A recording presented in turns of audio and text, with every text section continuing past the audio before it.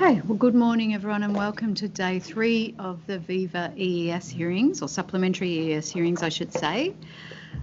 Just a couple of preliminary matters from the committee this morning. First one's for you, Mr. Townsend, is when we might expect the marine modelling conclave statement. I understand that they hope to be done by 12 o'clock today. Is that what you've heard? Yeah.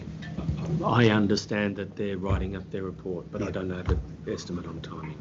Yeah. Just member Brisger has asked us to ask on her behalf because she needs it for her prep for Monday. Yes. So we know that you're working towards getting it to us as soon as you can. We all need it for our prep for Monday. It's definitely coming today. We hope sooner rather than later. Okay, fantastic. Did you have the opportunity to make inquiries as to whether the Deakin Waterfront campus was available, pardon me, on the Monday? Yes, and it is, but we have to take it for the whole weekend if we want it on the Monday. And we only need it for a couple of hours. I know, so we're not going to press too hard. Obviously, if PPV is available, that'd be terrific. But if you want us to take it for the weekend and for a couple of hours on the Monday, it is available. Mr. Finanzio, do you have any views on that? Can I get instructions about that? Yes. My initial reaction is that a substantial part of the case is run in Melbourne, and this is the end of the case and what part of the case I expect copy instructions that it should be. Okay. All right, we'll come back to that. Any other parties have... Oh, Ken. You'll need your microphone on. I wasn't on, sorry. I can say that all again, but I'll just get instructions. Yes, about okay, all right. Is there anyone else who, here or online, who wants to express a view about whether the proponents' closing submissions should be in Geelong or in Melbourne? Nobody online? Okay, we'll come back to that issue in preliminary matters tomorrow. Member Carlisle, just a question to you. Mm-hmm. Recording capacity at PPV, is that consideration? We can do that. Amy is saying yes. Ken is onto it. Okay. Thanks. But a good thought that I did not have. Mr. Koronios, do we know yet whether he's free at 12 o'clock on Friday? If the planets align, yes, I'm less confident, but it's in self-interest, from my point of view, to make it easier for me, I'm hoping yes. But yes. I haven't personally been able to speak to him yet, and my confidence is slipping, to be honest. But I'd rather, even if it was to the last moment, be trying and let you know if I couldn't, if that's okay with you, understanding that you might have a problem with that because you might say, well, here's the things we're going to ask, and it's a question of how you want to do that, with the given the nature of the topic. But I'm sorry I can't give you a clear answer. There are reasons that I won't go into now, but it's just it's just been a bit messy to try and pin down the time. Yeah, well, that's understandable because the time has changed since the original timetable. Yeah. What we might do is, just to cover all bases, give you our questions tomorrow. That's ideal. Whether he is there to answer them verbally or whether he provides a written response, or whether in fact you address those through submissions, just so you know what it is that we're asking. We'll circulate those questions tomorrow. That's ideal, and I really appreciate that because it just takes a little bit of pressure off. It won't change what we try to do, but it just means we're organised if we can't. Okay. Now, I just wanted to check in on the questions on notice. So from the proponent, we were after a schematic of the treatment plant and an explanation of the purpose of the mixing zone at W3. Neither of those are critical for today, but I just wanted to make sure they hadn't fallen off the agenda. We'll just take that as a prompt if that's okay. Yes. Yep. From the EPA, Similarly, not critical for today, but we've got that question on notice about stack-specific limits At not the bubble refinery. limits for Yes. the refinery. Yes, we are working away to provide a response to that. Okay. We are anticipating to be in a position to do that in week 2 next Okay. week of the hearing. Okay, great. Then I'll stop asking you about it until next week. And as I mentioned yesterday, we're expecting that written answer from DECA on what it is they're looking for in terms of triggers in the EMF, including for threatened and migratory birds, that we're hoping that'll come through today. Are there any preliminary matters for the proponent to raise before we start today? Mr. Chessel's running the case today, so. Okay. Any preliminaries from any other party? Ms. Chorn? Thank you, Member Carlisle. I just wanted to raise the infographic that EPA circulated late yesterday. We do apologise that it wasn't sent earlier on in the day.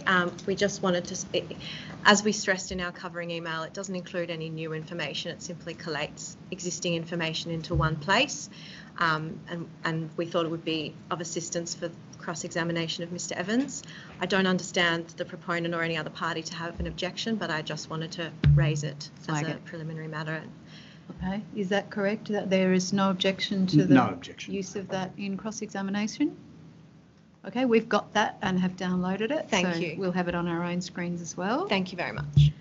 We understand that today we're hearing from Mr. Evans and tomorrow we'll be hearing from Mr. Tardio. I thought, is Mr. Tardio? Oh yes, there you are down the back there. In fact, he's here.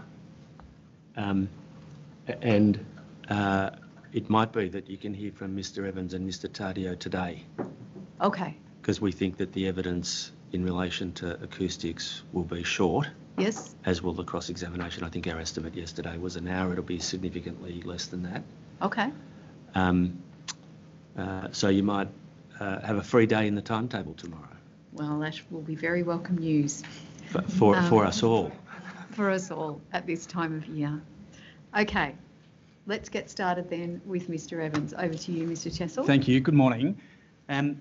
What I've got open before me at the moment is the opening submission in respect of noise that we filed yesterday, the supplementary technical note number 5 that we filed yesterday, and obviously we'll need in due course to have access to the relevant technical report and to the witness statement of Mr. Evans. Member Carlisle, I'm very conscious about the time and am keen to get to the evidence. I did just want to spend a little bit of time noting certain aspects of the written documents that we filed yesterday. I won't read them in detail to you. If we start with the opening submission, you'll see that at paragraph 2 of that document, if you have access to it, we've identified documents that are relevant to this topic. Some of those I've mentioned, otherwise that paragraph can serve as a ready reckoner, if you like, for materials that have been filed that bear upon the issues that are before you today. Can I just say that that is actually very helpful when we come to write our report. Okay. So gold star for listing what documents we need to be looking at. We'll keep doing it, Member Carlisle. And as you know, throughout the course of these processes, you do get lots of different documents filed, and so we'll update that as we go through the case. At paragraph 3, we've set out the relevant direction from the Minister in respect of the preparation of the supplementary assessment as it concerns noise. Again, like air yesterday, there's a single direction, and that direction was to undertake the further assessment of noise impacts set out in the mitigation measure number NV05, NV05 being the mitigation measure concerning the operational noise. And as it turns out, not dredging noise, although you'll see there's some material in respect of dredging before you, although that really is not, it seems, controversial or in dispute. But in any event, the focus of the Minister's direction is NV05. NV05 is operational noise. At paragraph 6, we've set out what it is the supplementary assessment did, and in particular technical report D did, in response to the direction of the Minister. That technical report was prepared by Renzo Tonin it adopted the modelling utilised, prepared by ACOM for the previous assessment, and updated it and refined it in light of various aspects of the relevant operating profile of the FSRU. It also updated the background noise levels and measurements that had been the subject of much discussion, as I understand it, at the previous hearing, and we'll come to explain the relevance of all that in due course. At part 2 of the submission, at the bottom of page 4, we set out the legislative framework that applies to operational noise. And again, I'm conscious that throughout the course of the previous hearing, there were, as I understand it, quite extensive submissions made about the legislative framework under the Environment Protection Act, under the regulations, under the noise protocol. We'll come back to relevant aspects of that when we come to deliver our substantive submissions on the topic. But for present purposes, we note we've set out in the sections that follow at a relatively high level the relevant provisions of the Act, which then feed into the regulations, which then feed into the noise protocol provisions, of course, that members of the committee are familiar with. I won't spend any time addressing you on those provisions for present purposes. At paragraph 24, though, you'll see there's a heading, Key Issues Relating to Operational Noise Anticipated to be Generated by the Project. And the first thing that we note in this regard is that, at least between the expert witnesses, there is a high degree of consensus in respect of various aspects of the assessment. There's consensus between the expert witnesses as to the regulated noise limits that would apply, that is, the limits that would apply under the Environment Protection Act in respect of unreasonable noise. There's agreement in respect of the process for establishing the project-specific criteria, or the project noise criteria as they're described within the relevant assessment, and also consensus in respect of the capacity for the project to comply with those criteria, subject to various measures being put in place and subject to appropriate monitoring and testing. At least on my reading of the evidence, the extent of the disagreement between the witnesses seems to concern the treatment of cumulative noise levels, and the witnesses in their conclave statement relevantly describe that as a matter of process rather than a technical issue, and to some degree I think that's a correct characterisation of that issue. So that the committee and the other parties are clear as to Viva Energy's position in this respect, we've set out some opening submissions at paragraph 26, and I think there'd be some benefit in me just walking through those at the outset. The first thing that we observe is that the IAC is required to assess the environmental effects of this project. And pursuant to the terms of the Environment Protection Act and the Environment Protection Regulations, this assessment must properly consider the capacity for this project to comply with the applicable noise limits as established under the Environment Protection Act and ultimately the Noise Protocol, and separately the capacity for this project to respond properly to the cumulative noise environment that exists by virtue of the port and by virtue of the various industrial operations that occur in and around the port. And of course, the refinery is one of the existing industrial operations undertaken in the vicinity of the port. It's of course an established use. It contributes to the existing ambient noise environment, as it has done for many decades.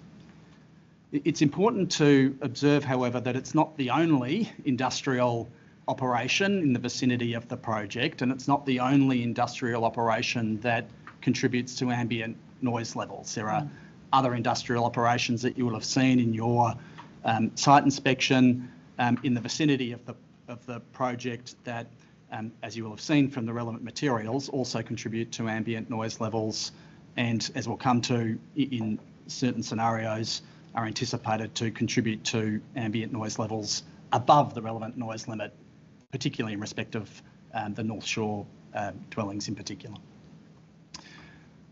At paragraph C, we note that background noise measurements undertaken as part of the supplementary statement demonstrate that at different locations, existing industrial operations affect the ambient noise environment in different ways and to different degrees. In the case of the school, background noise measurements show that the refinery contributes to the existing noise levels, that is to the existing ambient noise levels. And the point that we make here is the one I made a moment ago, which is that at other locations, other industrial operations unrelated to Viva Energy contribute to ambient noise levels. For the purposes of the supplementary environmental effects assessment, the approach that's been adopted is to respond to these findings, that is to the updated measurements of background, in two ways in particular. The first is in accordance with the direction provided within the noise protocol. The relevant consultants have recalculated the applicable noise limits at the various receptors by adopting measurements that are unaffected by existing industrial noise. And again, at least as between the witnesses, there's an acceptance that that approach is acceptable and that it's been implemented properly. Secondly, in response to the levels of noise that are presently generated by existing industrial sources, which include but are not limited to the refinery, Viva Energy has derived a set of what I've described here properly in my submission as being stringent project-specific criteria, or project noise criteria, as they're described in the materials, that weren't advanced in the context of the original EES. And I'm confident that Member Burgermeister is familiar with this approach, but the project-specific criteria, or the project noise criteria, have been set at a limit that's 10 decibels below the applicable noise limits. And those criteria, which aren't mandated under either the Environment Protection Act or under the regulations or under the noise protocol, but which do derive support from technical guidance that's been issued by the EPA, have been formulated so as to ensure that the project does not contribute to any exceedance of the applicable noise limits in any circumstance where existing industrial noise sources exceed the relevant criteria. And that's an important aspect of this assessment. It's important because it's an approach that ensures that noise from this project will respond not simply to the applicable noise limits as set under the Environment Protection Act and under the regulations, but also to the cumulative noise environment, or the existing noise environment and cumulative noise generated by industry, both refinery noise and noise generated by other industrial operations that are unrelated to Viva Energy. And at paragraph 27, we make the observation that my client has no control over the level of noise that's generated by industrial noise sources that it doesn't control. It does, of course, have the capacity to address noise emissions from the refinery. And as I understand was the case at the previous hearing, Viva can indicate to you that it remains committed to ensuring that noise emissions from the refinery comply with all applicable requirements. Now, whilst of course noise emissions from the refinery are not the subject of this process, what we've done to provide further context in this regard is prepare technical note number 5, or supplementary technical note number 5.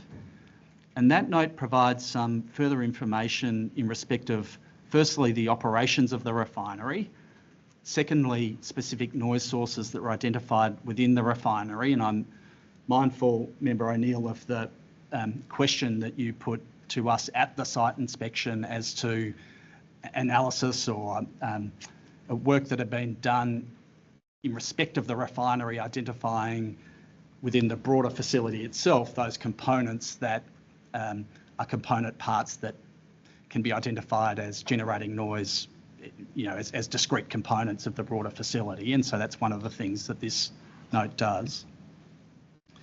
And it also describes the steps that my client is taking to manage noise from the refinery. If you have that note to hand, I'll just briefly walk you through it so that you're familiar with its contents. Do you have that note open, Member Carlisle and members of the committee? I do now. That's document number 74. Thank you. It's Tech Note 5. Tech Note 5, yeah. Now, the opening part of the Tech Note simply describes the refinery, and none of that information will be new to you. In paragraph 3, we identify that Viva Energy commenced operating the refinery in 2014. It was originally a Shell facility. And we make the observation that my client's presently working with the federal government to implement its long-term fuel security package. Now, that's a wide-ranging Commonwealth initiative. Certain aspects of that fuel security package are particularly relevant to the refinery. We've identified some of those at subparagraphs A, B and C. The first is a fuel security service payment, which is at least in high-level terms, a commitment by the federal government to establish a floor, if you like, in respect of fuel price generated through refinery at the refinery. The second is a minimum stockholding obligation, and you recall that when we were out on site, you were made aware of the new diesel tanks that had been constructed. Tops. There were the ones with the shiny tops. They're tanks that were delivered pursuant to that component of the package. And the third component is the capital contributions towards refinery upgrades. And those capital contributions have part funded those very significant, or the very significant investment that's underway in respect of the refinery and that we saw being implemented out on site, and in particular the very substantial infrastructure associated with the ultra-low sulphur gasoline components. The big modules. The big modules coming off the ship and being moved around the site. At paragraph 4, we've made reference to Viva Energy's ambitions in respect of the refinery and surrounding land, and the ambition to establish it as an energy hub, and that's described within the EES and the supplementary materials, and there's a link to that there. At paragraph 5, there's a recognition that there are a number of complex industrial processes undertaken at the refinery, and I won't attempt to describe those complex industrial processes, but you might recall that when we were at the site inspection, there was an observation made to the effect that relative to the processes undertaken at the refinery, the process associated with the LNG gas importation facility are relatively simple. The point that we would like to emphasise, though, is that the processes that are undertaken at the refinery are continuous. You recall they operate throughout the entirety of the year, subject to maintenance and the like. At paragraph 7, we identify potential sources of noise within the refinery. It's not meant to be an exhaustive list of potential sources of emissions. We've identified site equipment, alarms, vehicle movements, maintenance and construction activities, but quite clearly it's the first of those items that is most relevant for the purposes of any assessment. I understand also that,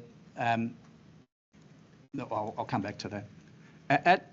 At paragraph 8, in response to the particular query raised by Member O'Neill, we've identified 4 particular components of the plant that are more prominent within the context of the overall facility in respect of the noise emissions that they generate. Again, I won't attempt to describe what those pieces of plant are or what they do, other than to note that the 4th of those items, the residue catalytic cracking unit, is the unit that we looked at out on site where we stopped the bus stopped near it and we looked at it, and it was the one that we could readily observe from the location to the immediate, south of the facility, nearby the seawater discharge location. And the locations of those 4 pieces of plant and equipment are shown on the image at paragraph 9. That, of course, being an image that doesn't show the entirety of the refinery site, but really focuses on that central to southern portion. I just wanted to ask you a question of clarification in relation to that image. I've assumed that the size of the circle represents the size of the plant, not the amount of noise coming out of it. Is that a correct assumption? That's correct. It's a device to identify the physical extent of the plant and equipment rather than to represent any... A relative noise correct. source. Yep. Get an extra point if you can pronounce 8A. 8A. No, I'm not going to do it. A hydrosulfurization unit. Hydrosulfurization? Okay. Oh, I missed the D. Okay. Yeah. Sorry. Okay. Remember, Burgermeister gets the point. The next observation we make that's perhaps relevant is the observation of paragraph 10, and that is that presently crude oil is delivered to the refinery by carrier ships, and you'll hear some evidence today about aspects of the noise assessment and noise generated by LNG carriers, and of course that was part of the assessment as it was last time. The point we make is that at present there are approximately 90 deliveries of crude oil by tanker to the refinery each year. When we were on our site inspection, you recall that there was a tanker unloading crude oil, as I understood it, not to the refinery but to a different vessel, which was then to transfer it to some other location, I think Tasmania from recollection. But in any event, the delivery of liquid products to the refinery by way of tankers occurs now. They're different ships for different purposes, but we do make the observation that carriers of the type that of a very significant dimensions occur now and occur regularly. Paragraph 11, I want to bring this to your attention, in particular to Member O'Neill's attention. At the inspection, you asked a question of us as to whether noise had been monitored from within the refinery. I said that it hadn't. That's incorrect. It has, and the measurements from within the refinery are set out in Report D of the supplementary statement, so Technical Report D in sections 4.1.1.3 and 4.1.1.4. So I wanted to make that correction. There's a description then of the legislative context, and of course there's obligations under the Environment Protection Act, including the GED, including obligations in respect of unreasonable noise. The refinery also has obligations under occupational health and safety legislation relevant to noise emissions and to ensuring an appropriate and safe work environment for employees. What the note then does is go on to identify opportunities to reduce noise emissions in respect of the refinery. And the observation that's made first is that in light of the continuous nature of the processes undertaken at the refinery, really the most appropriate or opportune instance for noise amelioration and improvement occurs during the periodic upgrade and ongoing maintenance of the various pieces of plant and equipment. And at paragraph 16, we describe in high-level terms the nature of the systematic and periodic shutdowns and maintenance turnarounds that are conducted in respect of the facility. At 17, we make the observation that it's really those turnaround events that offer the greatest opportunity to, amongst other things, replace or upgrade components or pieces of equipment. and obviously provide opportunities to enhance the operation of the facility more generally. And it's those opportunities that present the clearest opportunities, if you like, to enhance the noise performance of particular pieces of plant or equipment within the broader facility. As the committee can no doubt readily appreciate, facilities like this are particularly complex. The planning undertaken in respect of turnaround events often take many years. Given the expense of the relevant plant and equipment, the complexity of the equipment upgrades and modifications, it's necessarily the case that significant engineering work is often required to finalise the scope of any upgrade for the various components within the refinery. What we've sought to do, though, to seek to demonstrate the type or nature of upgrade activities that occur throughout the entirety of the refinery is focus in particular on the cracking unit, being the unit that we saw at the inspection and that was the subject of some discussion at the inspection. And in that regard, at paragraph 19, we note that the next turnaround event scheduled for that unit is to occur next year, and that there are various aspects of the maintenance and upgrade of that facility that will have a bearing upon its noise emissions. And we've set those out in subparagraphs A, B and C, and we sought to describe the nature of the upgrade work and the why it is that work will have a effect of reducing noise from the relevant piece of equipment. And in broad terms, if one was to point to a practice or a theme, if you like, emerging throughout the refinery, one sees through sequential maintenance and upgrade a move towards electrification of various processes, which necessarily result in the replacement of processes that are or generate higher levels of noise with processes that generate lower levels of noise. At 20, we make the point that it's, of course, not just the cracking unit that will be the subject of turnaround events, but various other aspects of the refinery.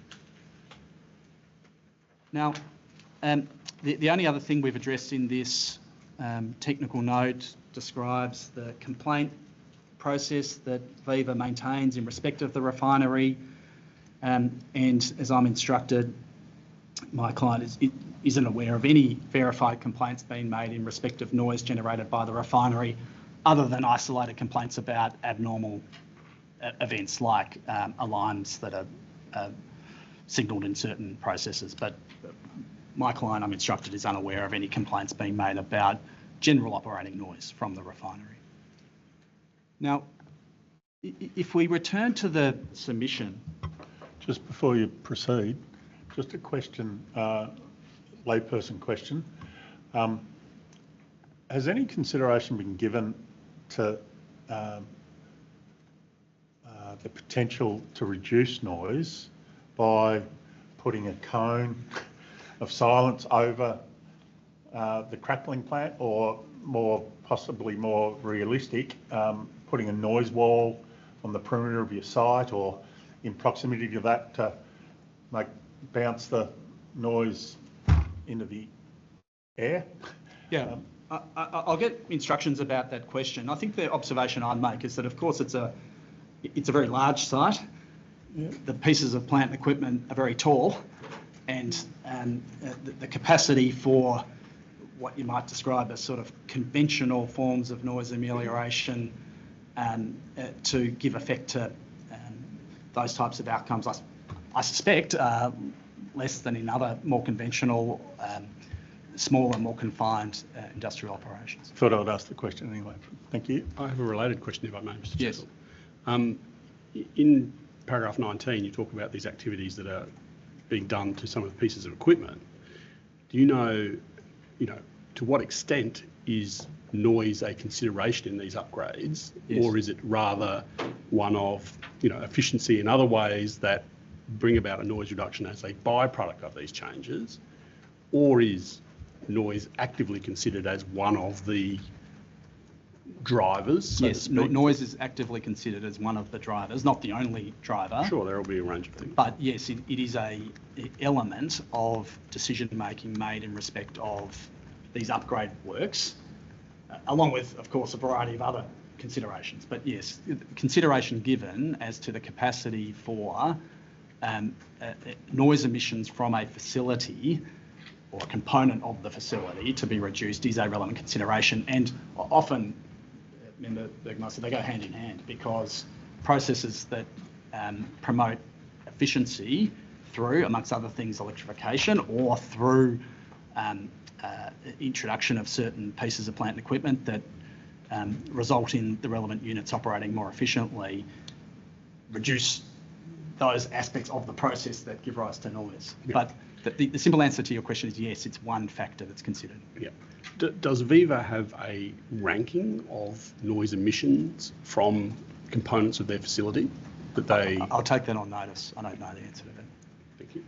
What I can say is that the items that are identified in paragraph 8, that is those components of the plant identified in paragraph 8, were identified as being noisier components. I don't have an indication of a ranking, if you like, from those different components, but I can seek instructions about that. Thank you. Could I just ask a follow-up question to Member Burgermeister's question about noise being a consideration when you're doing those turnaround events? Yes. Is that what's driving that? Is that compliance with the general environmental duty? Is it a regulatory requirement? Is it just something that you do because, as you mentioned, it generally results in a more efficient operating bit of plant? Yeah. The answer is that my client, as you'll see from the materials, is certainly conscious of its obligation under the general environmental duty to reduce harms so far as reasonably practicable. Those harms to the environment and to human health include harms generated by noise. Mm-hmm.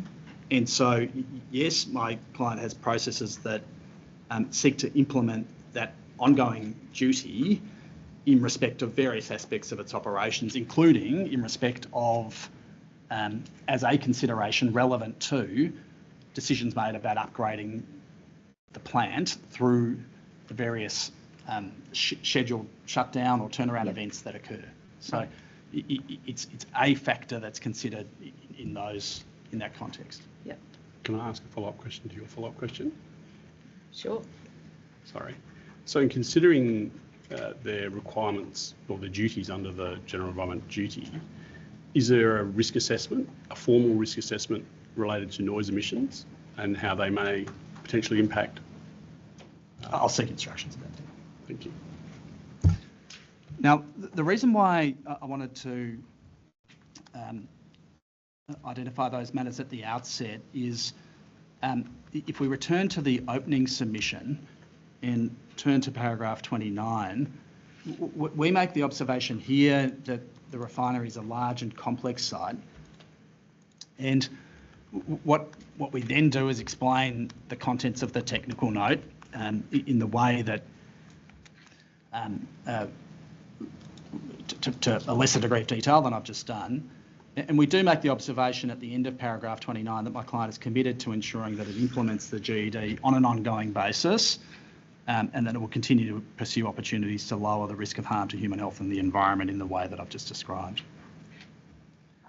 At 30, though, we make this observation that the implementation of these measures, those being measures at the refinery, or the reduction of noise from the refinery, isn't in any way contingent on this project, the project before you, progressing. Mm. Those obligations are separate, and they're real and they're being responded to, but they're not contingent in any way upon this project progressing. The upgrades of the cracking unit aren't in any way dependent upon this project receiving approval. Equally, the capacity for this project to comply with the applicable noise limits as established under legislation or with the far more stringent project noise criteria that have been specified in respect of this project, aren't dependent on the implementation of measures at the refinery. The mitigation measures formulated for this project, which of course relate to this project and not to the refinery, have been drawn so as to ensure that contributions from this project do not cause or contribute in any way to any cumulative exceedance of the applicable noise limits, be that any exceedances attributable to the refinery or any exceedances attributable to industry unrelated to Viva. And in our submission, this approach ensures that the project doesn't simply respond to its obligations in respect of the noise limits, but separately and properly responds to its obligations in respect of the cumulative noise environment.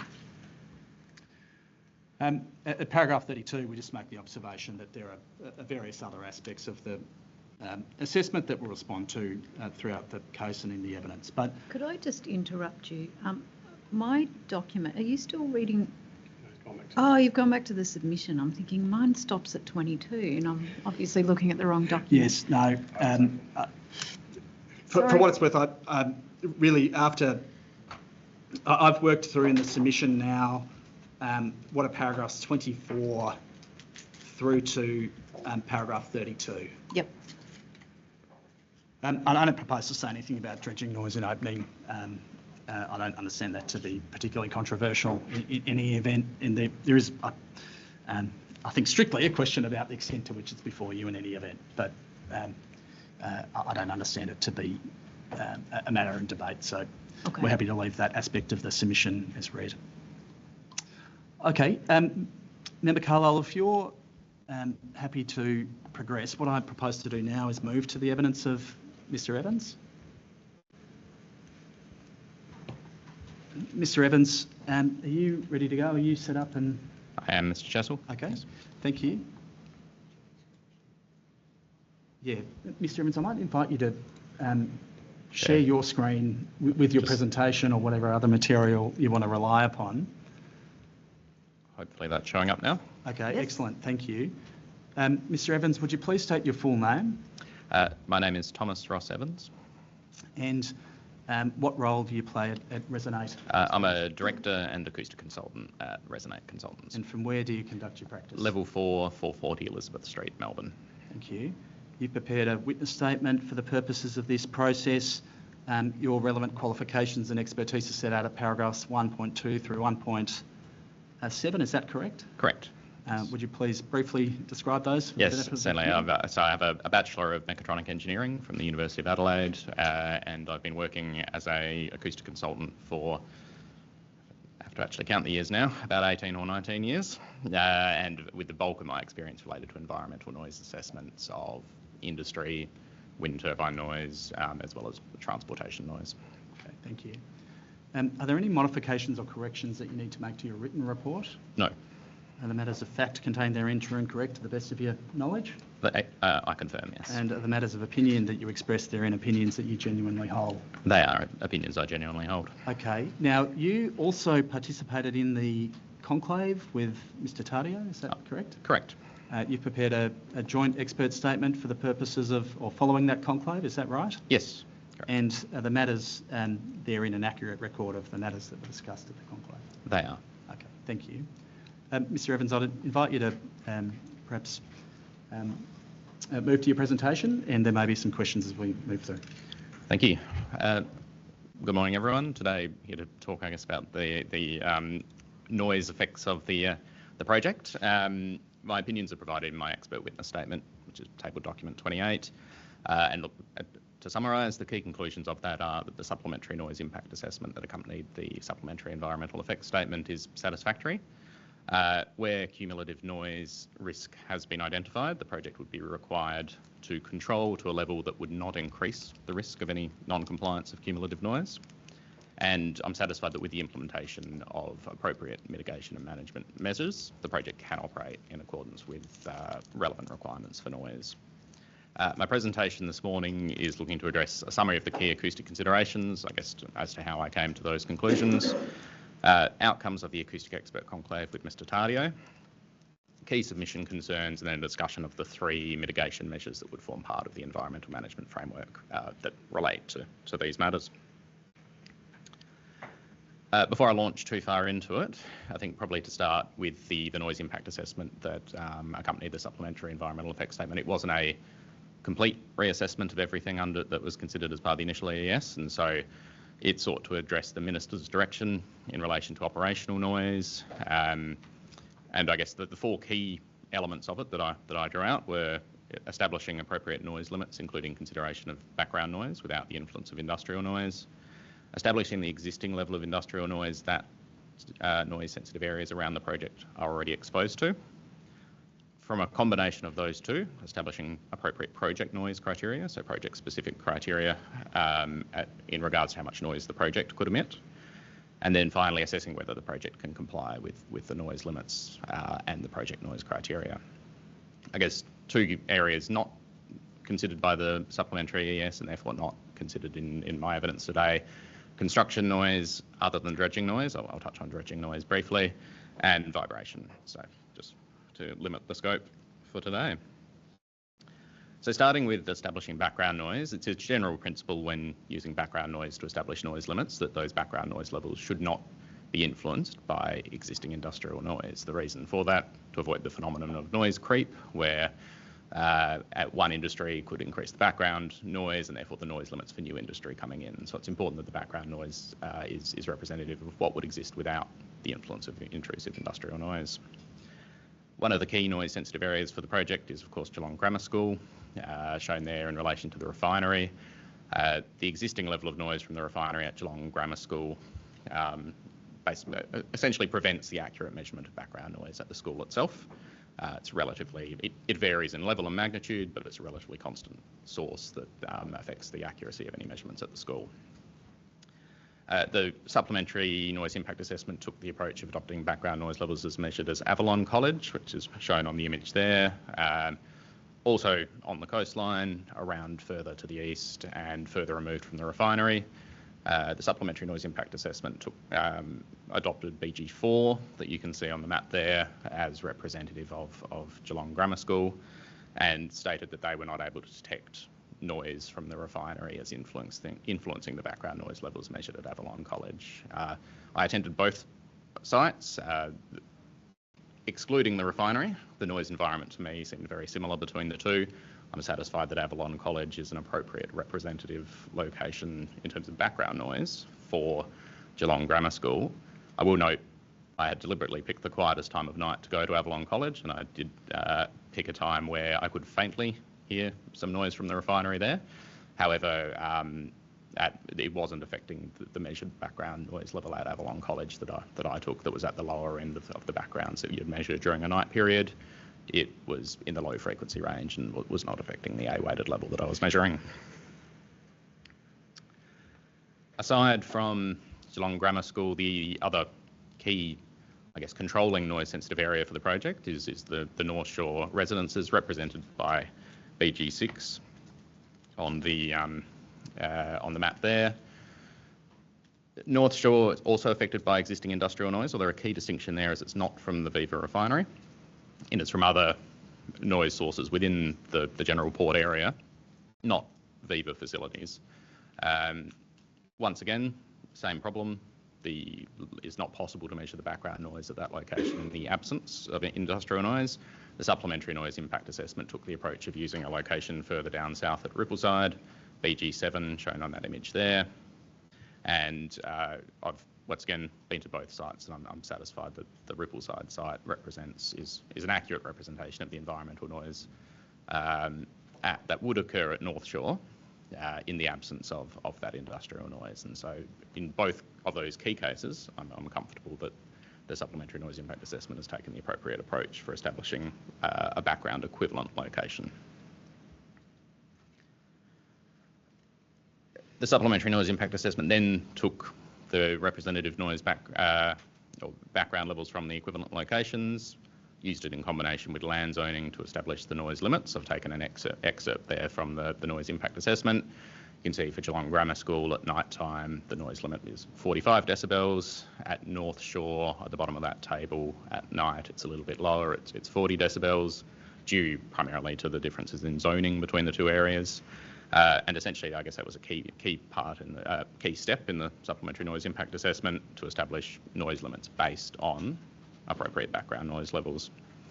Important to note, these noise limits apply to cumulative industrial noise, not just the project, but it's, I guess, the first step in establishing the what the permissible level of noise from the project itself would be.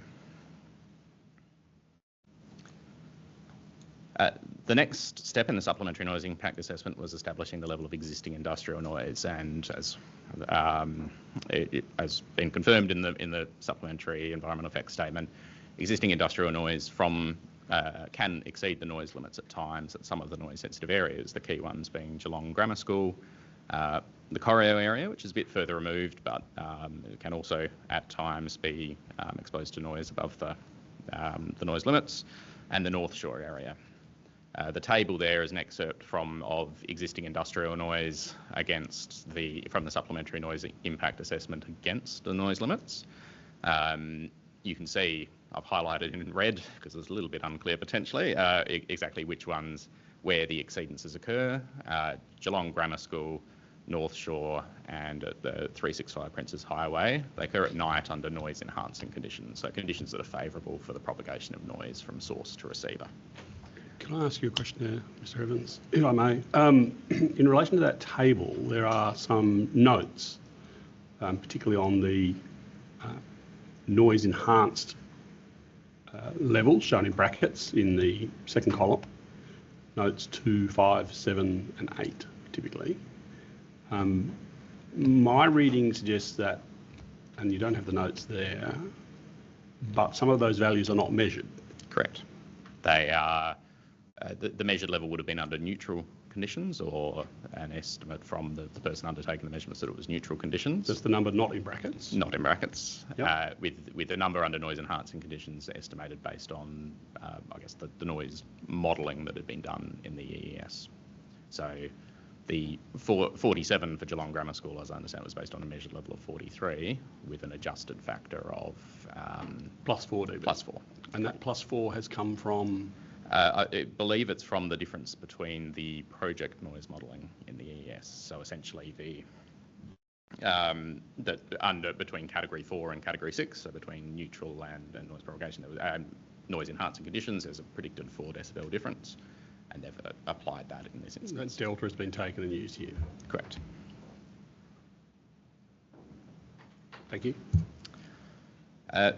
I guess key point again is at Geelong Grammar School and Corio for this table, this is a result of noise from the Viva refinery. At North Shore, it is, as I described before, unrelated to the Viva refinery. It's noise from other industrial facilities in that area. Probably also worth highlighting that the red circles all occur in the night period. So the existing industrial noise sits comfortably below, for example, the daytime noise limits, which means the cumulative noise risk is really related to night more than it is today. There is still some risk in the evening period as well, but certainly there is a difference depending on, even for example at Geelong Grammar School, where obviously there's been a lot of discussion around existing industrial noise, that risk of cumulative non-compliance is highest at night and actually relatively easier to manage during the daytime. Considering the existing industrial noise, there is an obligation obviously for cumulative noise to comply with noise limits. In the case of the project itself, I guess the best it can look to do is ensure that it does not contribute to an increase of a exceedance where an exceedance already exists, should not introduce a new exceedance. And in the case where a facility is already operating above, an existing facility is already operating above the noise limits, it should not place an additional burden on that facility in terms of bringing its noise levels down in the long term. So if you look at the refinery, for example, it shouldn't create a situation where rather than achieve 45 decibels over time, as the refinery would look to do, it has to achieve 44 to accommodate the project. So it shouldn't create an additional burden on existing industry. Is that the case for existing industry operated by the same proponent and equally existing industry operated by somebody else? Yes, the same for both. Yes. So essentially, the way the supplementary environmental effect statement has looked to approach that in the noise impact assessment is set project noise criteria 10 decibels below the noise limits in those cases, not below the existing level of industrial noise. So Yes. it's essentially assumed that over the long term, those other industries would bring it down to the noise limit. I guess in situations where existing noise is not at or currently above the noise limits, higher project noise criteria could apply, so long as cumulative noise does not exceed the noise limit. So there is, and that can apply at different locations where there's not an existing industrial noise above the limit. It could also apply it during the day period, for example, where the existing industrial noise is not sort of up and at the noise limits as well. I think it's always relevant as well to actually give a bit of a description of the impact of cumulative noise. We often talk about it in a lot of detail as acoustic consultants and acoustic experts, but it's probably relevant just to put it in the context of what the risk is, which is more around compliance with regulated noise limits, and it isn't necessarily around how people may perceive that change in noise level. So I've given a sort of example here of a situation, let's say at North Shore, where the existing industry is sitting at the noise limit at 40 decibels. If the project itself was also at 40 decibels, you'd have a cumulative noise level of 43. That's a 3 decibel increase, generally considered to be just perceptible, but not a clearly noticeable change in noise level. Now, obviously, if the noise limit is 40, the project can't do that because it would be exceeding the noise limit, but at the same time, it's not a substantial step up in the noise level for those residences around the area. Similarly, if the project were to operate at 35, the change is the cumulative noise level would be 41. A 1 decibel change in noise, generally considered to be imperceptible to humans in field conditions. Once again, the project would need to go below that because it must ensure compliance with the noise limits. But the actual benefit of this change to the experience of a receiver is negligible. Obviously, the situation the project is seeking to comply with is the 30 decibels in this instance, and that the cumulative noise stays at 40 decibels. So that's essentially the situation we're looking at, that last row on the table. Obviously, it's important that the project complies with its obligations under the noise limits, and in this instance, where existing industry is at or above the noise limits, 10 decibels below the noise limits is part of achieving that. But I think it's also sometimes important to put the effect of this in context.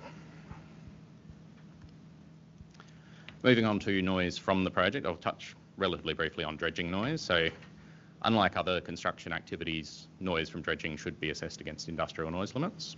That's under EPA publication 691.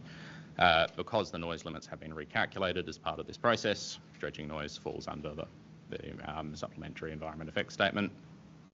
The supplementary noise impact assessment took the predicted dredging noise levels from the EES and confirmed that they're at or below the noise limits when assessed in isolation. However, also identified that dredging noise may not comply with project noise criteria at all times and under all weather conditions. So it does mean there is a risk at certain times that dredging could contribute to an increase in the cumulative noise or a cumulative noise exceedance.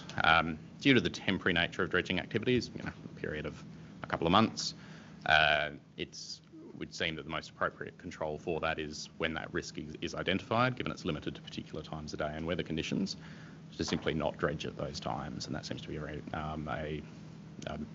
one that the supplementary environment effect statement was put forward, and that the proponent would be able to carry out to control the risk of dredging noise. And the two mitigation measures, MMNVO1A and MMNVO4, include measures to control that. Moving on to long-term operation of the project. Operational noise predictions were carried out using the methodology detailed in the original EES, and essentially the same noise model but refined to reflect design changes that have occurred since. Key changes that I've identified are the number of sources reduced to reflect redundancy, so some units were modelled that would not actually operate at any particular time. Some sources were able to be removed through further design optimisation. So obviously with noise as a key constraint, there are opportunities to look at redoing the design to remove key noise sources. The pipeline from the shoreline to treatment facility was able to be treated as underground, and there was a noise wall considered in the model around the treatment facility, a 3 metre high noise wall around the boundary of that treatment facility.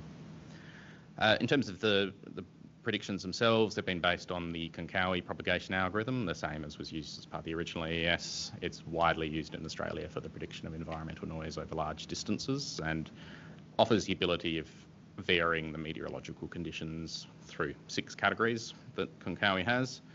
The supplementary noise impact assessment and all the modelling for the project is considered category 4, which can be broadly described as neutral meteorological conditions, no real effect from weather in terms of propagation of noise, and category 6, which is, I guess, the worst case noise propagating condition.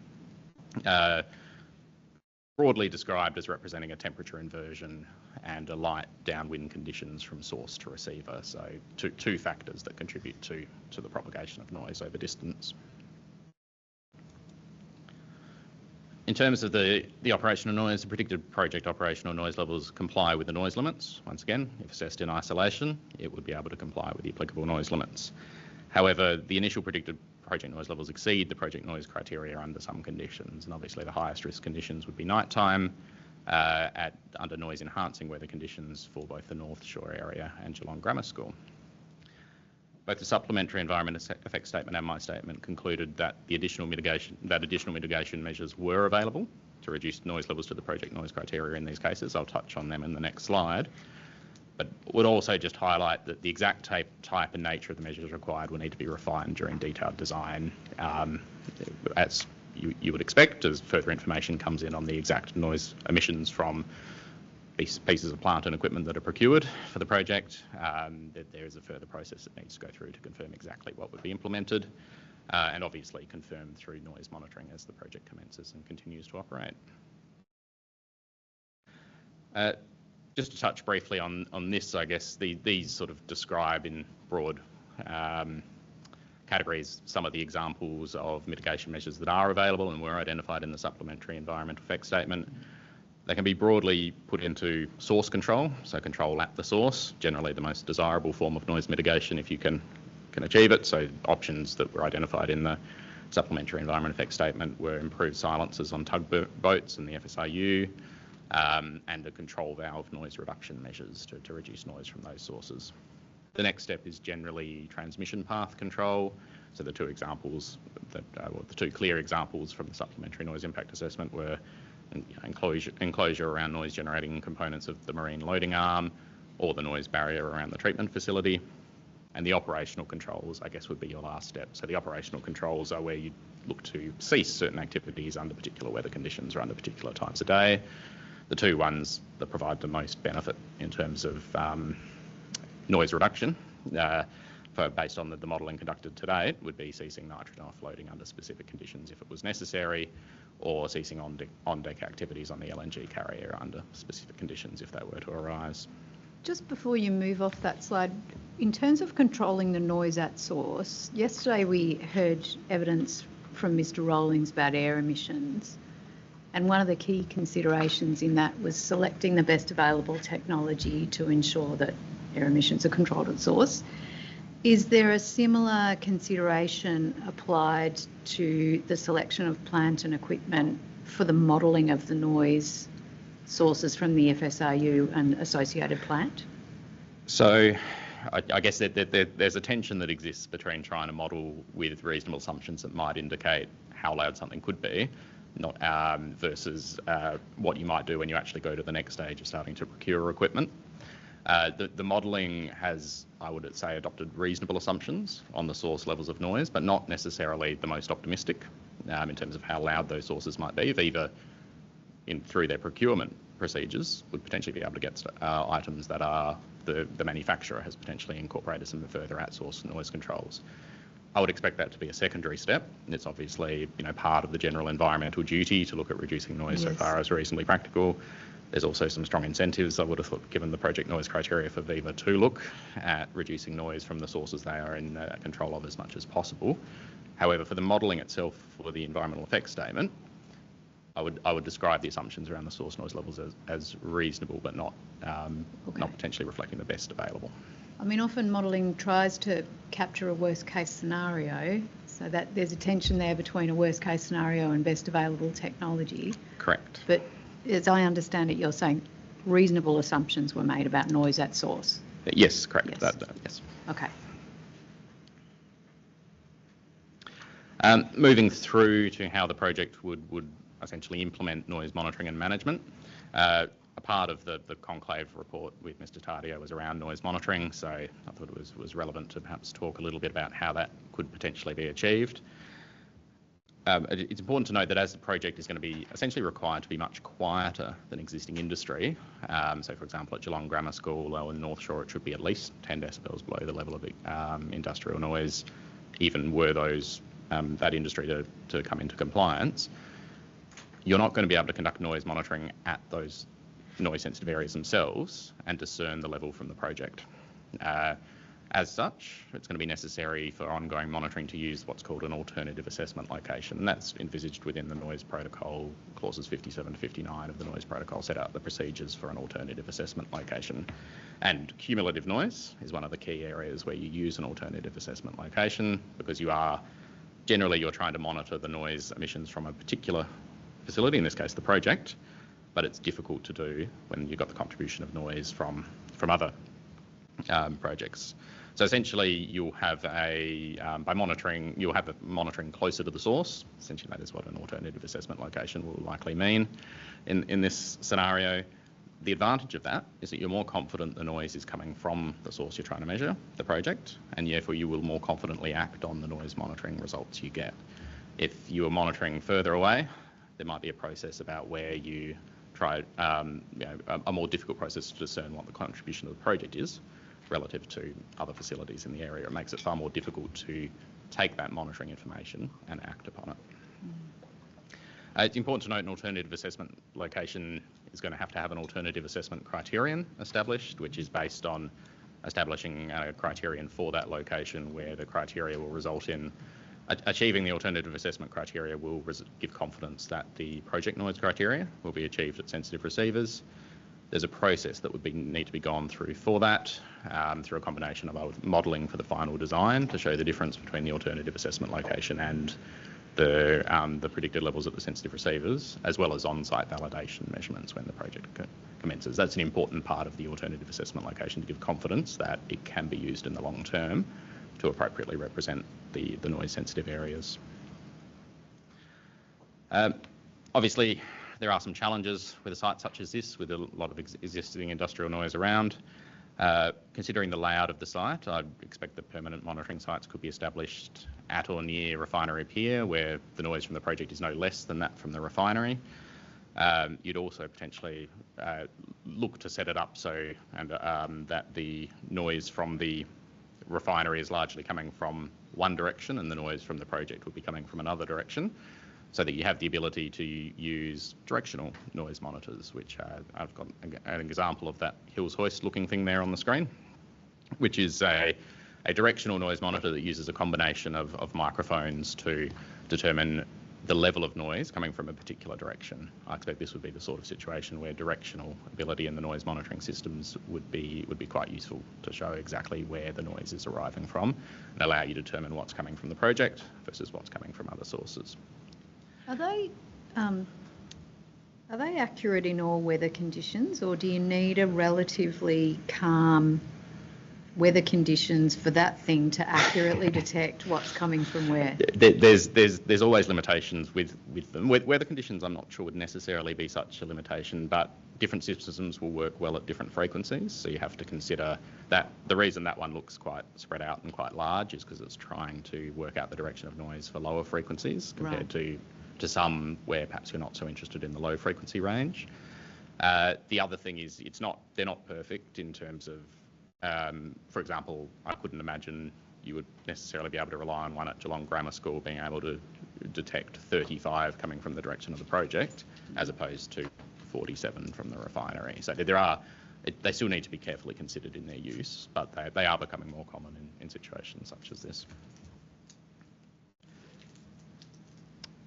In addition to noise monitoring, one of the controls is potentially operational controls under particular weather conditions, where essentially a noise management process will need to be implemented on site to evaluate what's occurring at the time, what the weather conditions are, and therefore what the risk of exceedance is. And there are technologies available, or starting to become more available, that can help automate this noise management to an extent. I've given an example here of a real-time noise modelling system. This is on Port Botany in Sydney, where essentially it takes data from the SCADA system of the equipment on site, has knowledge of what equipment's on site and where it is, and it takes information on weather from weather monitoring systems as well, and provides a live or real-time noise modelling of what's actually occurring on the site itself. Modelling rather than monitoring. Modelling, but it is, in this case, I think it would be something that would be quite useful for assessing the risk. Obviously, it would need to be validated through monitoring as well to give confidence that the modelling is accurately representing the measured levels. But it gives a site manager a quick look at what the risk is relative to the noise criteria they're trying to achieve for the exact activities that are occurring on site at the time.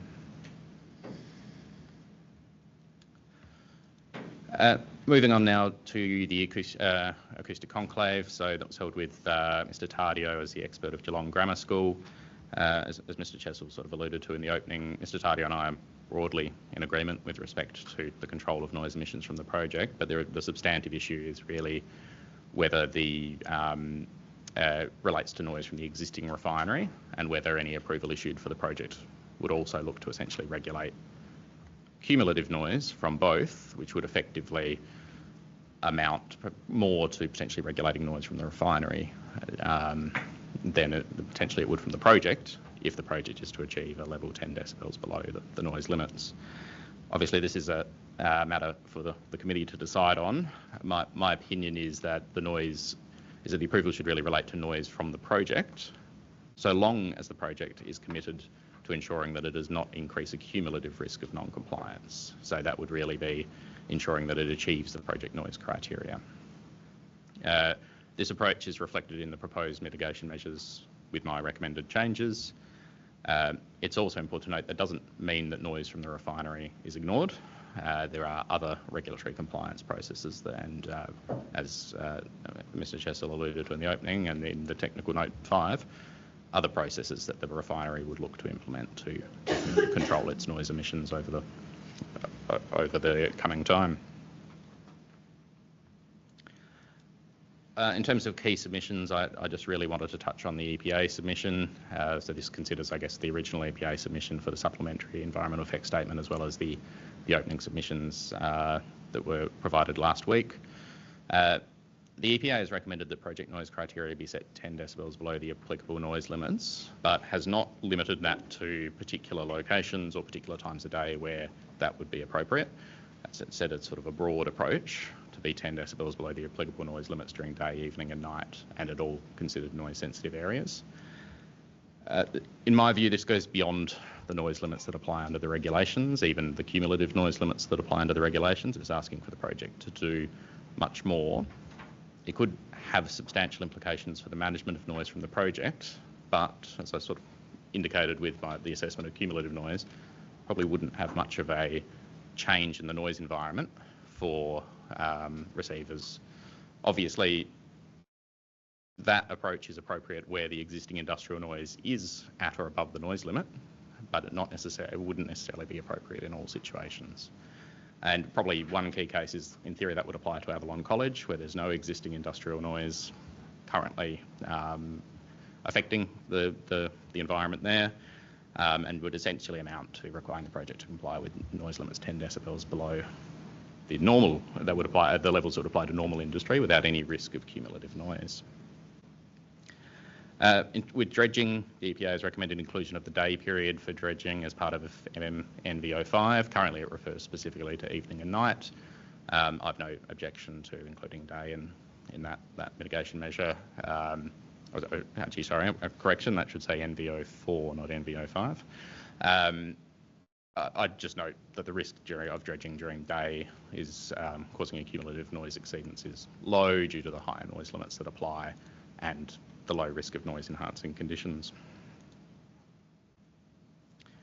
EPA has also queried the use of Avalon College as representative of Geelong Grammar School. Obviously, I've talked about this through the beginning, that I visited both sites, and based on my experience, considered that the acoustic environment at both sites are appropriately similar for Avalon College to be a background equivalent location for Geelong Grammar School.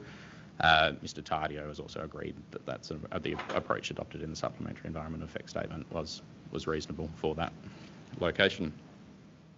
And finally, EPA has queried conservatism in the noise modelling. The Konkawi algorithm which was used for the noise propagation, so that's one element of, I guess, uncertainty in noise modelling, is widely used in Australia, and in my experience represents an algorithm that is able to replicate worst case noise propagation conditions. You've certainly might have heard through other processes of other noise propagation methods, such as I think an ISO standard propagation method. Konkawi will, particularly when using weather category 6, will return higher predicted noise levels than that ISO propagation algorithm will in the vast majority of cases that I've looked at. As I said before, the source data is based on reasonable assumptions, noting that the exact noise level of the sources will not be known until detailed design, but in fact there may be opportunities to reduce some of those source levels during detailed design. And I guess a key thing is around the mitigation measures that were considered in the supplementary noise impact assessment. In my statement, I did note that the mitigation measures that were included in the annexure to the appendix, or to technical report D, were optimistic in some cases. This was the sort of additional step that was taken after the initial predicted noise levels were found to be still above the project noise criteria. However, I re-looked at them, remodelled them with what I would consider to be more reasonable assumptions about those mitigation measures, and came to the same conclusion that compliance with the project noise criteria could still be achieved. And finally, I'd note that ultimately the outcome would need to be validated through monitoring, including the permanent noise monitoring systems envisaged under MMNV05. So there is a check in place, and there would need to be contingency measures should it be found that the project was not able to comply with appropriate project noise criteria. But just on that last point, where you say the outcome would need to be validated through modelling, are you talking about the cumulative noise limits at the sensitive receptors, or the project meeting the 10 dB below, or both? Primarily the project meeting the 10 dB below. However, in cases potentially where the project is not seeking to meet 10 decibels below, which may not actually arise depending on the final outcome of the modelling, but if it were to assume the existing industrial noise is at a certain level that's not at the noise limit, there may also need to be a validation just to ensure that assumption is appropriate. That would probably not be relevant to the key noise sensitive areas being Geelong Grammar School and the North Shore dwellings, because that 10 decibels below is sort of driving the design there. Okay.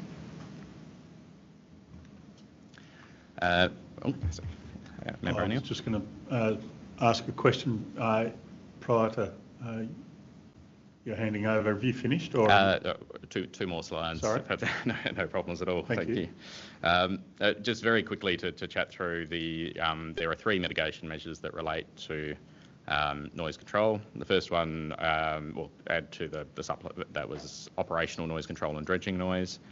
NV01A and NV04 both relate to dredging noise. NV01A puts requirements around dredging noise, essentially to require it not to exceed noise limits and to have regard to cumulative noise. In the conclave report, I suggested some wording based on my discussions with Mr Tardio to further clarify that the approach would be that if dredging was to occur at a time of a cumulative noise exceedance, that the dredging should cease at that period of time. NV04 essentially reinforces that, requiring dredging noise to be monitored, and where cumulative noise exceeds the noise limits, for dredging not to operate. EPA has recommended the inclusion of the day period in NV04, and I've no objection to that inclusion. NV05 is, of course, probably one of the longest mitigation measures in the environmental management framework, but sets out how the project must operate with respect to operational noise, including establishing the project noise criteria. In the conclave report, I've recommended some further rewording further to that in my statement based on the discussions with Mr. Taddeo.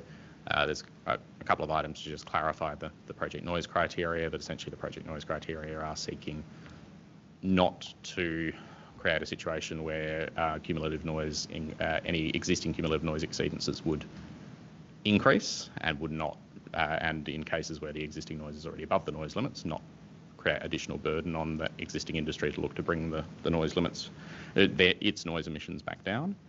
I've agreed with Mr. Tardio's inclusion for a further requirement for detailing weather forecasting and contingency measures, and agreed to the removal of the 3-month timeframe for permanent monitoring, such that there would be monitoring on the site that would continue whenever the project operates.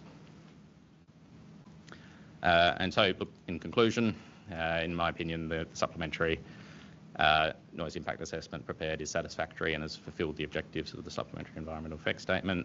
The project can operate in accordance with the relevant requirements for noise, including appropriate consideration of cumulative noise. Due primarily to existing sources of industrial noise in the area, this will require the implementation of appropriate mitigation and management measures to reduce noise so far as reasonably practicable, but also to ensure that it's not contributing to a cumulative noise or an increase in any cumulative noise exceedance. And the last key point, I think, the proposed mitigation measures with the changes I've recommended set out how the project can achieve this outcome. Thank you. Okay. Well, we'll break now till 11:30. Can I just ask yes. one? Yes. Can you just pull up the conclave statement and take us to the mitigation measure? I just want to be really clear about what your position is on mitigation measure MNN5. And I note now we've got a few different iterations of this mitigation measure. So there's the day one version supplied by the proponent, which I don't think picks up your conclave changes. There's this conclave example, and there's the one that's in your evidence statement. So it's an evolving beast, and I just want to be clear before we conclude your evidence in chief what your position is on this one. Certainly. So if we go to page 9 of 13 of the conclave statement,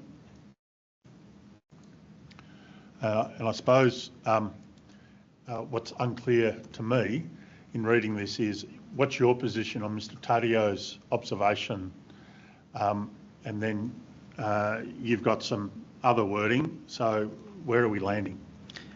So my view is, and Mr. Taddeo highlighted during the conclave, that the wording set such that cumulative noise achieves compliance with the noise limits could be confusing, given that the rest of MNV05 essentially states that the project would look to ensure its contribution does not increase the risk of cumulative noise exceedance. So that's in, actually, if I highlight that. So the text that's been striked through is agreed by both. So the text in the far left-hand column is an agreed position, or not? No, that is the text from my evidence statement as the base. So that's the base. Mr. Tardio's opinion is given in the next column. Yep. I've suggested that what I have highlighted here be replaced with this wording here. So that would be my recommendation based on the outcomes of the discussion with Mr. Taddeo.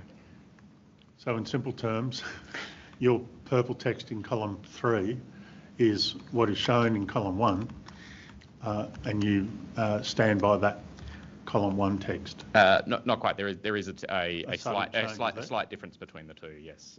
So it says so whereas so I've just got to remove the. So whereas in column 1 it says maintaining within noise sensitive areas within project noise criteria set such that cumulative noise achieves compliance with the noise limits. I've suggested rewording it in the purple to say maintaining the contribution of the project at noise sensitive areas within project noise criteria set such the project does not contribute to a cumulative exceedance of the noise limits. So there's a subtle change in wording there that I think it aligns that requirement better with the other parts of MMNV05 that Mr. Tardio highlighted could be an area of confusion. I think that's clear. Thank you. Thank you. Okay, we'll break until 11:40.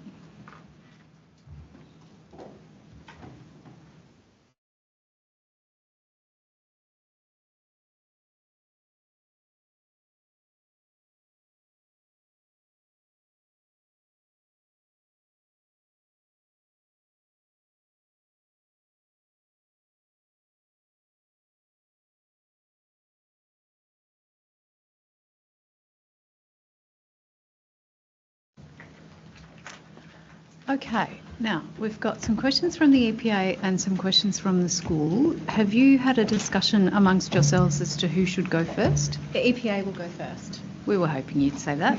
So over to you, Ms. Chorn. Thank you, Member Carlisle. Mr. Evans, my name is Ms. Chorn. I am counsel for the EPA, so that's the context from which my questions will be coming. The first topic I want to canvass with you is the choice of background equivalent location. So obviously you understand the EPA's position in relation to then we say that more information or details concerning the selection of BG4 is required.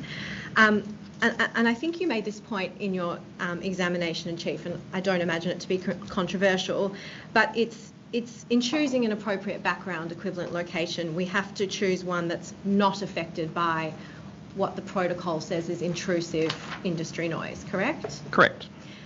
So obviously a flow-on effect of that is that one of the reasons that BG4 was eventually chosen was because the supplementary noise assessment demonstrated that it wasn't affected by intrusive industry noise. Correct. That was one of the reasons. Thank you. If I could ask Ms. Hall to please screen share table 3 from the technical report. So as I understand it, this table includes, in the column where it says details of site selections, I guess that's just a detail of the noise observations made at those locations. And so we can see there that for BG1, for example, existing refinery noise is listed, but for BG4, that similar entry doesn't appear. Yes, correct. My understanding of those is that they're observations made while equipment was being set up and yes. packed down, and also through review of audio data that had been collected. That's right. And it's so in addition to BG4 not being unaffected by industry noise, it's true, isn't it, that BG7 and BG8 are also, as per the supplementary noise assessment, unaffected by industry noise? Correct. If I could ask Ms. Hall just to go now to table 4 in technical report D. So as I understand that this shows the summary of the period average background noise levels from the unattended monitoring locations. That's right? Yes, the minimum period average, I believe, is the one that's Thank you. shown. And so we can see from that table when we look at BG4 that the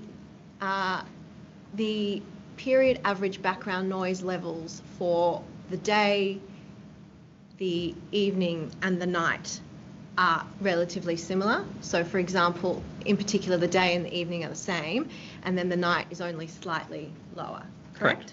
Yep. But it's true, isn't it, usually when you're examining these types of average background noise levels, it is more common to see a little bit more variation across a 24-hour period. For example, you might expect the night period to be more quiet than the day period, certainly more than the 1 decibel difference that we can see here.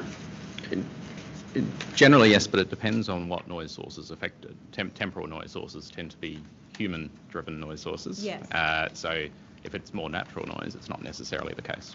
But it's sort of a logical assumption that you would make that there'd be less activity during a night period than there would be in a day period. Correct, yes.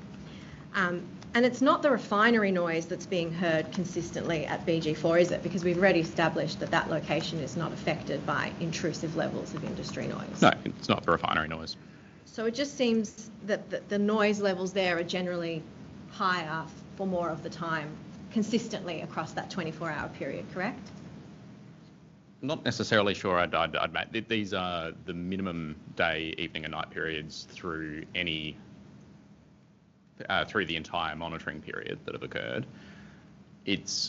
I think if you, so for example, that could be the quietest, that 39 for the day at BG4 represents the quietest day across a 4-week period. Yes. So there's more, whereas the other monitoring locations don't necessarily have that length of time. So that could also contribute to it.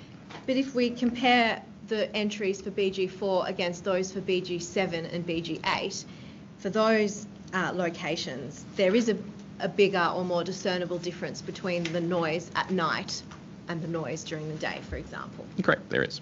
And there's no explanation provided in Technical Report D as to why that trend, if we can call it, appears at BG4 but not at BG7 or 8, for example. No, it's not discussed in there explicitly around it. I'd also note we are talking about relatively small changes in noise level of the order of 2 to 3 decibels, but yes, it's not discussed in Technical Report D. Thank you. Now I just want to move to a different topic, being noise limits and project noise criteria. So I just want to make sure that I understand your evidence on this topic. So am I correct in understanding that you're supportive of the development of specific project noise criteria? I think you described them as stringent project noise criteria. In this case, to ensure that the project doesn't contribute to a cumulative exceedance of the noise limits. Correct. That's the only way that noise from the project can be managed in accordance with the regulations. Okay. And you say that's particularly necessary in this case because of the exceedances of the cumulative noise limits that have been identified from pre-existing industry. Correct, at Geelong Grammar and North Shore dwellings. Okay, and so you're content and you consider it's appropriate in this case to quarantine, if you like, the noise from the project and require that project noise to comply with project noise criteria? Correct. Okay. The EPA is supportive of that approach, and we are supportive of the imposition of project noise criteria that are set 10 decibel lower than the acceptable noise limits. And I can see that you understand the benefits of that approach because can I just ask Ms Hall actually to share paragraph 3.11 of Mr Evans' evidence? Because I believe at that point in your evidence you go on to make several points about why project noise criteria set at 10 decibel below the applicable noise limits, what the benefits of those are. So that you say, and I think I took you to this earlier, but it essentially quarantines the noise from the project and it ensures that it won't make an inappropriate contribution to cumulative noise, and it will not inhibit existing sources such as the refinery from implementing measures to mitigate sound. And now, as I understand it, in the paragraphs that follow, 312 and 313, you outline the reasons for why, and I'll just broadly, not to paraphrase, but why you consider that that is perhaps an overly cautious or conservative approach. Is that correct? To just clarify, it's required in instances where the existing industrial noise is at or above the noise limits. Yes. But that's not every case. Yes, and so at every sensitive. Yeah, at every sensitive receiver, or even at every time of day for other sensitive receivers. Yes. So to adopt a 10 decibels below the noise limits in cases where there's not that level of existing industrial noise, yes, I would think is an overly stringent and overly cautious approach. Thank you for that clarification. I'm going to come back and ask you some more questions about that a little bit later, but first I want to just explore this notion of 10 decibels lower because, as you know, that's EPA's position, and I just want to explore why we make that position. If I could just ask Ms Hall, please, to share, I'm assuming, and I think you've referred to it in your evidence, so you're familiar with EPA, the technical guide that relates to the assessment of noise? I am, yes. Thank you. So, but just out of fairness, if I could ask Ms Hall, please, to screen share section 3.3 of the technical guide. Thank you. So section 3.3 is directed at assessing industry noise from multiple premises. And if we scroll down to where it's talking about assessment criteria for multiple industries, it talks about, Regulation 119, that's nothing new to you, I'm sure. So if we scroll down to where we're looking at new industry or extension of existing premises. No, I think you've scrolled to, yes. In any event, I think you probably be familiar with this requirement, but it says that new individual sources. So if you're in a noise environment where there's already existing noise sources and you're proposing to add another new source, that those noise sources should be abated so that the noise contribution within noise sensitive areas is 10 to 15 decibels below the limit, correct? Not sure on the exact wording which should be abated to meet. Sorry, trying to read the exact context Sorry, of that. I've got I think it was highlighted that part you just had up. Yes. Yep. So there we are. Thank you, Ms. Hall. Where two or more premises emit or are likely to emit, they must take all reasonable steps. Yes, and then if we scroll down,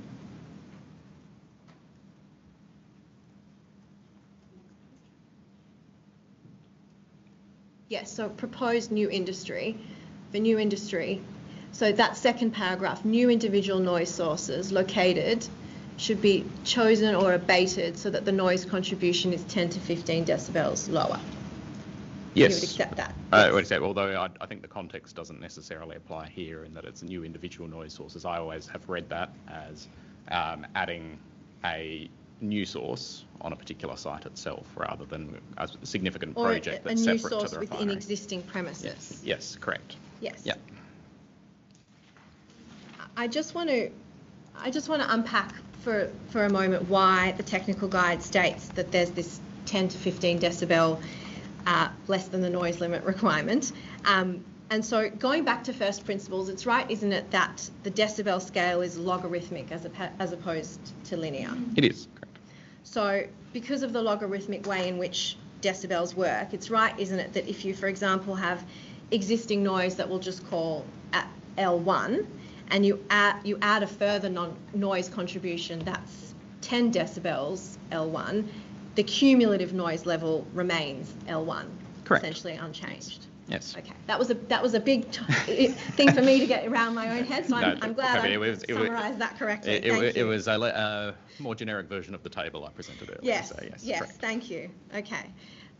So, and in fact, I think you've put a more concrete example together in your evidence, where you say at paragraph 311, for example, if you add a noise with a level of 30 decibels to a pre-existing noise of 40 decibels, the cumulative outcome is 40.4, which is rounded to 40 decibels. It's not 70 decibels like my linear brain thought, but you end up back at 40 decibels. Yes, okay. You're doing noise mathematics correctly. Excellent. Yes. So it's clear based on that sort of rough and ready exercise that the rationale for the 10 decibel reduction is basically directed at ensuring that when you're adding a new noise source that to an area that's potentially already quite noisy, shall we say, that those additions don't lead to a cumulative exceedance. Correct. Okay, thank you. Now I just want to come back to your what I understand to be your adjusted project noise criteria. And so, as I understand your evidence, your view is that those adjusted criteria are better suited to address the real risks, if you like, of cumulative exceedance based on where at the sensitive receivers those exceedances are likely or predicted to occur. Correct. So in cases such as nighttime at Geelong Grammar and North Shore, they are 10 decibels below the noise limits because that's the level it needs to be. However, in cases where the existing industrial noise might be 5 decibels below the noise limits, the adjusted project noise criteria are closer to the noise limits. Thank you. Yes. Now, if I could just ask Ms. Hall to circulate the infographic that EPA put together. Now, I'm not sure if you've had a chance to have a look at that at this yet, Mr. Evans. It was circulated very late yesterday evening, so it's not a problem if you haven't. What EPA has attempted to do through this document is just create a visual aid to assist the committee in understanding precisely how you arrived at your adjusted project noise criteria, and so that I can just ask you some questions about that. So I'll first just sort of explain a little bit. I can see Member Carlisle nodding. I'll just explain a little bit about what this infographic is, and then I'll take you through it. So Table A is taken from the supplementary noise assessment, and it's the recalculated noise limits. I think it's from table 11. So it's the figures that the supplementary noise assessment arrived at when it applied the noise protocol and the technical guide to arrive at the applicable noise limits for all of those sensitive receivers. Agreed, yes. Okay. Yep. And table B then is also taken from part of table 11 in the supplementary noise assessment, but that indicates where existing noise from existing industry in neutral weather conditions and in noise enhancing weather conditions. And where it's bolded and in red, it's where the supplementary noise assessment indicated that there were existing exceedances of the cumulative noise limits from existing industry. Correct. Now, table C doesn't appear in any of the material, but it's basically a sort of creation of what's occurred in tables A and B. So as I understand it, what it is the figures that are in that table. So for example, taking Geelong Grammar, the figure of 50, 41, well, we'll start with 50. That's arrived at when you take the figure for day for Geelong Grammar School in table A, being 52, and subtract the table, the figure of 47 from table B, being the existing noise conditions. Correct. And then what's left over in terms of the contribution that the project can make without exceeding the noise limits. Correct. I'm sorry, I'm just cross-checking against table 2 from my table. The reason I created this single document was because I was having a bit of a headache trying to go through all the documents. Yes, they all agree with table 2 from my statement of evidence. Yes. And so where the red figures in table B indicate that the noise limits, that the existing noise in noise enhancing weather conditions exceeds the limits, the figure in table C isn't there because it's essentially, it would be a negative figure because you're already exceeding the limits. Yes, it wouldn't exist. Exactly. Yes. So table C then is basically a representation of what noise contribution there is left over for the project to take up before it could exceed the applicable noise limits, taking into account existing noise. Correct. And so that's why there's a considerable amount of mirroring between table C and table D, because your adjusted project noise criteria have done that exercise. You've basically tried to say, well, what is the space that this project can fill up without exceeding the noise criteria? Correct. And the figures in yellow, those correspond again with the figures in red elsewhere in the table, because in those instances we've already established, or the supplementary noise assessment has established, that there are already exceedances. So in those circumstances, you've thought it appropriate or necessary to set the project noise criteria at 10 decibels lower. And 10 decibels lower than the limit, not 10 decibels in the existing industrial noise. Yes, correct. So that's why that's what the figures in yellow indicate. Okay, so does the committee understand? Okay, so the only locations at which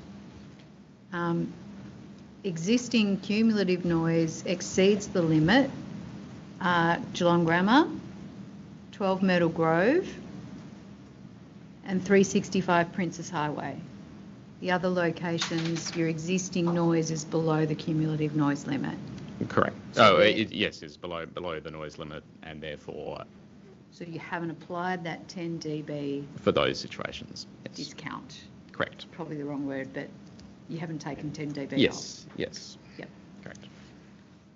I'm almost keeping up. Member Carlisle. I'm pretty sure Member Bergen. It's taken me a while. Okay.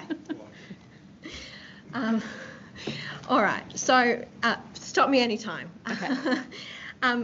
So, and I think we've sort of covered this in the course of the explanation, but it's right, isn't it, that the way that the approach that you've taken to developing your adjusted project noise criteria is to arrive at a figure that allows the project to make the maximum allowable contribution to the applicable noise limits before an exceedance occurs. Correct. So essentially you've designed them right up to the limit. Well, that would be the same case as if it was a noise limit that applied in the absence of any other noise. It's a noise limit for that reason. It doesn't necessarily mean that the project needs to design up to it. The general environmental duty would suggest otherwise. However, it is an interpretation of the noise limit that allows for the existing contribution of industrial noise. Okay, thank you. If I could just ask you a more general question now. You would agree with me, wouldn't you, that if there was to be further development in this general area, that would mean that there would be additional noise contributors to the cumulative noise limits, yes? Correct. And so you're aware with the general requirement in the technical guide, I assume, and I can share it if you need me to, but I suspect you've got a good command of the material. But in general terms, the technical guide requires that where there are 2 or more premises that are likely to emit noise which will contribute to the limits, both of those contributors need to take all reasonable steps to ensure that their individual contributions, when combined, don't lead to an exceedance. Correct. Okay. So it's right, isn't it, that if the project were to be approved and that sometime later there was further development in the area, this would mean that there would be an additional noise contributor? It would, yes. There are some examples of that given in the supplementary noise impact assessment of works being carried out at the refinery site as well. But yes. I'm talking not necessarily the refinery, but any other development by a new actor or player or developer. Correct. Yes. And so both the project and this new contributor, as well as the other existing contributors, would be required to take all reasonable steps to ensure that their individual contributions, when combined, don't lead to an exceedance. Correct. You could view the future project as potentially facing the same troubles as the current project. Yes. But it's right, isn't it, that if the project was permitted to emit noise in accordance with your adjusted project noise criteria, which you've agreed to with me have been designed to allow the maximum allowable contribution before reaching exceedance, this would put more pressure on those other newer contributors to suitably abate their noise emissions. I mean, they hold that duty anyway, but the room for them to design up to the limit would be less. Yes, as it would be any case of any new industry that is assessing itself against the noise limits in the absence of cumulative noise, yes. Okay, so now I just want to ask you something about the accuracy, the general accuracy of noise predictions, and I think you talked about this briefly in your examination in chief about I think you called it the Konkawi measure, which is that there's a plus minus 3 decibel margin of error, if you like. Give or take, yes. Okay. It's hard to get exact evidence on it. No, I think Konkawi is generally, my experience has always been quite accurate. Yes. For as long as you're taking the weather conditions into account. But plus or minus 3 dB is a general rule of thumb. Yes. So if we keep that in mind, and we also keep in mind your adjusted project noise criteria, which we've said have been designed to allow the project to make the maximum allowable contribution, that doesn't leave a lot of wiggle room for any inaccuracies or margin of error in the predicted noise contribution from the project, does it? Can I clarify, are you asking that if the project were to produce noise levels 3 decibels above the project noise so acknowledging criteria? that there is a margin of error, and acknowledging we can't quantify it with 100% clarity, but you've said to me Konkawi is, as close as we're going to get, plus minus 3 decibels. We've got adjusted project noise criteria here that you're proposing that, as you've agreed with me, you have designed so as to allow the maximum allowable contribution. How does that leave wiggle room for the margin of error that necessarily is inherent in the noise model? I think that risk is held by the proponent because they'll be required to show compliance with the project noise criteria, whatever they end up being, and implement contingency measures in the event that they're not compliant with the project noise criteria. I think that the management measures and indeed the regulations are quite clear on that. But yes, the burden is on the proponent, but would you accept that perhaps that burden may be greater or more difficult to discharge where there's less wiggle room because your project noise criteria are at the maximum allowable contribution? Could you rephrase that question slightly? Is it yes? So you've said to me that the proponent bears the burden of making sure it can comply with the project noise criteria, whether they be 10 decibels below or you're adjusted. I accept that, not refuting that. But what I'm saying is because there is also this inherent margin of error with predicting noise emissions, and because your adjusted project noise criteria are designed right up to the limit, or to have filled in whatever gap there is to allow the project to make the maximum allowable contribution before it can exceed the limits, doesn't that then make the burden on the proponent greater to demonstrate that it can do that because of that margin of error?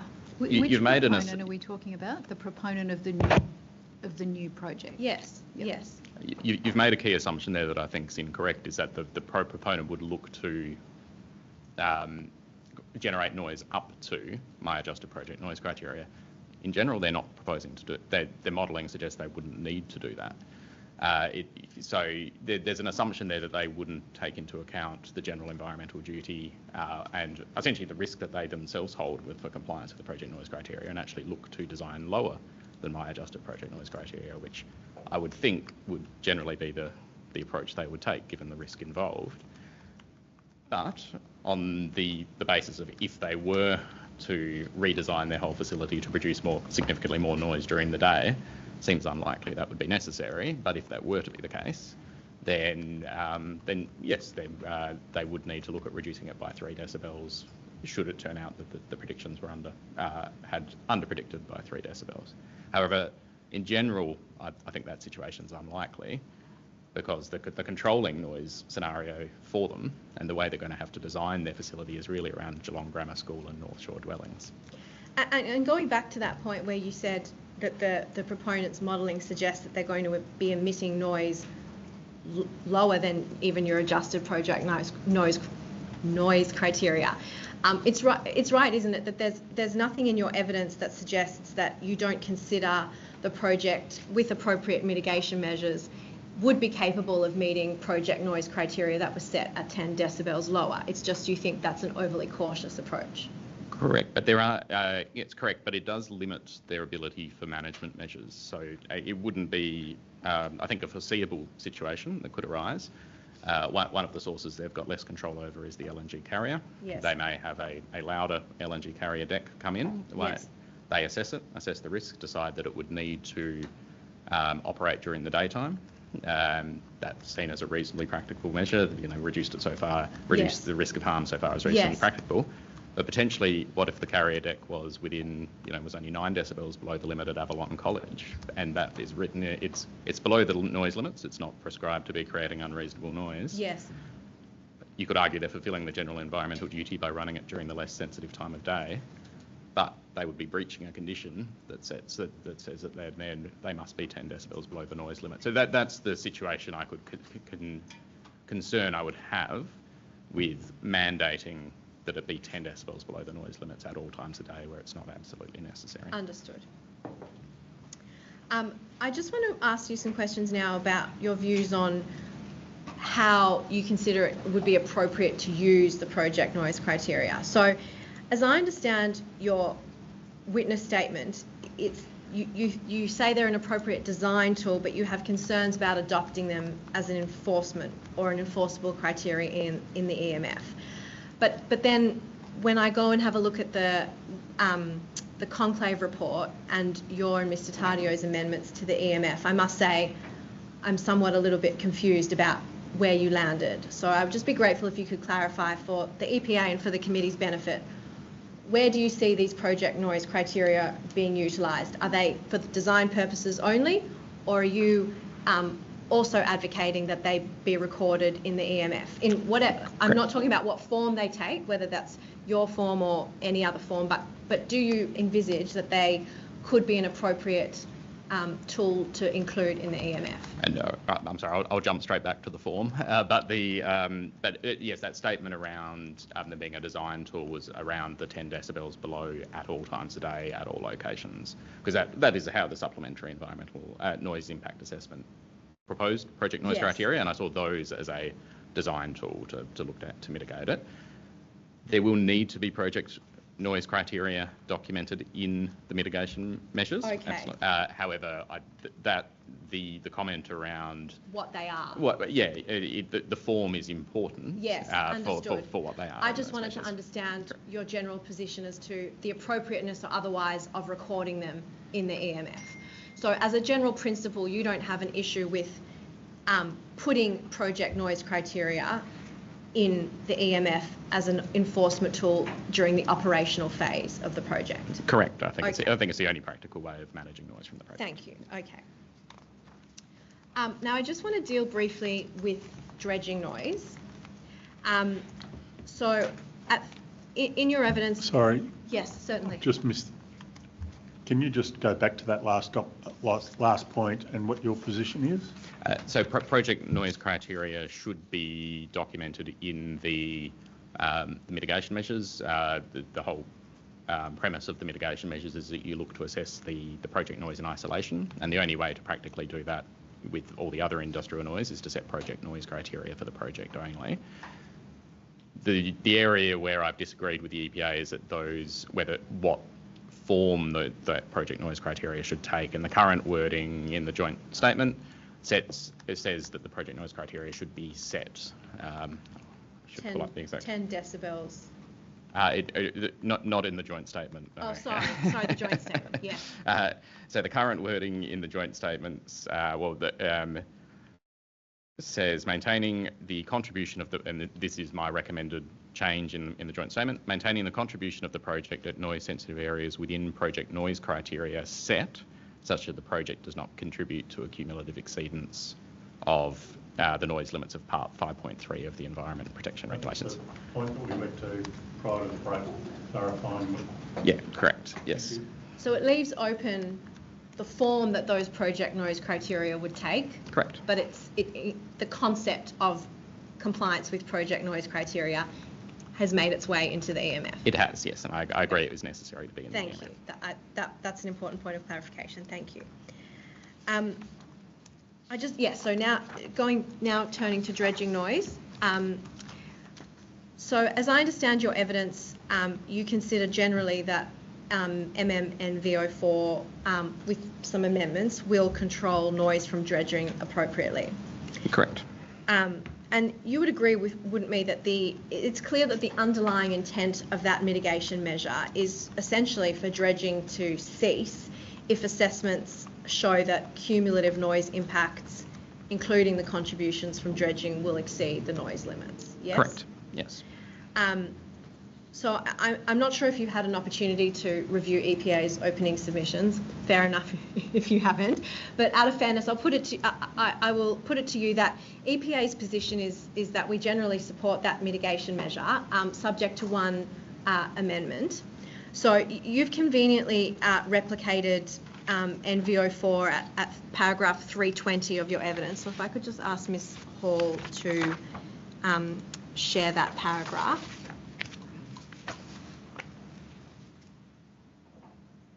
Thank you.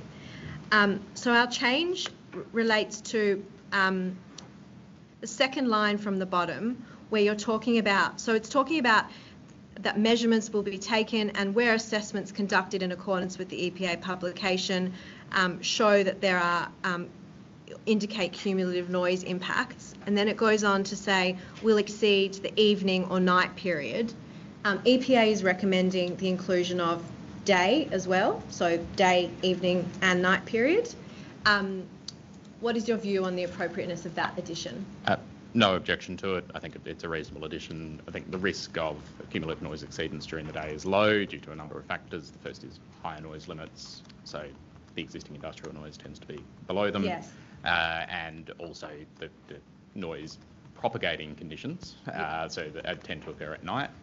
So far less likely to occur during the day, those noise enhancing weather conditions, but essentially no objection to having day in there as well. So what I'm hearing from you is yes, the risk is lower, but you're not disputing the fact, I'm sure, that not exceeding the noise limits for the day period is also a relevant regulatory requirement.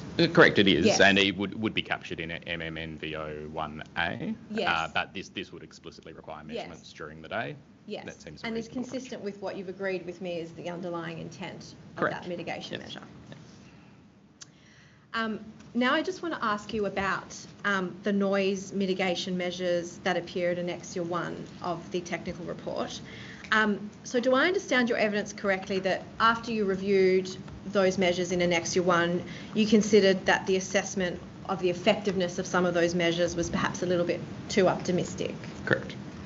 Can I ask Ms Hall, please, to share Table 4 of your evidence, which is, I understand, where you have provided your conclusions about, you know, where that optimism, if you like, may have existed. Can I just turn to the section where you talk about tugboat exhaust? I think it's just a little bit down, Ms Hall. Thank you.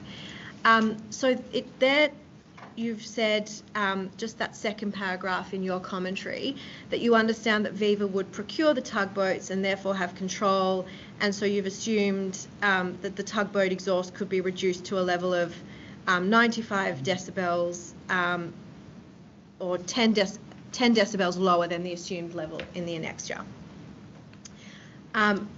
So as I understand it, that suggests to me, and it's probably obviously no, but that the Viva are yet to procure those tugboats, correct? I wouldn't be able to comment on that. Okay, but yeah. I guess I'll ask you this then instead. You haven't provided an example of a tugboat that would be suitable for the project that meets your assumed specifications, have you? I have not, no. Okay, so do you know, or if inquiries have been made as to whether a tugboat that would meet your specifications even exists? I'm not sure. It was based on I haven't made those inquiries. Okay. It was based on the ASD tug specification that was provided, which talked about essentially an enhanced silencer up to a 45 decibel reduction. I guess what wasn't clear in terms of the AECOM data that was used for the tugboats, whether they already included a silencer or not. Yes. So the 10 decibels reflects what I think would be reasonably achievable, potentially by procuring a more expensive tugboat with an upgraded exhaust silencer. Okay. And similarly, if we can just scroll down to your commentary in relation to the FSRU engine exhaust. So there, you've again said that Viva Energy would procure the FSRU, would have control over the specs, and you've assumed they could be reduced to a level of 5. So you've assumed a 5 decibel reduction than what's in the annexure. Again, I'm just wondering whether what further inquiries you've made to actually verify or substantiate that reduction, because no further inquiries other than once again reviewing the Warcilla data sheet specification that's referenced in there, and perhaps taking a more cautious approach than the annexure took. Okay, all right. And lastly, if we just scroll down to the LNG carrier engine exhaust. Thank you, Ms Hall. So here we're sort of looking at sort of textbooks as I understand it. So you've looked at a section 11.2 of a book by Byers and Hanson about engine exhaust noise, and you've assumed a further 5 decibel reduction than what's the 5 decibel reduction assumed is appropriate. Did you conduct an exercise whereby you verified whether that reference in Byers and Hanson was suitable to be applied to a vessel of this sort, like an energy carrier? Not specifically, no. However, it's a reasonable reduction from a full load heavy engine to on the basis that only 20% would be required, which was the assumption that the operating assumption that Viva provided in the annexure. Yes. Okay. Thank you. I now just want to turn to table 8 of your evidence, which is the table which you created in response to EPA's recommendations. If I could ask Ms Hall to scroll down to that. Thank you very much. Thank you. And if I could just ask, I just want to ask you about your response to our recommendation 11. So if we could scroll down to that, please, Ms Hall. Thank you. So this is where EPA asked the proponent to provide more details on the uncertainties with the model. And so here we are back at Konkawi again, and this plus minus 3 decibel margin of error, for want of a better term. And so, as I understand it, we know that the proponent has advocated that there's quite a lot of conservatism inherent in that modelling. And I just wanted to know whether you're confident that the conservatism in that model will adequately counterbalance the uncertainties and this, plus minus 3 decibel margin of error, if you like. In general, yes, I think the opportunities exist for them to procure, and as in response to Member Carlisle earlier asking about what are some assumed source powers you use generally throughout, yes.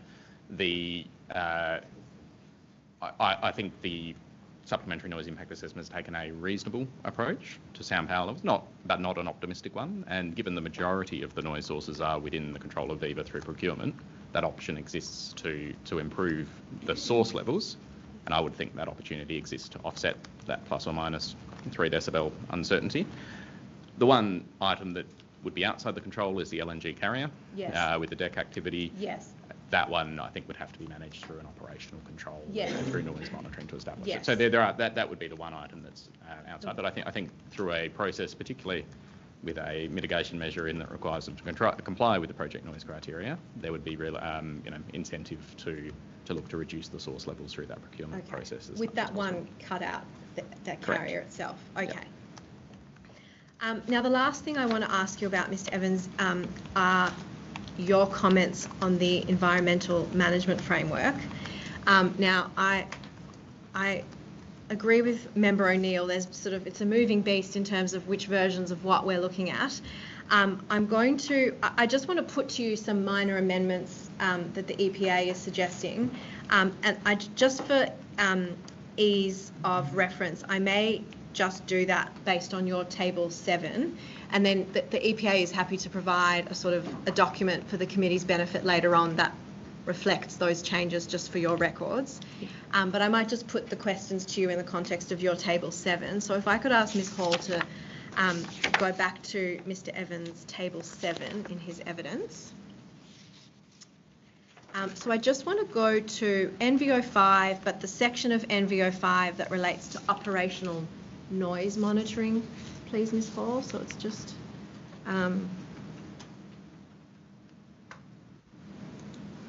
PDF 29. Yes, PDF 29. Thank you, Member O'Neill. Thank you. Yes, okay. So your edits in green, where it says anticipated to incur for more than 40 hours per year to verify those noise emissions. The EPA is suggesting an amendment that would get rid of that text and instead say, so it would read, the measurements shall be undertaken for all operating scenarios that can practically be assessed within the first 3 months of operation.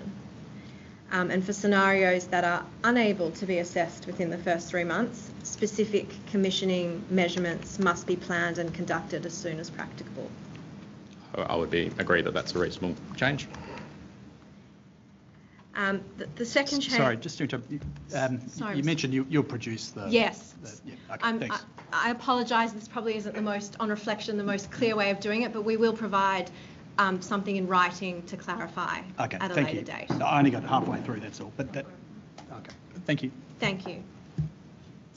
Okay, so the second change, which it's rather an addition in this instance, that the EPA is proposing. So where it says that second bullet point, where it talks about impacted receptors identified during the monitoring undertaken within the first 3 months of operation, we would then suggest adding in and or during specific commissioning measurements.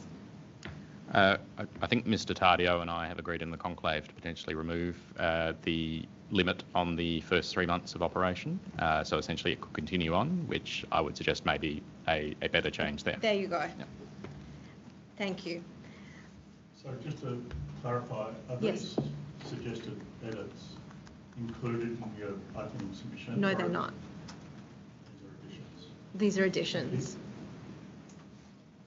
And the last, everyone will be relieved, the last change that we just want to suggest is so that bullet point that talks about starts measurements. Measurements will also be undertaken as part of the environmental management plan in response to any community complaints. And we would say, and so where you've said relating to noise where no current and relevant noise management monitoring exists, we propose to replace that with unless it's justified that the use of the complaint can be addressed without measurement. For example, if current relevant noise monitoring data exists. No objection to that change. Thank you. And for the benefit of the parties in the committee, we will provide a document that more clearly sets out those changes. Great. It'll be important to do that properly, so... Yes, AS. Yes. Those are my questions for you, Mr. Evans. Thank you very much. Thank you. Okay, we're at 12:30. Do you think you could be done in cross-examination by 1? Give it a good shake. Okay. But we will also have some questions for you, Mr. Evans, so you will need to come back after lunch either way. Thank you. Mr. Evans, my name is Adrian Finanzio and I act for the school. Mr. Finanzio? I want to first direct your attention to Supplementary Technical Note 5. Have you been shown that document? I have, yes.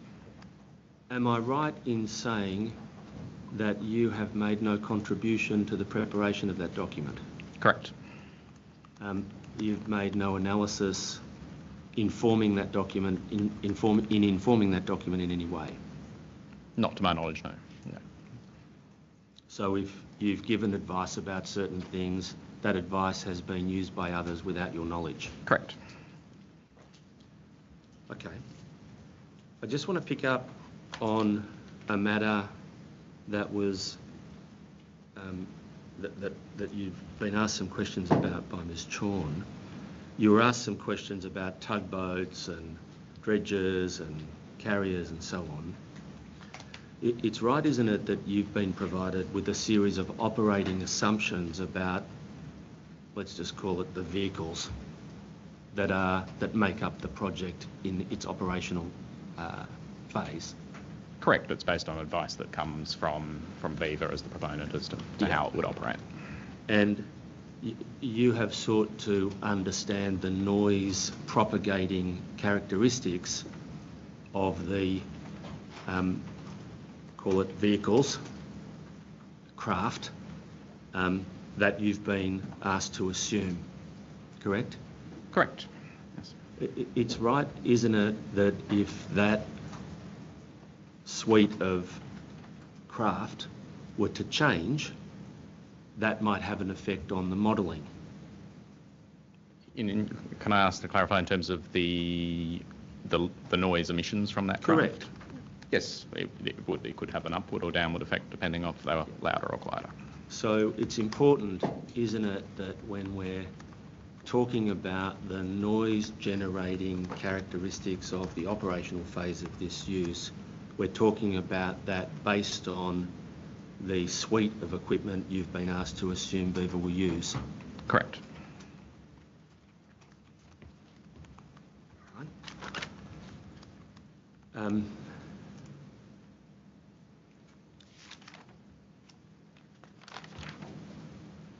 And I'm right, aren't I, that you haven't independently interrogated the likelihood of, or feasibility of, or availability of the equipment you've been asked to assume? No, it would go beyond the extent of my expertise. Okay, thank you. Okay, I just want to come now to the joint report. Do you have a copy of that in front of you? I do, yes. I'm not going to share it. I think everybody's got a copy of it. So I'll just direct you to the parts of it that I want to take you to.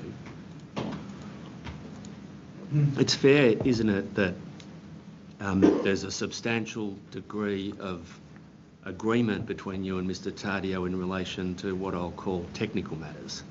Correct. And when I use the term technical matters, I mean acoustical, scientific, engineering matters. Yes, I'd agree with that statement. Okay. You describe, though, on page 3, the two of you, ultimately any differences noted above rely on the panel making a finding on whether it's appropriate, it's appropriate for the regulated cumulative noise levels to be used as a basis for assessing compliance with the project, or regulated cumulative noise levels are to be disregarded in assessing the project. And then you go on to say this is not a technical issue, but rather one of appropriate process. When I just want to pick up on that last phrase. When you both agree that it's not a technical issue, it's not so much, do you agree with me, acoustic, rather it's regulatory. Correct, yes. And that the answer to the question might be influenced by legal or other considerations. Certainly that would be the case, yes. All right. Now, if I'm putting you and Mr. Tardio into teams, you're looking at those 2 dot points. You're in team 2 and Mr. Tardio's in team 1. I wouldn't necessarily state where Mr. Tardio is, but yes, I am on team 2 on the important clarification there that the project would lower its noise levels so much that the cumulative noise is no longer relevant, essentially. Well, I'm just asking you about this passage. Yep. I'll come to those matters in a minute, but ultimately any differences, you say, rely on the panel making a finding on whether regulated cumulative noise levels are to be disregarded in assessing the project, and you think they should be? On the basis of the project noise criteria set forth, yes. Yeah, I understand. Now I just want to take you to the evolution of your view here. So can we go to page 9?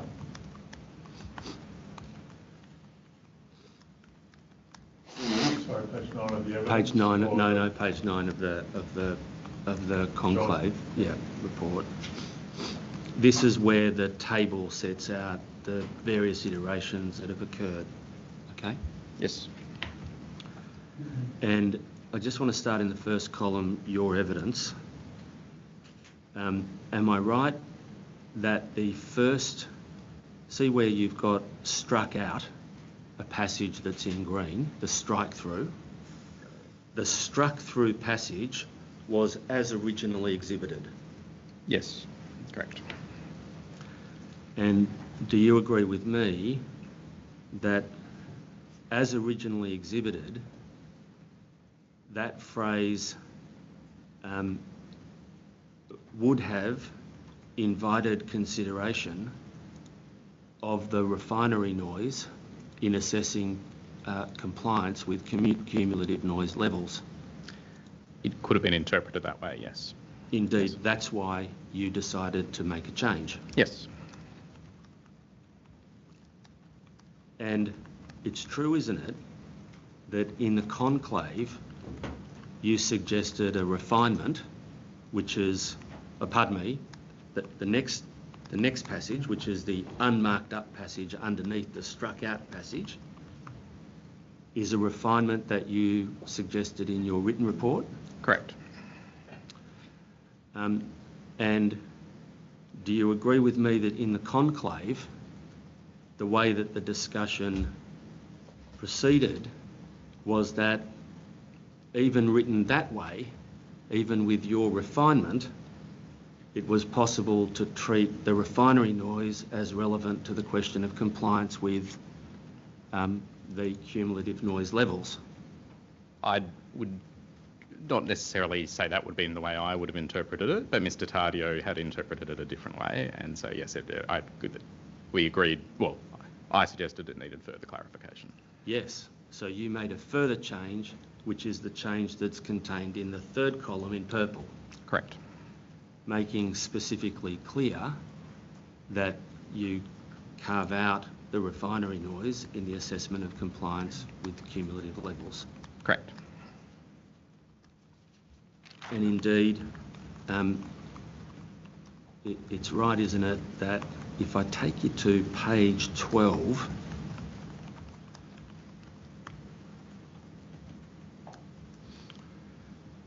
page 12, the second dot point down the page,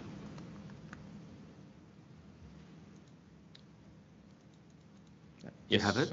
Does the committee have that?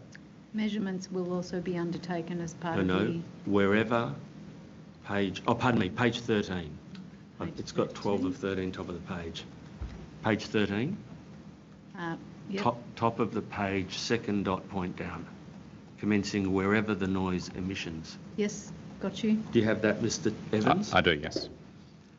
The green text is text you included in your written report. Correct.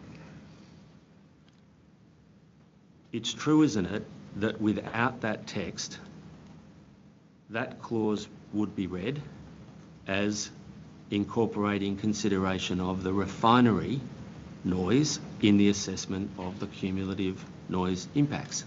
It is, and that's why I recommended the change. Yeah, so to be clear, when exhibited, after going through the process, this drafting suggested what I would describe as the first argument in the point of disagreement, but you were keen to make that clarification here, correct? I wouldn't necessarily. I think it was unclear in the first drafting, which is my reading of the supplementary noise impact assessment was that it took the approach I took of assessing the project in isolation. I think that's very clear. Okay. But the drafting changed depending on which bullet point you were looking at, and so Yes, that's why those recommendations were made in my statement. And so the position is now, with your clarification, that, well, let's just go back a step. I assume you reached that conclusion on your own. Yes. That is without any legal advice or assistance? No, certainly it was me thinking how the conditions would be able to be, or how the mitigation measures would be able to be implemented in practice. Yeah. I think that's an important part of giving expert evidence in these matters. And you didn't receive any advice about that? No. Did you raise it with the lawyers before you prepared your report? We discussed how the issue of cumulative noise was being assessed and that I considered that the approach was appropriate, but those wording changes to mitigation measures were made by me alone. Yeah. Was any suggestion made to you about what approach you should take? No. Okay. Now,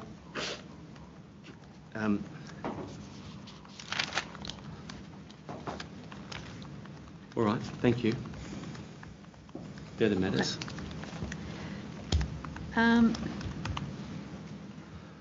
are you feeling? Should we break for lunch now? We could break for lunch.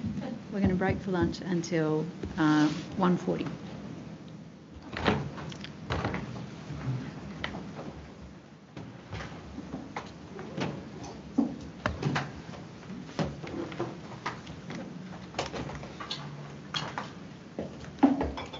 Actually, let's call it 1:45, which is just way easier to remember than 1:40.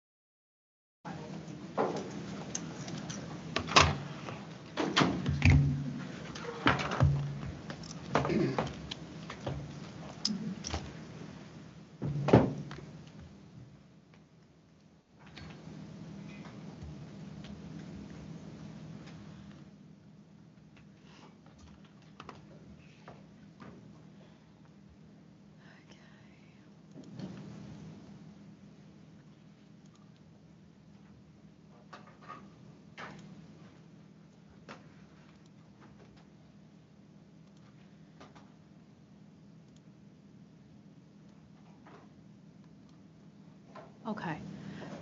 Now, we just wanted to float an idea by you. There is some overlap, not complete overlap, between the questions that we've got for Mr Evans and the questions we've got for Mr Tardio. So we just wondered whether it might be more efficient for us to hold our questions of Mr Evans over until after Mr Tardio has presented his evidence and been cross-examined, and then we just do it together. I'm totally comfortable with that approach. It's a matter for the committee. If you prefer to do it that way, that's fine. Just might be a little bit quicker. It was a very late Might be, yeah. thought, but Do you contemplate that might mean that we hold off on our re-examination of our own witnesses until yes, I absolutely afterwards? think you would need to be able to pick Yeah. up anything that came out of our questions in re-examination. Yeah, I have no problem with that. Would it be convenient to perhaps address the re-examination now that arises from Mr Finanzio's cross-examination before we do that? Yes. Yes. Yep. Okay. You happy for me to do that now? Yes. Okay. Mr Evans, would you please turn to the conclave, and in particular to the third page of the conclave? It's the conclave report. I've got it ready, Mr Chesel. Thank you. Now, you were asked some questions by Mr Finanzio about the two listed differences at the top of the page. Do you recall that? I do, yes. And you were asked some questions wherein Mr Finanzio sought to allocate you to one or other team. Recall that? Correct, yes. Now, in response to that question, you indicated that you were a member of the second team, or the team that related to the second of those entries, subject to what you described as being an important qualification. Do you recall that? Yes. Can you explain what that qualification is and why you consider it to be important? So I guess firstly the joint report is in the context, and those statements are in the context of Geelong Grammar School primarily. But it's the qualification is that the project has been designed and would be adhere to a project noise criteria that essentially means it's 10 decibels below the noise limit, such that it's not contributing to the cumulative noise environment. So as long as the project adheres to that project noise criteria for Geelong Grammar, then essentially the risk of cumulative noise has been addressed through that process. Okay. Just so I'm clear, to what extent then do you say it's correct to say that the project noise criteria have disregarded cumulative noise? The project noise criteria have absolutely been set with cumulative noise in mind and have been set appropriately to address that risk. The disregard comment there is really as to how you would assess ongoing compliance from the project. I see. Okay. All right. Thank you. After Mr Finanzio asked you those questions, you were taken to different aspects of the mitigation measures, including the mitigation measures on page 9 of the conclave report. I'll ask you to turn to those now. Now, you were asked, firstly, questions about the paragraph that is shown as deleted in green. Do you recall that? I do, yes. Yes. Now, I'd invite you to read mitigation measure NV05, and in particular the preceding dot point of NV05 that prefaces that part that was deleted. So prevent the contribution of the project to cause cumulative emission of unreasonable noise as defined by the EP Act and then... Yes. Now, to what extent does that preceding paragraph give effect to the approach that you described as being adopted within the supplementary environmental effects statement? Yes, so it is consistent with, particularly when you read it in the context of the supplementary environmental effects statement, with the statement that the project will not contribute to any additional exceedance of the cumulative noise limits, or will not contribute to an exceedance of the cumulative noise limits, but that it would, the project cannot be responsible for industrial noise emissions from other industry where they are already above the noise limit. It is consistent with that interpretation. However, it is also potentially unclear, as Mr Tardio pointed out, hence the recommendation in my statement to clarify. And just to be clear, the words that precede the paragraph that were deleted Were those words that were included in the exhibited version? They were, yes. All right, thank you. They were the questions for re-examination. Okay, round one. There might be round two. Round one. Okay. All right, well, in that case, we might ask Mr. Tardio to come up to the table.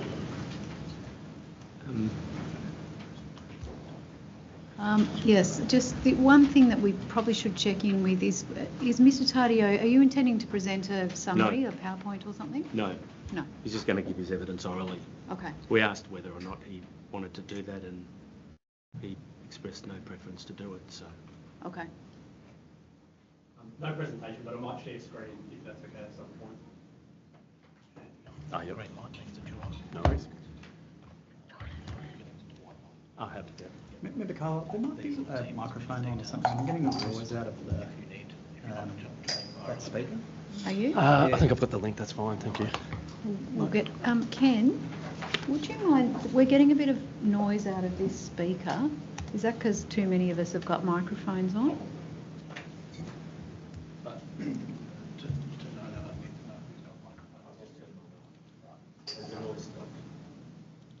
At the moment, yeah.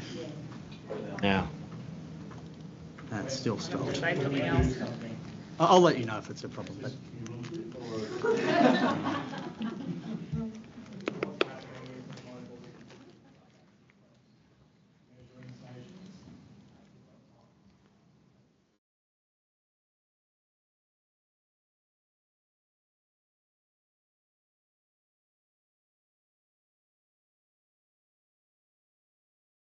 All right, I'm going to try and remember to turn mine off whenever I'm not speaking, but Mr. Finanzio will hand over to you to introduce Mr. Tardio. Thank you. I've just turned my microphone on. Mr. Tardio, can you tell the committee your full name, please? Darren Tardio. And your current occupation?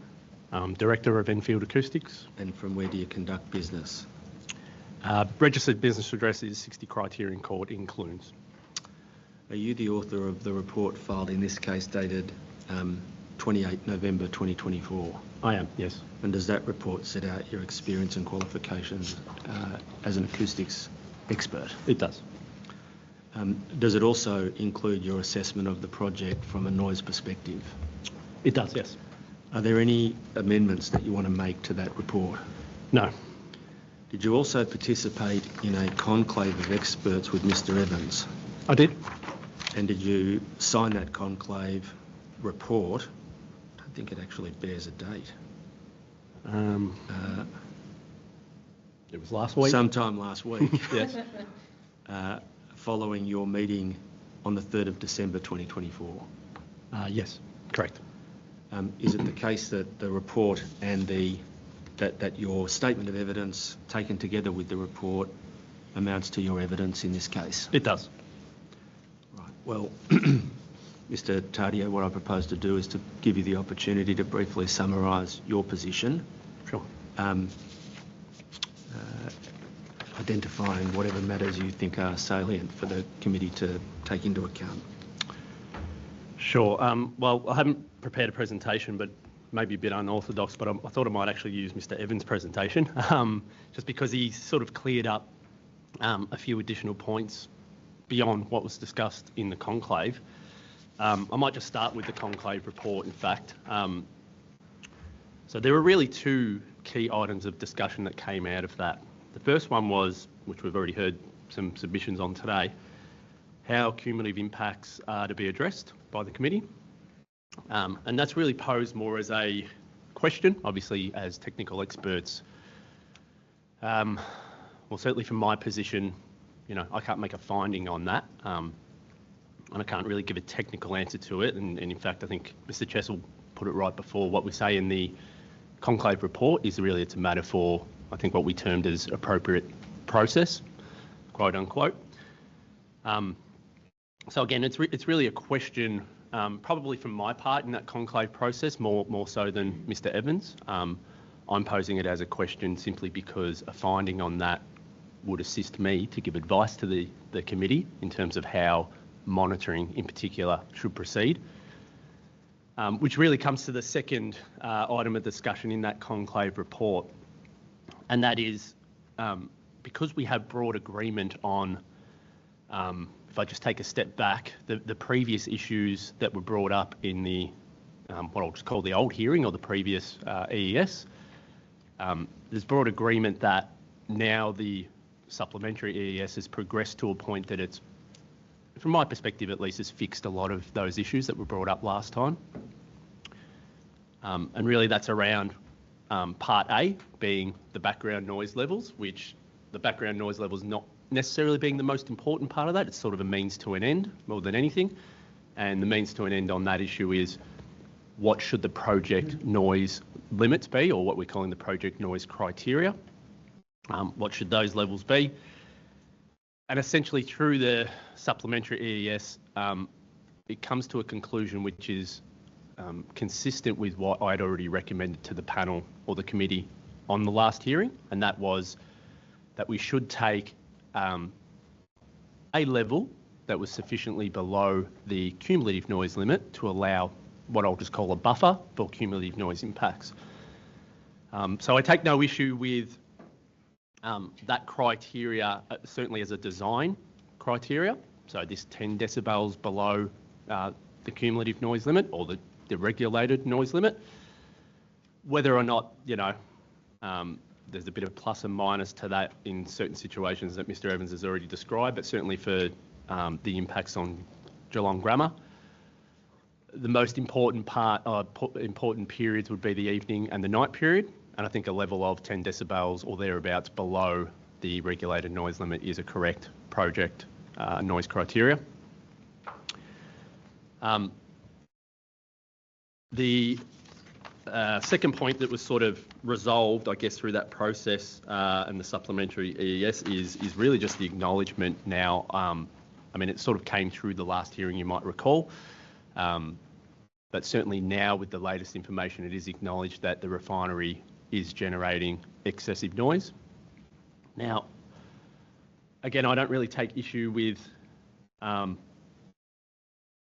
technical work that was done to describe that, in particular in that Renzo Tonin report, or what we're calling Technical Report D.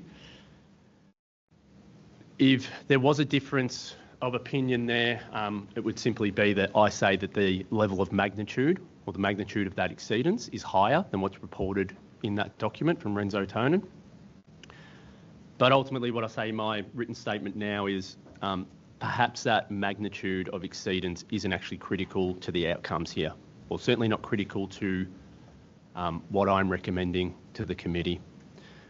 If anything, if I was shown to be right on what the magnitude of that exceedance is, it might just come back to hurt Viva in the long run. So we come back to this issue that we're left with, which is maybe, I'll just call it the residual technical issue, because, you know, the issue of cumulative impacts and how they should be addressed. Again, just to reiterate, I think both Mr. Evans and I are in agreement that it is a process issue for the committee to consider. The technical issue really is, how does this get audited, or how does it get monitored for compliance? Now, to me, this splits off into two sub-issues. And I'll just make this clear in case it's not clear from the conclave report. The first issue is just simply, how does the project get monitored for compliance? So what I mean by that is we have this cumulative noise impact, or we have this existing noise emission from the Viva refinery. If that hasn't already been made clear to the committee, what that means is you can't monitor the impacts from the project directly. And obviously I'm speaking for Geelong Grammar. There's probably some variation across the site, but certainly at Geelong Grammar, the measurements could not be done directly at the noise sensitive receptor. I think I used the word in my written statement that essentially the refinery would become a smoke screen if a technician tried to do that measurement, basically be impossible. The second, what I'll call sub-issue on the monitoring protocols, which I think needs to be fleshed out, is the supplementary EES to get to compliance with the project noise criteria is essentially relying on management or scheduling of certain plant equipment at certain times under probably what's more peculiar in this case, under certain weather conditions. And the reason why I say that's a little bit peculiar in this case is for most projects, you're normally trying to control it physically to the point that you can reliably say that under a worst case weather condition or a condition that is favourable for sound propagation, I think what the EES is calling enhanced propagation, it's more typical to try and design a project to meet it under that enhanced propagation condition. It doesn't mean that in principle you can't come up with a scheduling system or a management solution or some kind of protocols under operation that can get it to compliance under specific weather conditions. But in the context of what I'm describing here, and you know, I'll just call it my issue for now, but I generally, I think Mr. Evans agrees with this. It is really how does that get audited, or how does it get managed and taken out of the hands of what I'll just say is potential human error. And in a very layperson version of that, I give an example in my written statement about another project.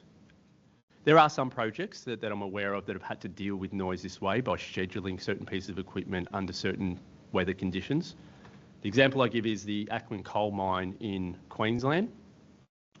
Very similar scenario happened there in that they had a monitoring system, and that monitoring system evolved from essentially a human sitting at a computer and looking at the weather and then sort of making a call at whatever point and saying, well, I think we should turn this piece of plant off because I think the wind is blowing in that direction.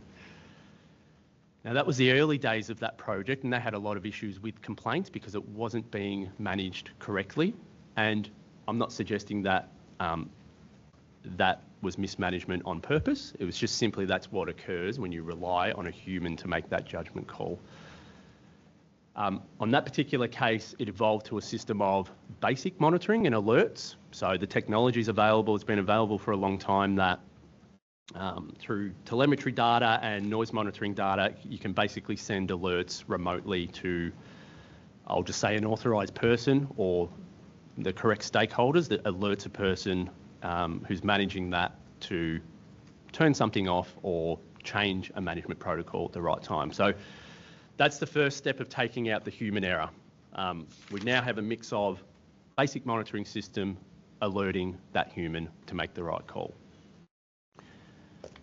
On that job, it then evolved to a more sophisticated system, and I might just share, this is probably an appropriate point for me to share Mr. Evans' presentation because he sort of goes to this monitoring system. Hopefully this works.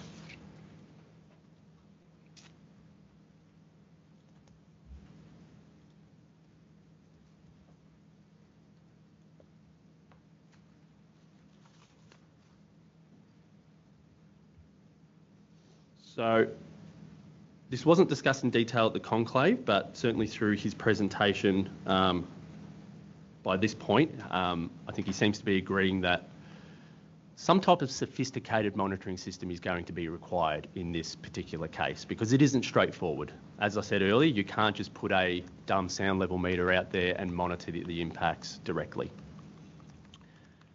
So the system that he shows here in the photograph to the right-hand side, I actually believe this is from that Acland coal site. That photo looks very familiar to me. That measurement system looks very familiar to me. I'm pretty sure that's the second or third system they use there. It's called the ARL Environmental Noise Compass.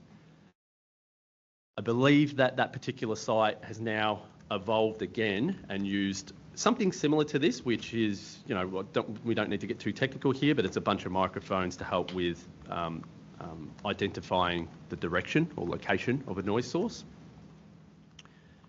But that upgraded system includes also what I would describe as a forecasting system. I know Mr. Evans just earlier called it modelling. It essentially is modelling. I think he referred to it as real-time modelling.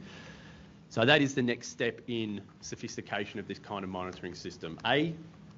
You directionally locate where the noise is coming from. That's helpful in the Viva case because we don't only have the project to deal with, but we also have what we're now sort of calling extraneous noise from the refinery.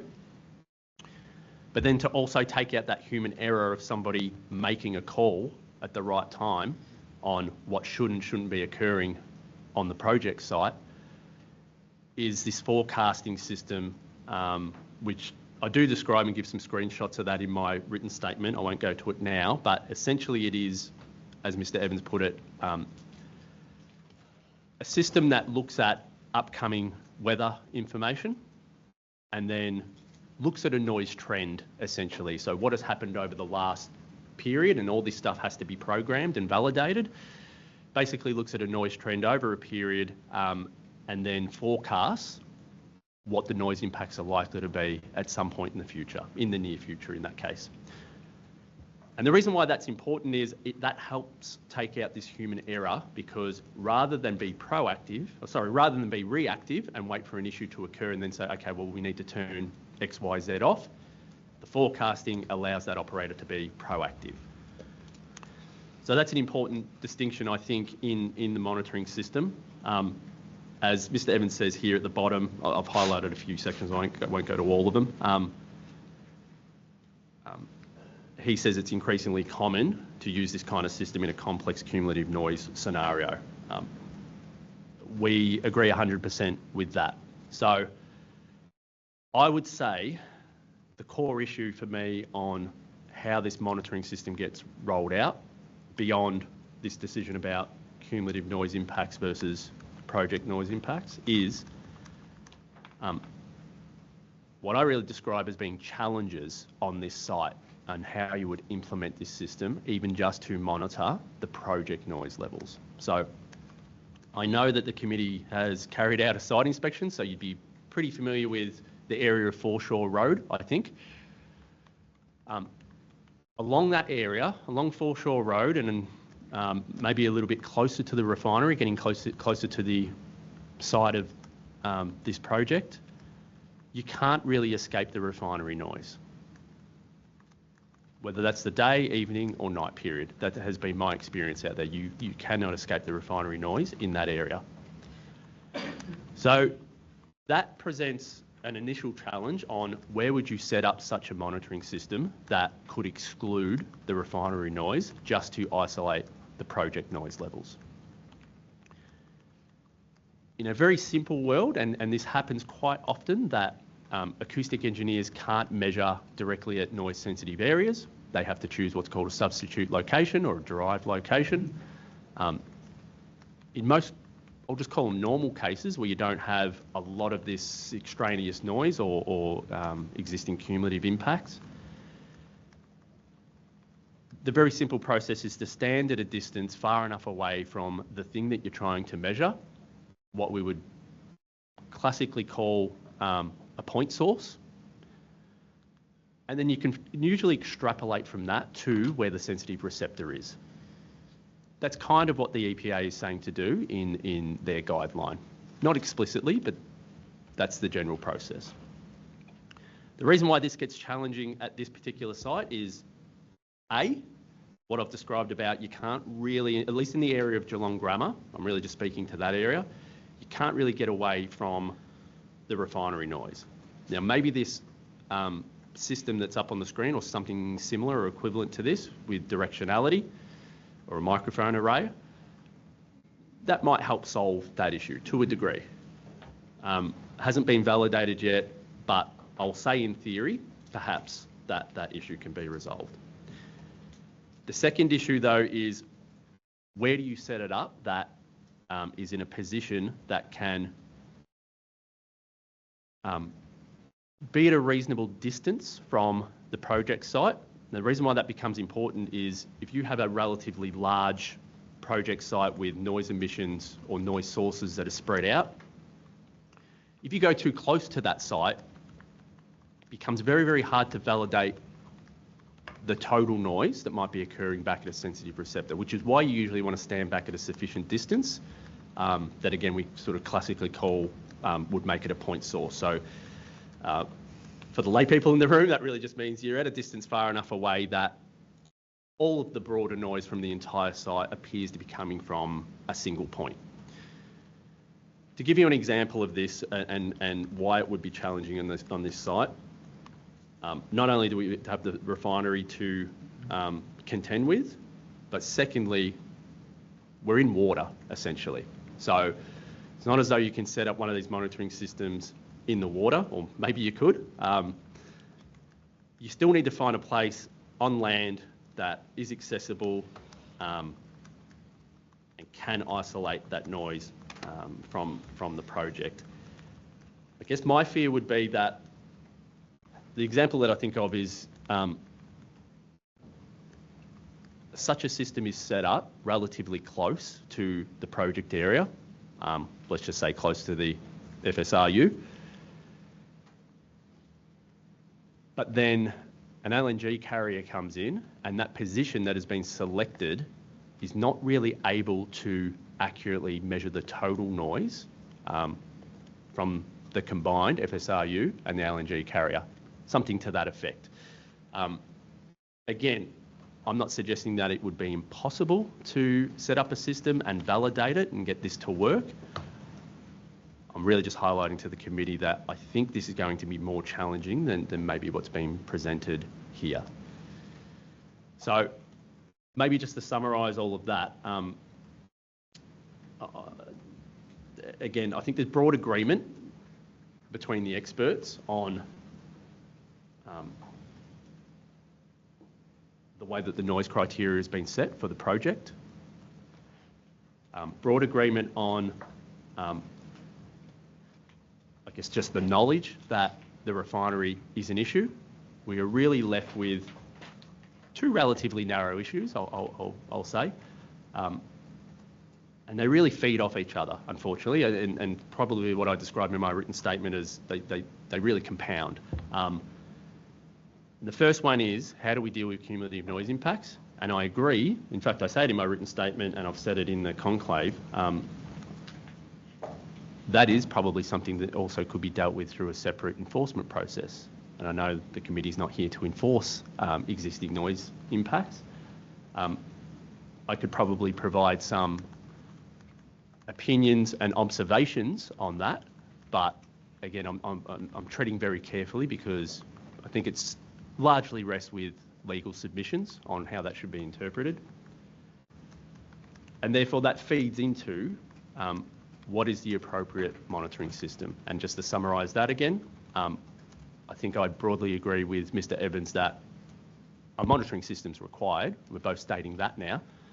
I think we're both saying in theory that could be done under the version that he suggests for monitoring the project noise levels.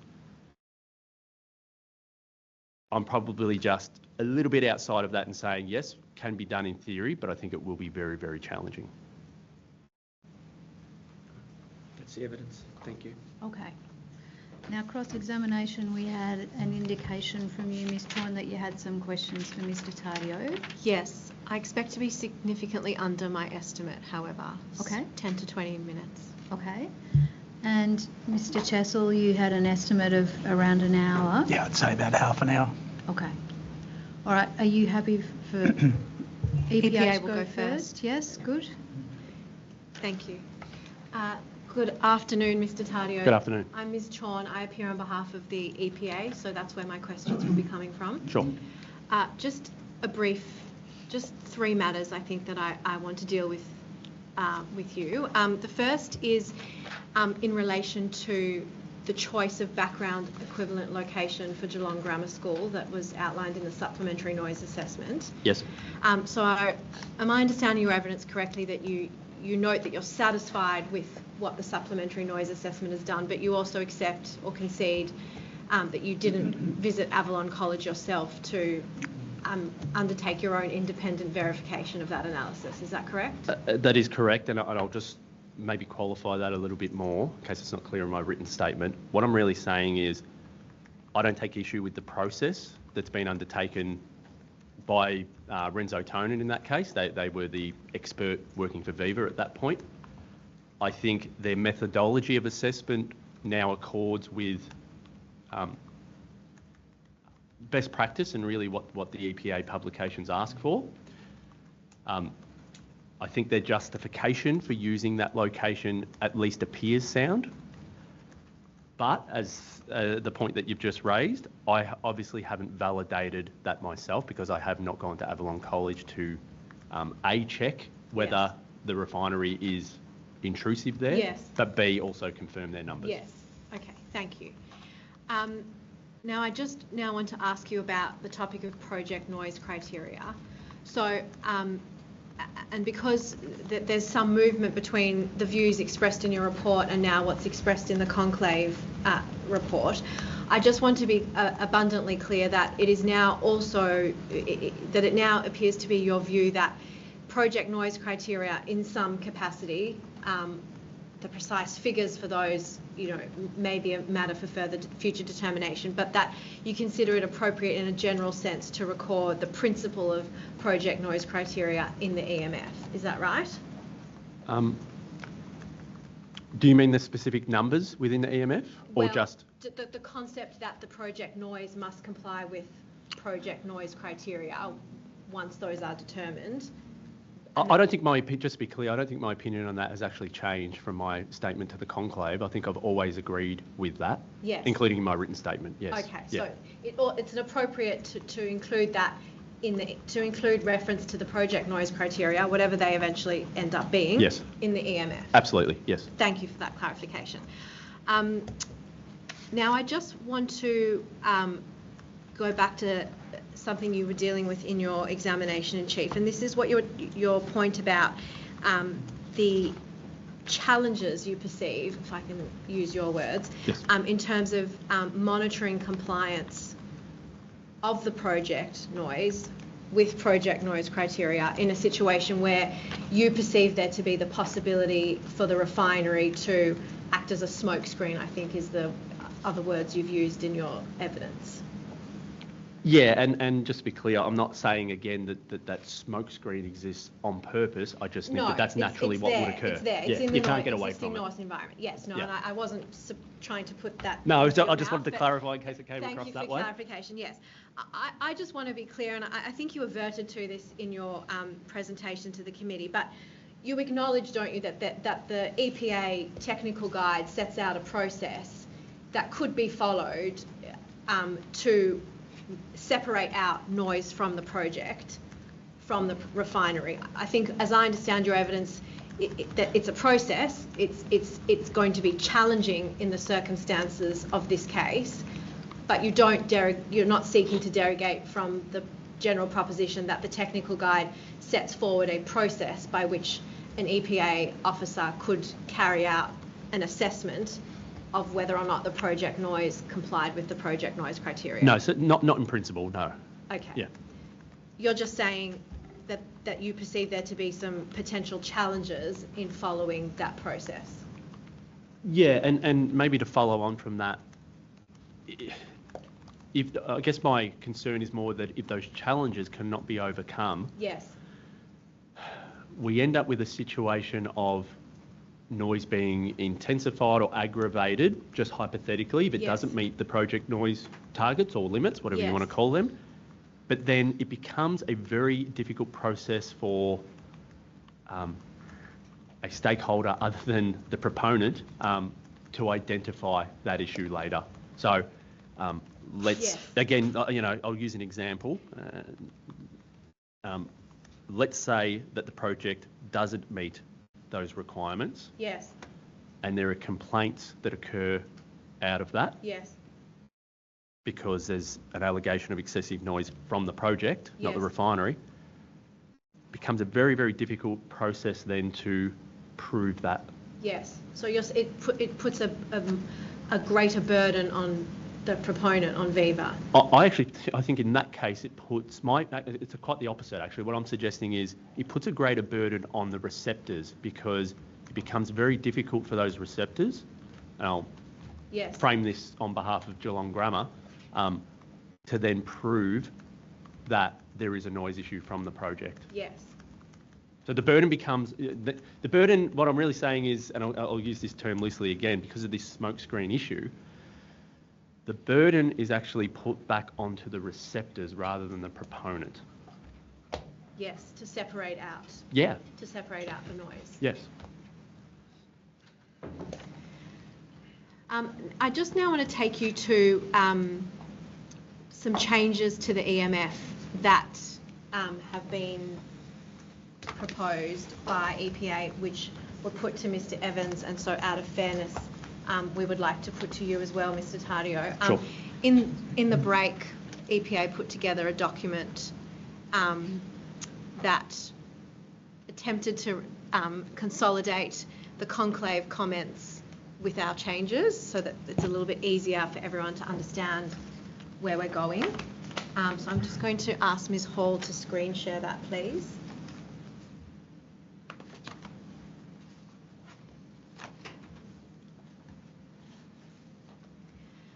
So I think the first change that we put to Mr. Evans was to mitigation measure NV04, which you'll be aware relates to dredging noise.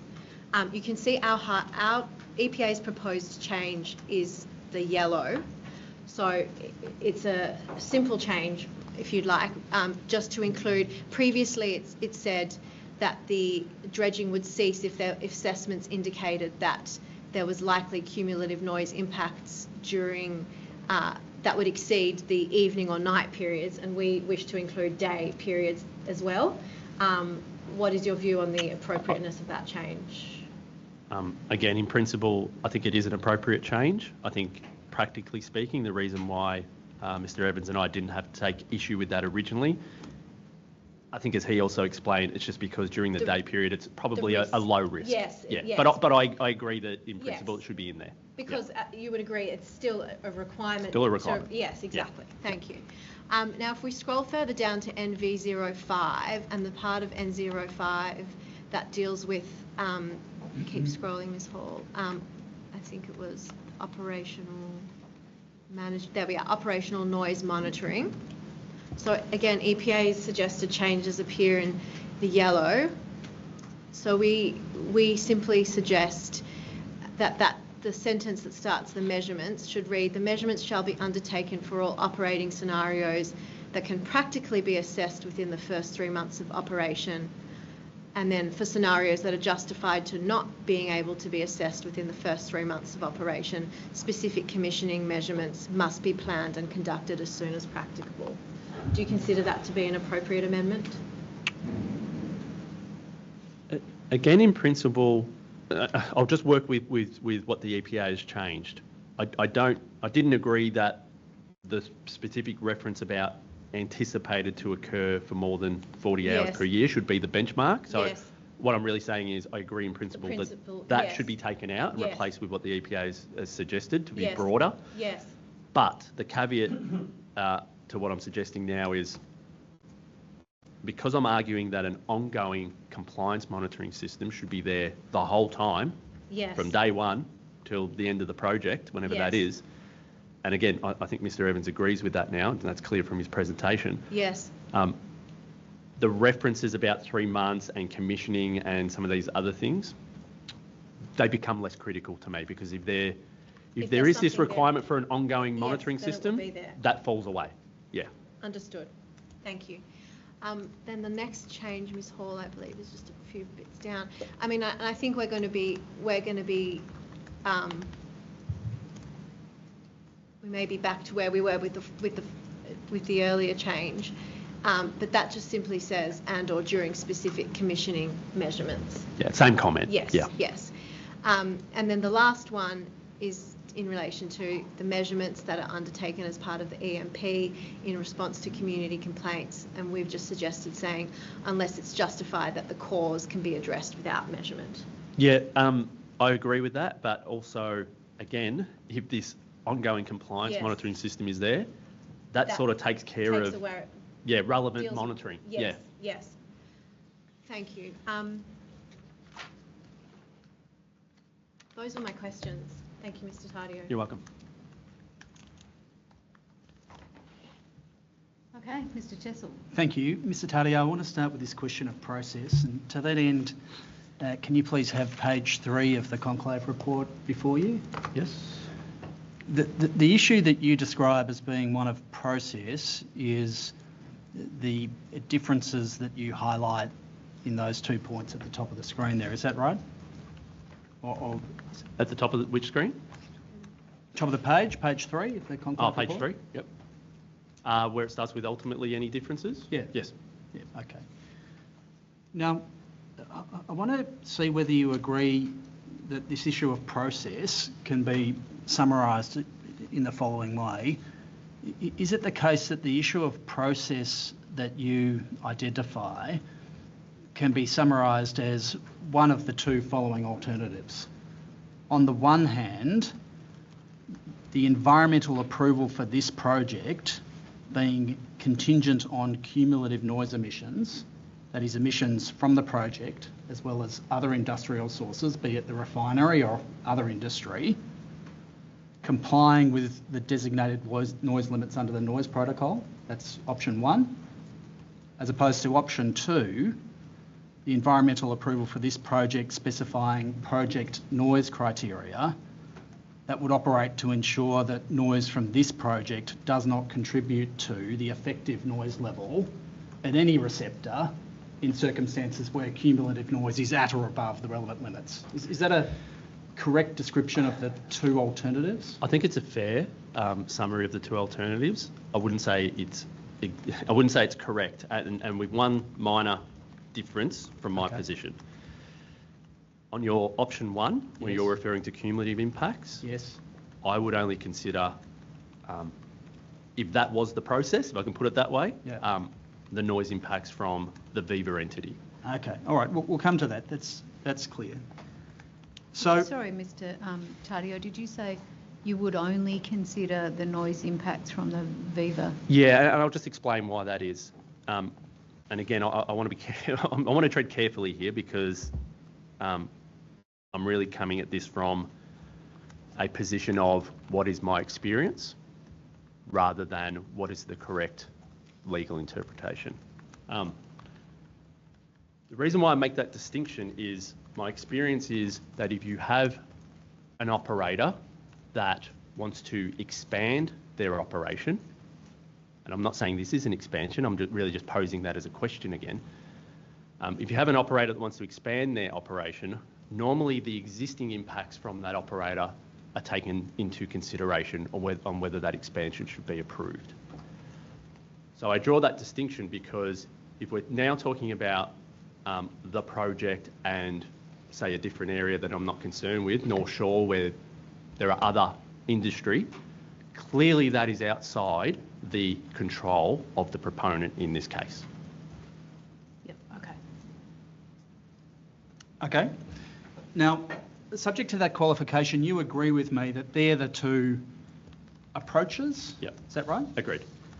And you expressed your view a moment ago as being a question on your part as to what the correct approach is. You recall that? Yeah. And am I right in saying then that you're not advocating for one position over the other? I probably need to go back to my primary statement for that. What I'm saying in that statement is, for technical reasons, it makes sense to me, or I would say it's ideal for the cumulative impacts to be measured, but for technical reasons, for the reasons I described before, it would be very challenging to measure just the project noise levels. But in terms of your question, in terms of what's the correct process, I would say I'm ambivalent to that. Okay, you're not expressing a view as one being preferable to the other? Not just on process, no. No. Again, that's legal interpretation as far as I'm concerned. You're identifying these technical complications in respect of monitoring and administration as being relevant to the ease of implementing one as opposed to the other. Correct. But you're not saying one is preferable to the other. Again, ideal for a technical reason, but not necessarily ideal for a planning consideration. All right. Well,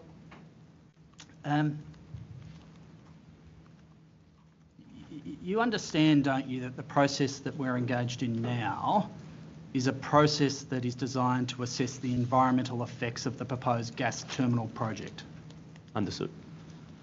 And the mitigation measures that are being contemplated throughout this process are mitigation measures that would be given effect in respect of the environmental approvals or statutory approvals that would be granted in respect of the gas importation project.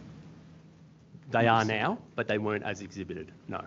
Well, you understand that the EMF to be implemented in respect of this project is an EMF that applies in respect of this project. As a premise, yes, agreed. Okay. Now, it's of course the case that this project is proposed within an existing port and existing industrial environment. That's right, isn't it? Correct. And you've made clear that in your assessment, you've only considered the assessment as it concerns the school. That's right, isn't it? That's my brief. Yeah. I'm not looking anywhere else. And you understand that this committee, of course, must take a broader approach. Agreed. Okay. Now, you've seen in the supplementary statement and in the relevant technical report that the background noise measurements reveal that at different locations, different industrial sources contribute to the ambient noise levels. That's right, isn't it? It is right. I haven't paid a lot of attention outside of Geelong Grammar, but I believe that's true, yes. Okay, so you're aware that in the case of the school, of course, the principal contributor is the refinery under existing conditions? Yes. But there are other receptors where other industrial noise sources are the key contributor. That's right, isn't it? To my knowledge, yes. Yeah. And so if we take the North Shore dwellings as an example, there we have background measurements that demonstrate that existing industrial noise sources unrelated to Viva are making the principal contribution to ambient noise levels. That's right, isn't it? I don't actually know that. Again, Okay. I have not paid much attention outside of the impacts on Geelong Grammar. Okay. Well, you're not aware then that under the supplementary assessment, it was concluded that under certain meteorological conditions, existing industry unrelated to Viva is generating noise that is at or above the relevant noise limits at certain times of day. I know at least that much, yes. Yeah, okay. Now, you've explained that because you're just concerned with the school, you just haven't considered or commented on those aspects of the assessment. That's right, isn't it? Do you mean the aspects of impacts from other industry of North Shore? Yes. No, I haven't commented on that. Okay. And you haven't separately undertaken measurements or predictions at those locations? No. All right. Well, for the purposes of the questions that follow, I'd like you to assume that those anticipated levels of noise are accurate. That is that existing industry unrelated to Viva is at certain receptors generating noise at or above the relevant noise limits. Okay. Let's assume North Shore. I understand. Okay. Now, we'll come to the school in due course, but you'd agree that if the operation of this project was contingent on cumulative noise levels complying with the applicable noise limits, this project would be wholly dependent on other noise sources, other operators, wholly unrelated to Viva, reducing noise emissions, correct? Yeah, and essentially that's what the EPA publications say. You've got to have an equal sharing principle. Yes. Yeah. But if the requirement was that this project not operate in circumstances where cumulative noise levels were at or above the relevant noise limits, this proposal would be reliant upon other operators reducing their emissions. That's correct. In that simple version, yes. Yeah, okay. And so in that what you call simple version, it would be the case that Viva would be reliant on third parties taking certain actions, correct? Correct. Now, we'll come to the question of Viva's ownership of the refinery in due course, but I'd suggest to you that in that context, where there are other operators that are generating noise at or above the relevant levels, the accepted approach is to identify project noise criteria that are specified 10 decibels below the relevant criteria. Agreed. The noise limits, that's right, isn't it? Yes. And it's an approach that you're familiar with? That Yes. is, that's been adopted in respect of other projects? Other projects, it's a basic principle that, carries across a lot of measurements, yes.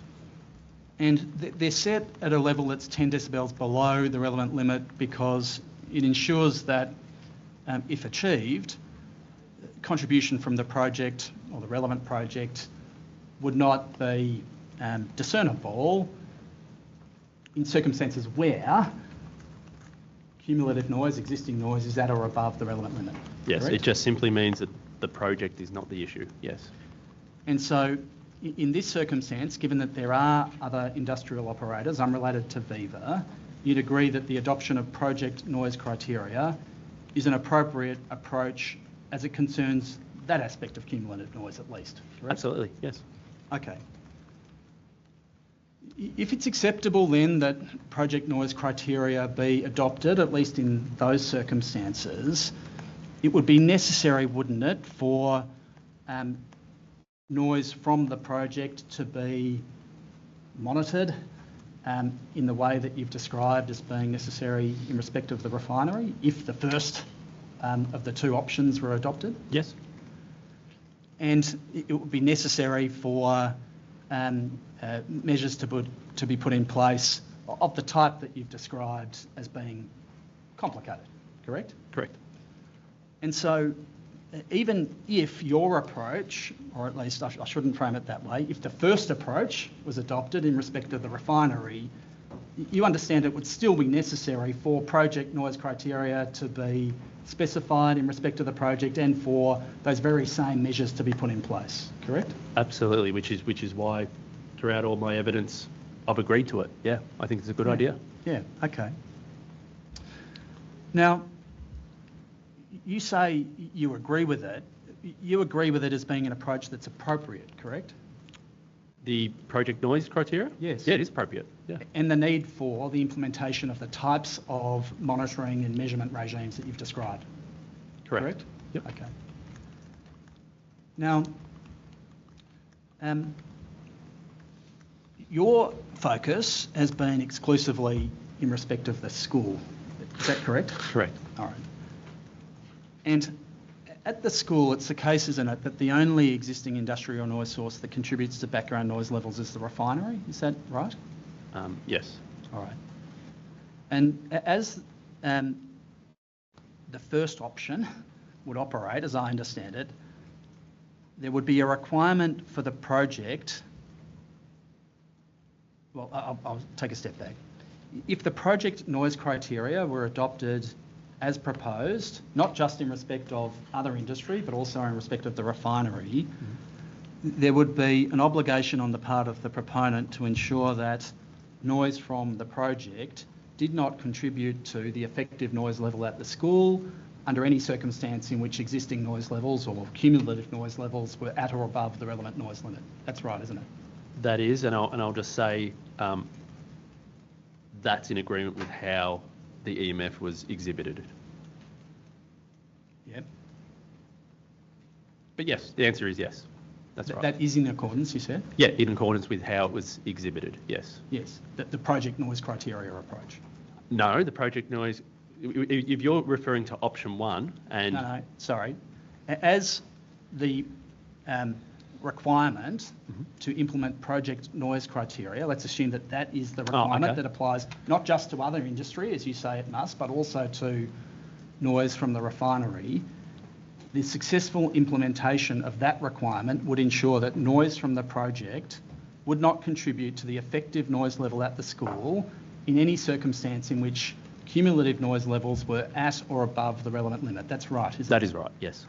And the successful implementation of that criteria would ensure, wouldn't it, that noise from the project would not exacerbate noise conditions in any circumstance where noise is at or above the relevant criteria. That's correct. Agreed. Okay.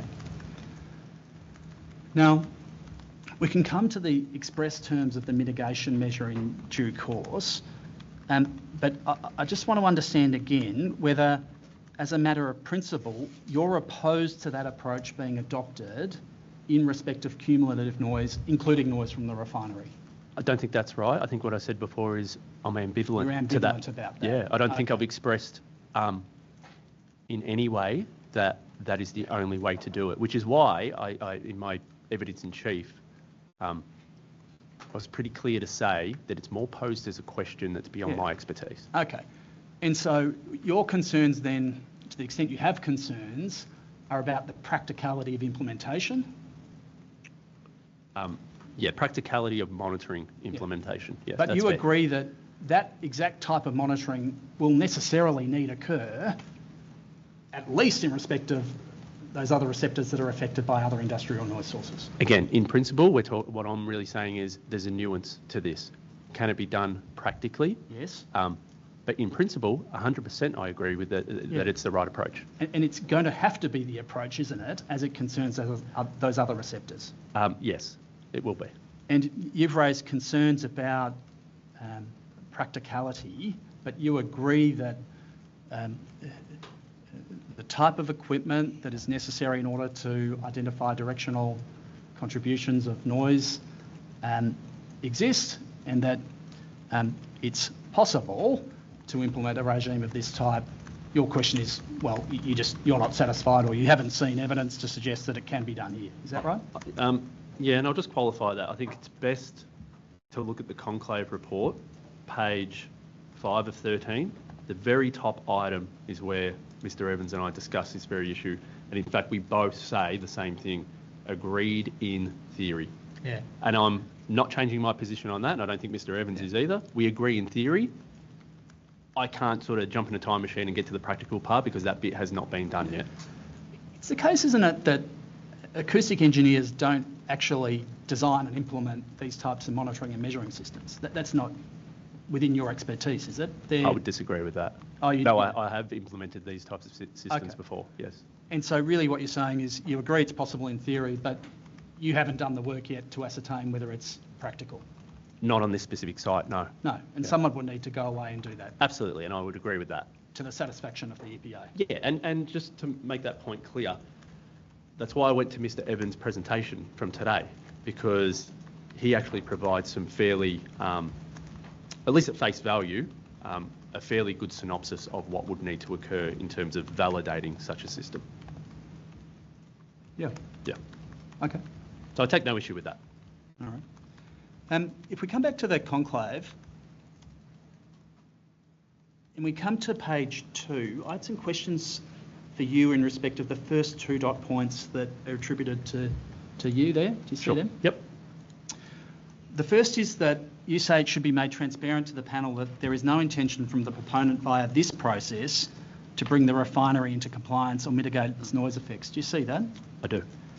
And by that, what you're identifying is that there's no intention from the project, or the proponent I should say, that in terms of the environmental approval that would apply to the gas importation facility, there be an obligation that noise from the refinery comply with the relevant noise limit. Is that right? That is right, and I think it's worthwhile if I qualify that for the committee. The distinction that I'm making here, and I probably should have been more explicit on that first dot point, is the difference between the exhibited version of the EMF or the mitigation measures versus the version that have been marked up by Mr. Evans. Now, what you'll see here is I don't necessarily disagree with Mr. Evans' markup. I'm just making it clear to the committee that what comes of that markup is it makes it clear that there is no intention to deal with the refinery noise through this process. That's really the only remark that I'm making. Yeah, you see, the next thing you say is, therefore, the proponent has no intention of meeting the regulated noise limits with respect to cumulative impacts and facilities it operates. And I would retract that now in hindsight of receiving, I think it was called a technical statement yesterday, that I assume has been tabled now. What I was really referring to here in point 2 is there was nothing in the supplementary EES that talked about the refinery. But since that time, and in particular since yesterday, there is now a document that talks about mitigating the noise from the refinery. So I would either vary or retract that second point. Well, that's fair. That's fair. It's the case, isn't it, that my client's obligations under the EP Act, as they concern the refinery, exist with or without this project, that is the gas terminal, correct? They do, yeah. And it's also the case, isn't it, that provided that the project noise criteria are implemented in respect of this project, the gas importation terminal, the capacity for the refinery to comply with any requirements under the Environment Protection Act will be unaffected by the project. That's right, isn't it? Yeah, whether the project goes ahead or not, the same requirements exist for the refinery. I would agree with that. Yeah, okay. And it follows, doesn't it, that subject to the approval of this facility, subject to an environment management framework that gives effect to the project noise criteria, there is simply nothing about this approval that bears upon the capacity for Viva Energy to implement measures at the refinery to reduce noise emissions over time. Can you rephrase that question? It follows, doesn't it, that approval of this project, subject to an EMF that gives effect to project noise criteria on the terms proposed, will ensure that nothing about this project, the gas importation terminal, will impact upon the capacity of my client to implement its objectives or requirements in respect of the refinery. That's right, isn't it? It wouldn't stop Viva from mitigating the refinery. And it wouldn't complicate or add to the complexity of that process, would it? It wouldn't make it harder for the refinery to comply than would otherwise be the case. No. It wouldn't make it harder or impose any further obligations in respect of the various types of measures that can and are being proposed to be implemented in respect of the refinery to reduce noise emissions, would it? No, it wouldn't change the obligations that exist today. And that's really why you're ambivalent about this question ultimately. That's right, isn't it? Correct. Okay. Now, I just wanted to put one further matter to you. Bear with me a moment while I organise my screen.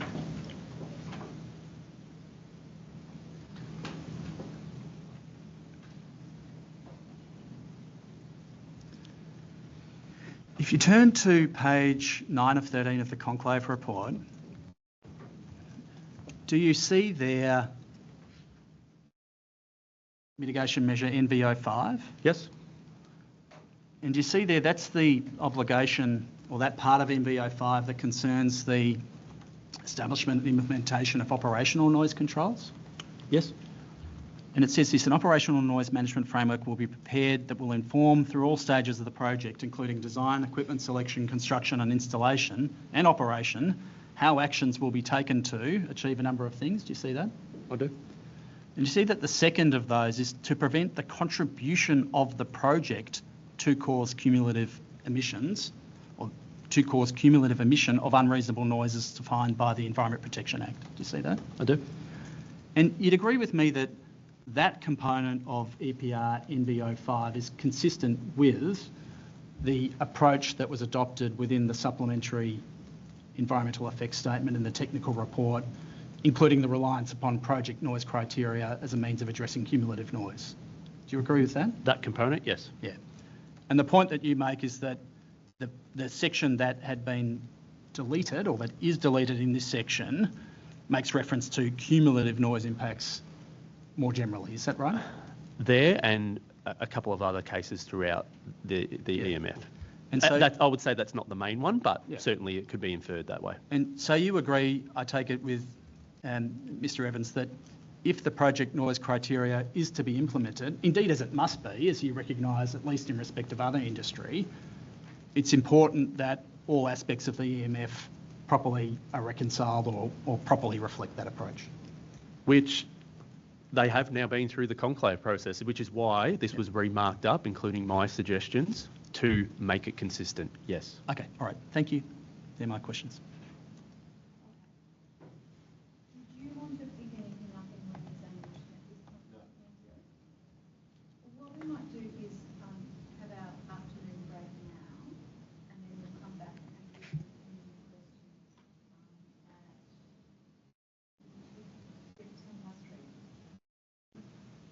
Would it be useful if we set the other witness up at the end of this table so that you've got them both live? Yes, that would be great. I don't anticipate that there's going to be a need for either of them to screen share. I'm just wondering whether... They can probably work that out amongst Yeah. themselves. Yep. Or someone can share for them.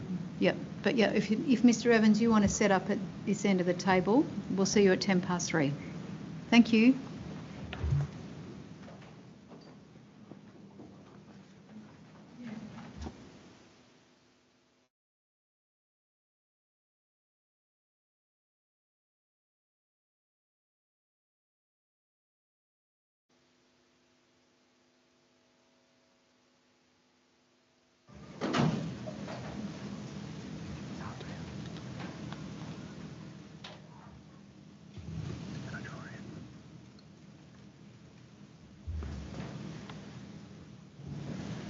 Okay, this is an indication that we're going to have a picture, I think. Okay, I resemble that remark. So the committee's got some questions for you both. I think a lot of the questions are for you both. There are some questions for you individually, but I'm going to hand over to Member Burgermeister to lead us through those questions.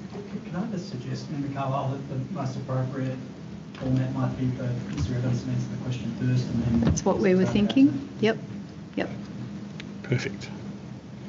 And I'd like to start with a drawing to help us resolve what appears to be the elephant in the room. And this drawing will be somewhat familiar to you, I'm sure.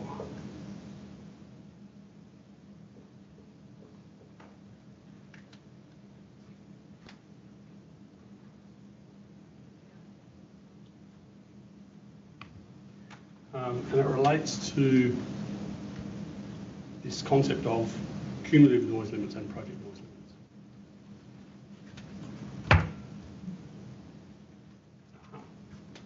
limits. So I'm going to try and get the numbers about right.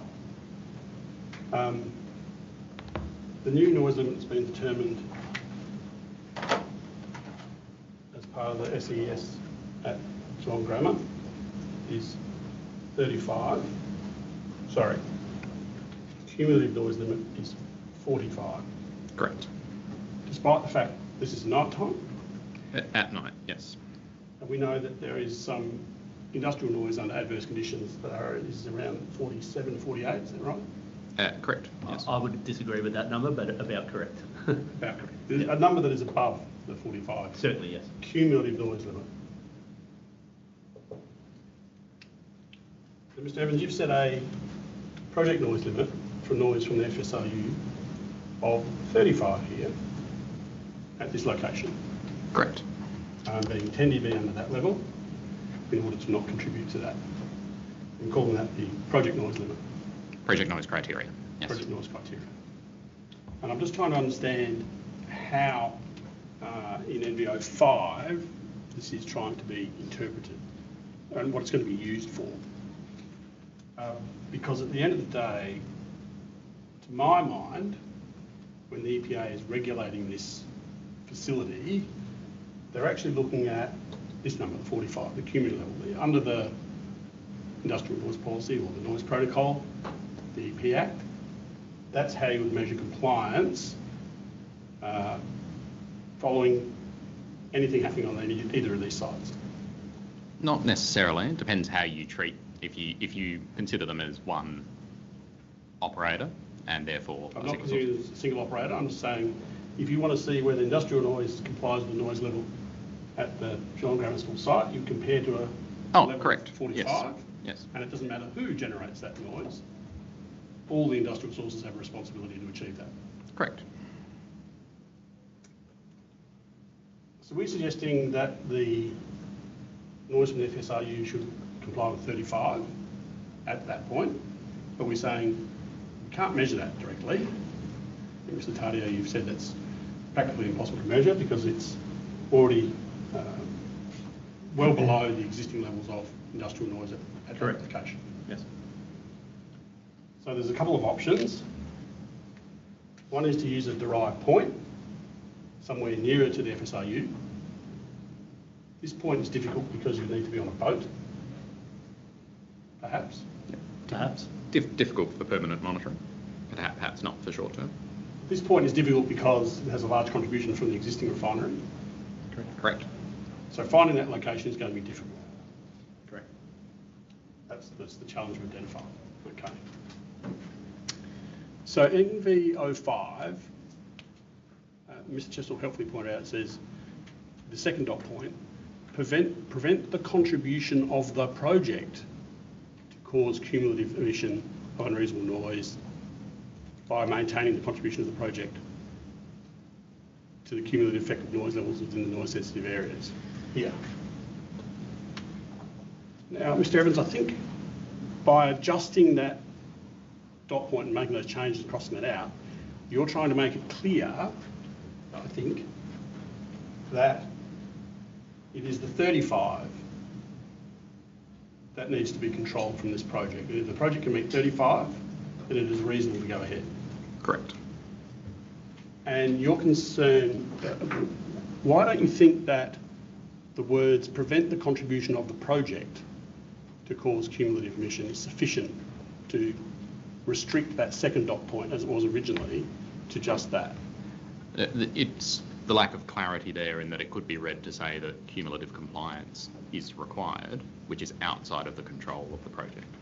Yeah. So you don't want the noise limit here to be set at 45 or 47 to determine whether or not this project is compliant, because I take it that you're worried if you went and measured there, you'd measure 47 and say, therefore the project doesn't comply, therefore you can't go ahead and do it.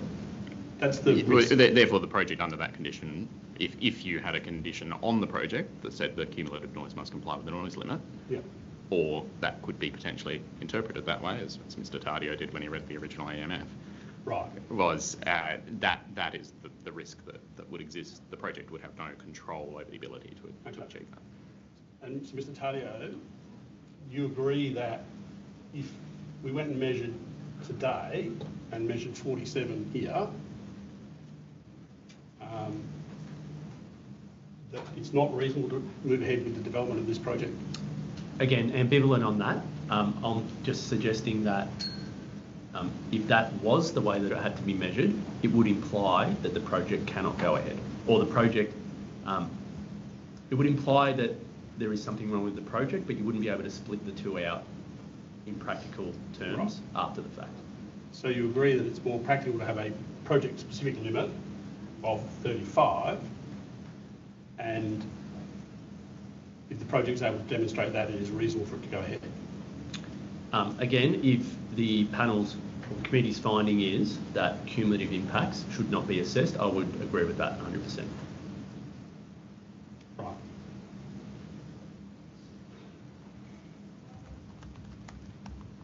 Mr. Evans, in suggesting that the project limit of 35 should be written into the EMF, what happens if the project, after the fact, is not able to achieve 35?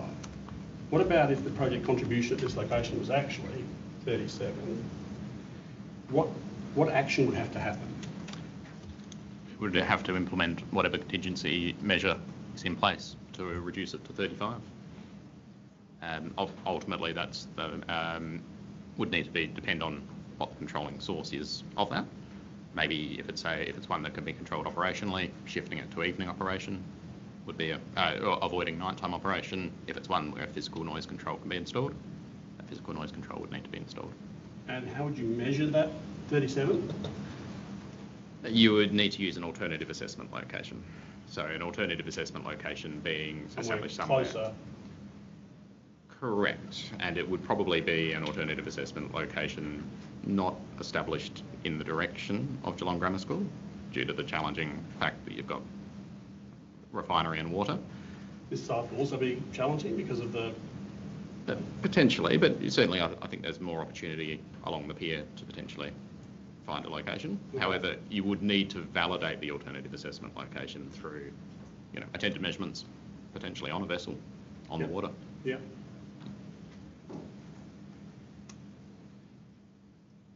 When it comes to ultimate compliance with the project, it has to comply with the GED and the EP Act, correct? Correct. How would that be measured? Well, the GED, I would argue to some extent it's going potentially beyond the GED in some ways because it's, as we said, a change in noise that's Sure. not perceptible to the human ear.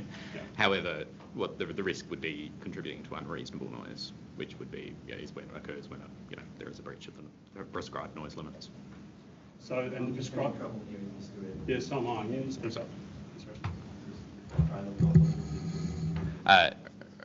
Essentially, the risk is more related to unreasonable noise, so that a breach of the noise limits. Okay. If the project were determined to be contributing to that breach. And how and where would that be measured at the school? It couldn't be measured at the school and be attributed to the project. Right.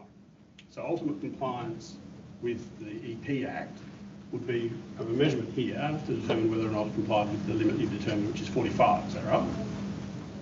Well, ultimately, if you measured it was below 45, you're right, it doesn't matter what the source is. However, it's accepted that the refinery is currently, at times, producing noise that's above the noise limit. Sure. What is the reasonable path to manage that existing exceedance? Oh, the reasonable path is for the refinery to go through the noise, as the technical note that was issued, I believe, yesterday, sets out, noise reduction opportunities over time, but they will take time. It's a challenging site. It's a long operating site. It's the site, I would assume, that a lot of the noise sources would predate the application of noise limits. Let me try again. Yep. If there's concern over the 47 at the moment, what is the appropriate regulatory pathway for Geelong Grammar School to deal with that? Well, it would be to either raise it with the operator or raise it with a responsible authority. Right, and if it did it with a responsible authority, how would it then be assessed? The responsible authority would go to the Geelong Grammar School and measure the noise and assess it against the applicable noise limits and determine if the refinery is the contributing source, but would make that determination based on the evidence I've seen. Right, so there's a regulatory regime to deal with that? Correct. Right. In terms of the 35 project limit, which you're saying we need to potentially measure somewhere else, are you aware of projects where there's an explicit requirement to measure that following construction to demonstrate that it's been met? Or equally, are you aware of projects where that may be set and used as a design limit but is actually never revisited? Both. I'm not sure if certainly I have been out to measure noise from a industrial premises where you're looking to assess it against a noise level that's below the applicable noise limit because of the risk of cumulative noise. I'm also aware where a determination is made that the risk is low enough that, or that there is no requirement for ongoing noise monitoring after the fact. Mr. Talia? Similar answer. I would say it's a mixed bag. More often than not, ongoing compliance monitoring isn't required. I would say that certainly falls in the category of rarer. But the distinction that I really make on this project and why I think it really is warranted here is it's because the project, the EES has already acknowledged that it won't meet these limits, including the project noise criteria, unless it is, specific weather conditions around how noise propagates. For that reason alone, I think an ongoing monitoring system is justified. Thank you. Thank you for indulging my drawings.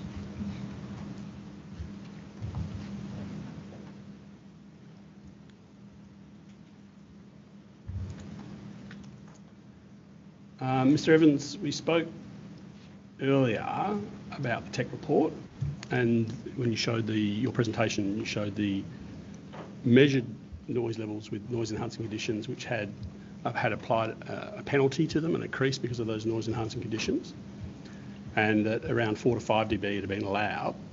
At the time, you said you agreed that that seemed to be pretty reasonable and seemed to be based on the predictions. Mr. Tadio, do you have a view on those?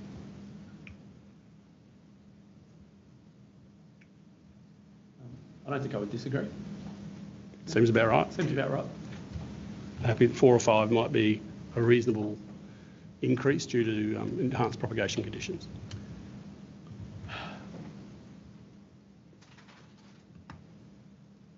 Look, in fairness, I haven't done my own modelling, and I haven't looked at specifically the distance here. what the sweet spot is, I guess if you could call it that way, in terms of refraction. But maybe just as a point that's worth noting on the work that I have done, the technical work that I have done, and it sort of goes back to more of the history of monitoring that I've carried out at Geelong Grammar. I've noticed a more peculiar thing that I think is happening from the refinery in particular. And the noise appears to be coming from, at least from my observation, the flare and steam stacks. And it's an educated guess at this point because, again, I haven't actually modelled any of this, but it's a pretty well-known phenomenon that when you have a system like that with a very high temperature out of a stack and you've got your ambient air around that, you actually get, I guess, I know you'll understand this, a higher degree of refraction than what you might get just due to normal propagation. The only reason I bring that up is if there were similar devices occurring on the FSRU or as part of this project, maybe you would get a similar effect as well, where maybe that difference between, let's say, Category 6 and Category 4 was actually a larger variation than what the normal algorithm might show. But I don't know because I haven't modelled that. Yeah, I'm aware of the recent research by Casalotto and co at the University of Adelaide. Okay. Mr. Evans, at 3.15 in your expert witness statement, you have the table of adjusted project noise criteria, which was similar to that was shown by Ms. Chorn in the EPA summary. At McGregor Court, you're suggesting a day limit of 71. That seems rather high. That is purely down to, that is the noise limit as presented in the supplementary noise impact assessment. It is purely down to the noise from the freeway. Sorry, you told us. Oh, sorry, it is purely down to the noise from the freeway. So those locations are very close to the freeway, controlled by road traffic, high levels of road traffic noise. Yeah. But I guess you're not suggesting that the noise from the project would be anywhere near that. No, those dwellings are captured in the supplementary noise impact assessment as a bit of a, I guess, a carryover from the original EES where there were construction activities near them. Noise at those locations will be adequately controlled by closer noise sensitive areas such as Geelong Grammar School. Yeah.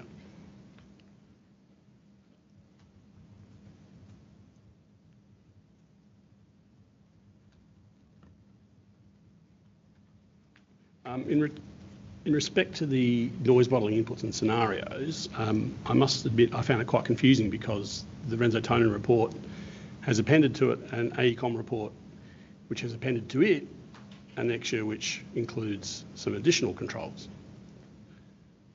So nothing's very straightforward. Have you looked at the noise modelling input shown in Appendix C of the tech report? Of Technical Report D, of yes. the AECOM ones? Correct. Yes, I have. Yes. And are you satisfied that the noise levels that are given there appear reasonable for those pieces of equipment? Yes, as I said to Member Carlisle before, reasonable, not optimistic, but reasonable based on the information I would have. It's obviously relatively specialist equipment, but the sound power levels, to me, seem like reasonable assumptions. Do you have any concerns that there are no references given in that report to where those values came from? Well, understanding is, and this was as part of the initial EES, that a lot of it comes from the crib point assessment for that project. Certainly, I guess the key one, which actually is not presented in there, but has been discussed in the previous EES, was the LNG carrier deck, and that one does have a reference associated with it. Right. Mr. Taddeo? Sorry, not sure if you can hear me. In the original EES, which obviously I was an expert in that panel proceeding as well, there was further discussion around where the data came from for the modelling, and I'm sure it's on record, my original statement of evidence for that hearing.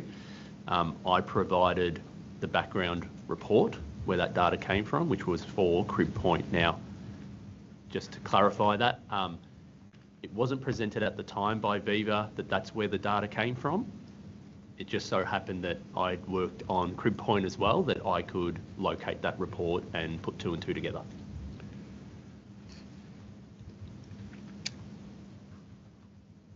Thank you.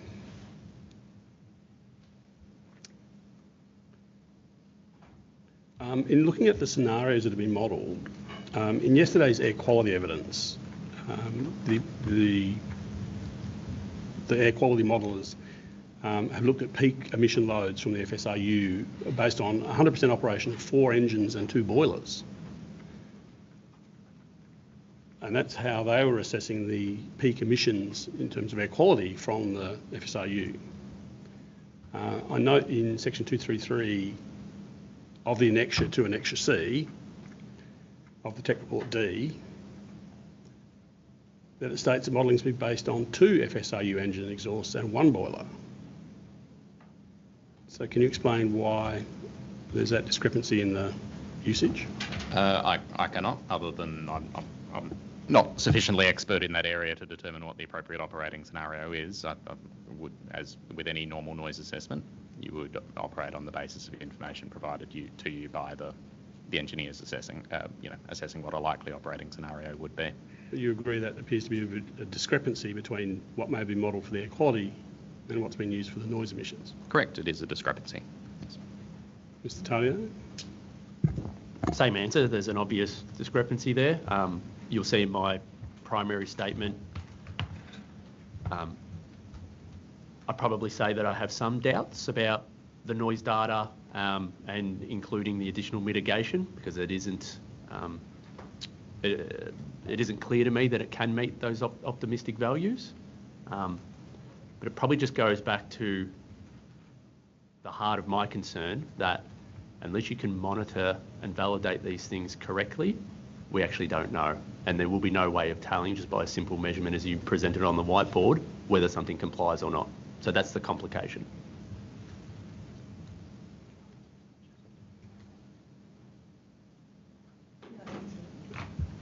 Mr. Chessel, do you think you're able to provide some clarification around what the difference between those 2 modelling assumptions are? Yes, I can do that. Technical note STN4 provides some clarity in respect of that issue. That is the refinements that were made to the noise modelling to more accurately reflect relevant operating scenarios. I'll come back to respond to your specific example you've identified. But in general terms, if you look to STN4, you will see a description of the refinements that were made over time to the noise modelling to more accurately reflect relevant scenarios.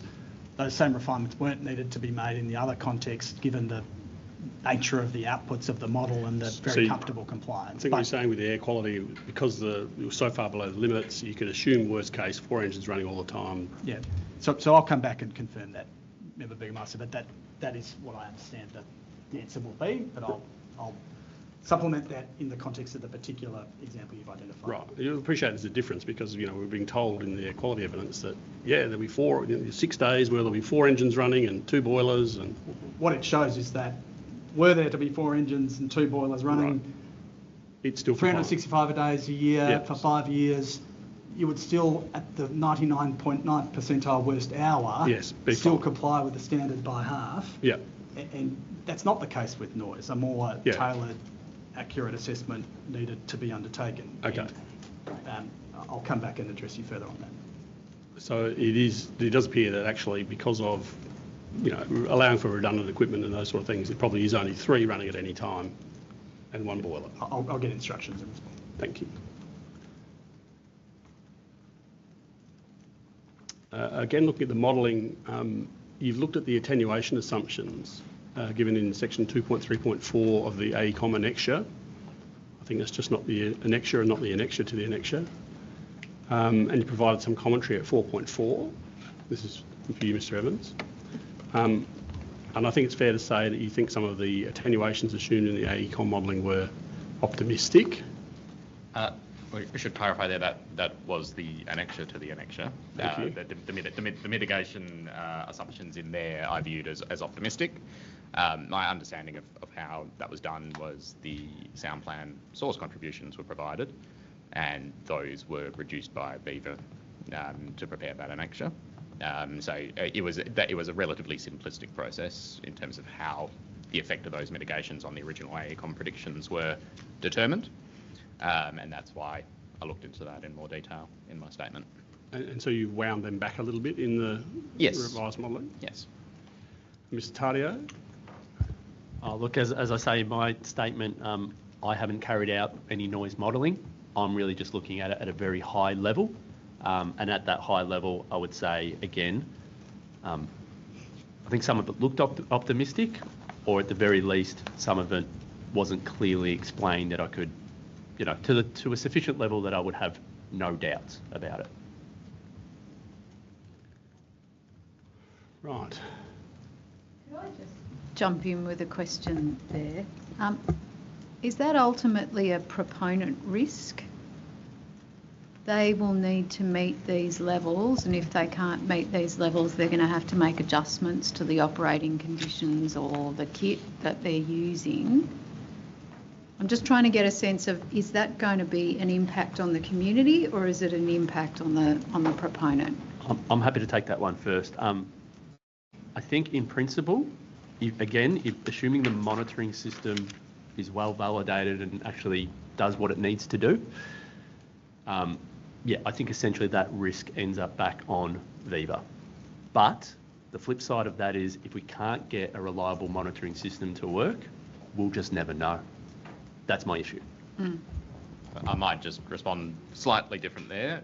Agree in principle with Mr. Tardio, but Mr. Tardio's concern is with a continuous monitoring system. I think there would be an opportunity during commissioning to undertake attended monitoring to validate that those mitigation measures are effective.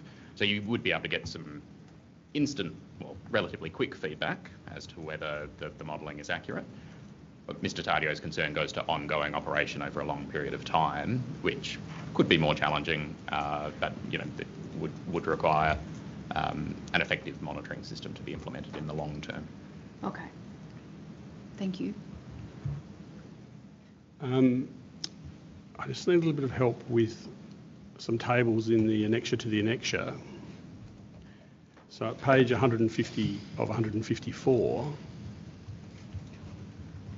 Sorry, Member Burgoyne, so I missed, is that a PDF reference? Yes, technical report D. Yep. Just let me get it. And I'm pretty sure it's in the annexure to the annexure. Sorry, I'm slow. Page 150 out of 154. Thank you. Yep. There's table 2 and 3. Table 2 purports to show a comparison of predicted noise levels from the project from the supplementary statement to predicted noise levels with further mitigation options. So this is some further mitigation options that they considered when the first, list proved to be slightly insufficient, and they moved to a second lot, which is the annexure to the annexure. And then in the section following in table 3, there are more predicted project noise levels with additional contingency measures for noise enhancing weather conditions. Now in table 2, my understanding is the noise enhancing weather conditions are shown in brackets after the first number. Correct. How are they supposed to compare to the numbers in table 3, noting that unhelpfully the table has been swapped around in direction, just to help confuse us? So now the scenarios run vertically rather than horizontally. I agree it is confusingly presented. I think the best way I can describe those is that table 2 looks at source and transmission path controls. It's the noise levels that come from situations where you've got the assumptions on maybe plant they don't need, or plant that they can put a silencer on. Table 3, but obviously in table 2, you can see that there are some scenarios where there is still a predicted exceedance. So scenario 6, for example, for Geelong Grammar is at 37 and North Shore is also at 37. Table 3 then looks at operational controls, ceasing certain activities at night, and what that means for the predicted noise levels. And so that's how I've interpreted those two tables. And so essentially, Table 3 is only looking at those scenarios where there is a actually, so it is looking at a number of scenarios where the LNG carrier deck, for example, activity might cease, or where the nitrogen treatment offloading facility is. Right. And so looking at specific scenarios where operational controls could reduce those noise from those sources. Can you explain exactly what are these deck activities that it talks about? So the annexure talks about crane noise, which I'm informed comes from commentary from Port Kembla report. However, I think if you go back to the source deck for the source doc paper for the LNG carrier noise, it talks about pumps on deck as being the dominant source for the carrier deck activity. So those sort of sources are what appears to be the dominant source from the LNG carrier deck, and indeed the LNG carrier overall. Right, but we're not quite sure whether they're required for transferring when you're doing an unloading movement, or whether it's actually during the regasification process, or? Understanding is it would be once they're berthed that you would need that those sources would be in place. So, and yeah, essentially needed for operations while the LNG carrier is berthed. Right, and in table 2, as you noted, in scenario 6, for example, even with the further work, it shows levels with unfavourable propagation of around 37 dBA, which is higher than the 35 dBA project limit. Are there any other examples where the project limit is predicted to be exceeded? In table 2, well, scenario 4 would be the other one, where I think you've got 38 and 36 there. And those are the ones that are then further assessed with operational controls, if they were to occur ceasing particular activities during the nighttime period. In table 3? Table 3. Yeah. Yes. And in terms of how those operational controls would be put in place, Mr. Taddeo has already identified, I think, some challenges with doing that, and examples where people are relied upon and are fallible, maybe not deliberately, but just by virtue of being humans. What should we be suggesting needs to be done to help control that? I think it's difficult to put in a specific mitigation measure as to a specific way to do it, but I guess the examples of the controls I would see as essentially being necessary for them to commit to those would be real-time noise monitoring with alerts at an alternative assessment location. Yep. As well, and that will have different alert levels depending potentially on the time of day, potentially on the weather conditions. You would have to justify the different alternative assessment criteria locations for those. Does Viva already have a SCADA connected weather system? I'm not sure, but I know they do have monitoring for other environmental factors. They may do, but I'm not able to answer that one. Mr. Tessel, are you able to follow up for us? Systems, I don't know whether it's a... What's the SCADA, Supervisory Control and Data Acquisition System, SCADA. I guess to finish that, the other one I think would be something like Mr. Taddeo called it the forecasting system. I called it a real-time noise modelling system, something like that to respond to the actual activities that are occurring on site at the time. So yes. You're not reliant on assumed scenarios, you are actually have. So that would also need, activities on the FSRU to be hooked up to some sort of SCADA system, so that when a pump was running that was declared as being on deck, you would know that, and so it would be able to say this is happening and correct. And then the weather conditions happening at the same time, so therefore the pump automatically gets turned down, or an alert throws up to an operator of some sort. Correct. And there might be a combination of an alert from the forecasting system and alert from the monitoring system.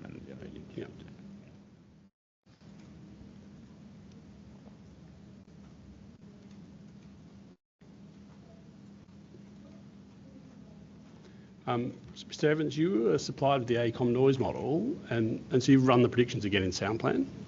Yes. I'm not entirely clear what you actually changed in the model. Is there a simple summary of that?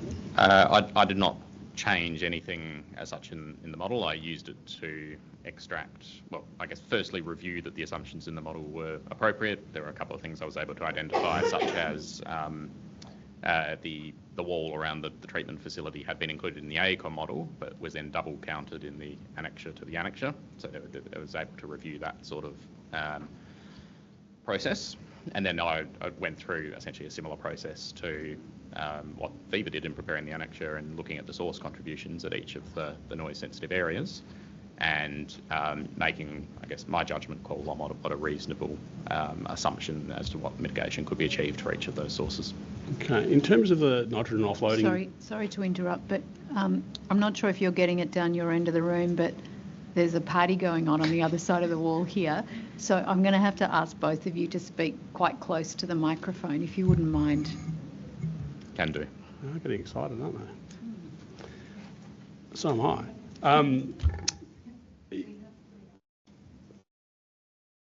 Thank you. In terms of the treatment facility,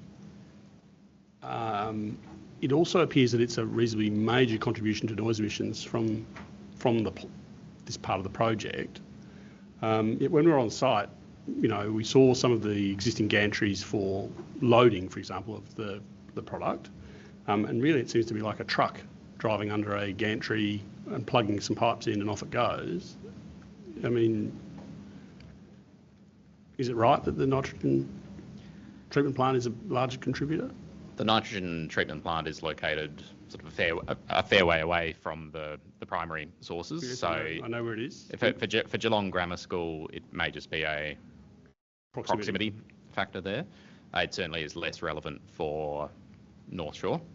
Once again, that may go to assumptions that may actually overstate the level of noise from that facility. But I think once again you're somewhat reliant on the engineers telling you what sources are required to operate the facility. And would you agree that that type of facility is probably a much easier one to control than perhaps the FSRU itself? Correct. There's certainly, I mean, even a noise barrier having a level of reduction, relatively, that's an option that doesn't really exist for the FSRU. So even the 3 metre high noise barrier resulted in a reduction in predicted noise levels. As I understand it, it's also one that would be relatively easy to implement operational controls as well to avoid certain operations happening at night. Yeah. In response to the EPA recommendations, particularly recommendation 7, it suggested replacing the noise limits with the project-specific limit. Do I take it that perhaps you think this is overreach by the EPA? I don't know if overreach is quite the right term. I think, as I explained before, I think it creates a new noise limit because it is in an approval condition, essentially, or it is an environmental management framework. It would create a new noise limit that I think could constrain good management of the site, where it's not going to pose a risk, where there are other options to reduce the risk of harm so far as reasonably practicable. Exceeding that noise limit is not always going to result in unreasonable noise, because you'd need to be or prescribed unreasonable noise. So I think it could potentially constrain good, effective noise management from the site in certain situations. I'm just not clear on why you think that would constrain good management. So this was the example I gave before about you could get a particularly loud LNG carrier coming in. Viva has less control over the noise emissions from the LNG carriers. Mm-hmm. A Viva engineer takes an assessment of it and goes, well, we're not going to be able to operate noise, operate that except during the day.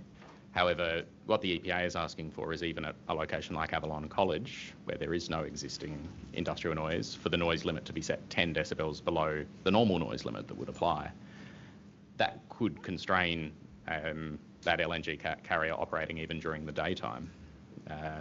And I think it's reasonable to state there that it's not a noise limit that is required, because there is no cumulative noise risk at that location. And it's a limit that's at 10 decibels below the noise limit that you would apply to any other industry under the regulations. So it is.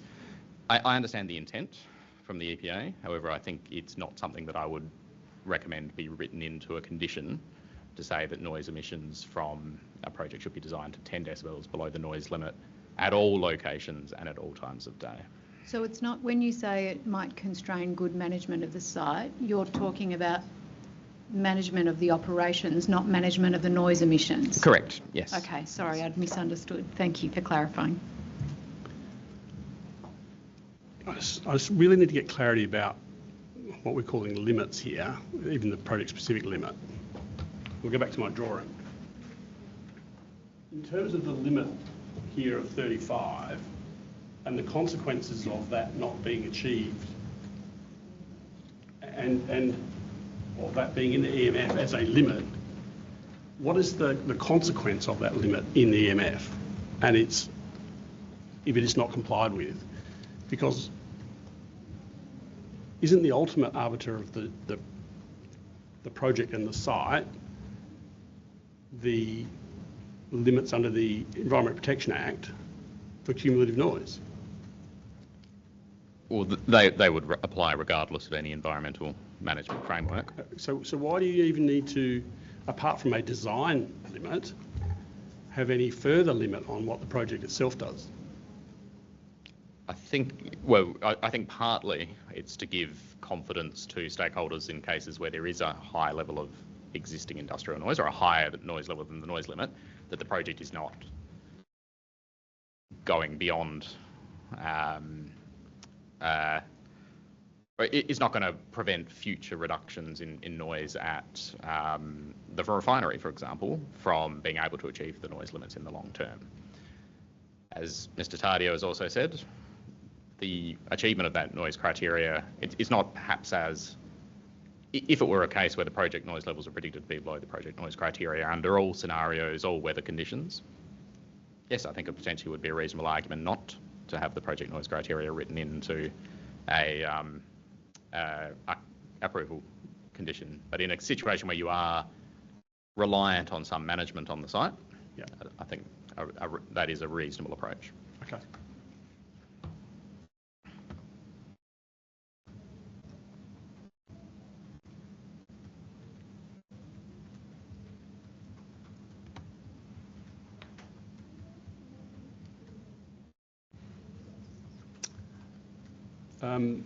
This morning, Mr. Chessel spoke around some of the work's being done on the site to control noise, including a large process of electrification of many of the processes.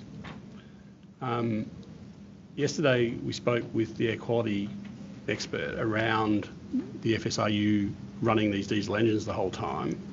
Are you aware of the process of cold ironing or shore power? No, not specifically. So it's a process where ships are powered from an electrical power supply rather than having to run their diesel engines when they're in port.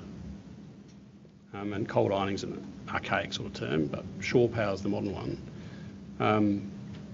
Do you think, since the ship's going to be there for 20 years, perhaps changing to an electrical supply, effectively plugging the ship in rather than pumping diesel into it every day, might be a way of controlling noise emissions? That could be a mitigation measure that could be considered. I wouldn't be able to speak to the technical implications of it, but certainly it would seem to be in line with the general philosophy of electrification.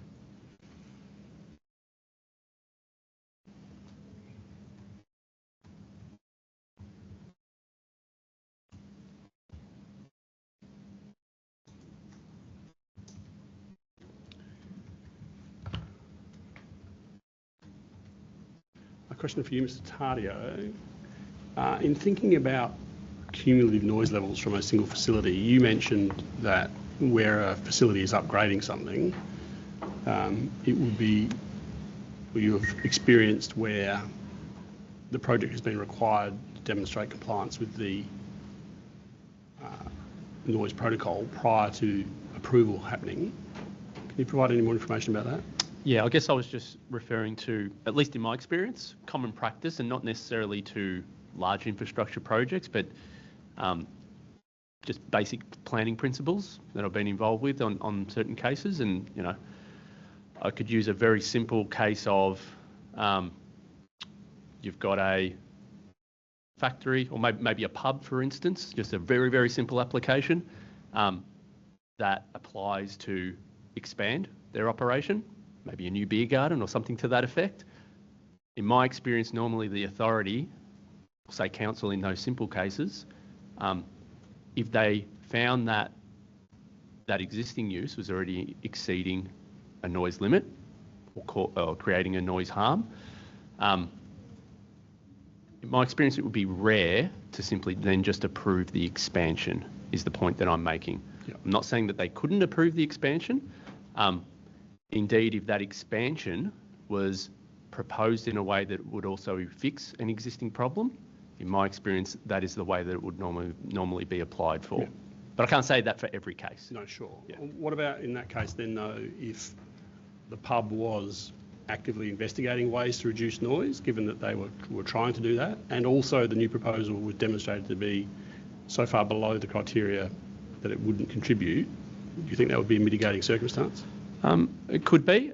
Obviously, there's some discretion there. Every authority is going to look at that differently.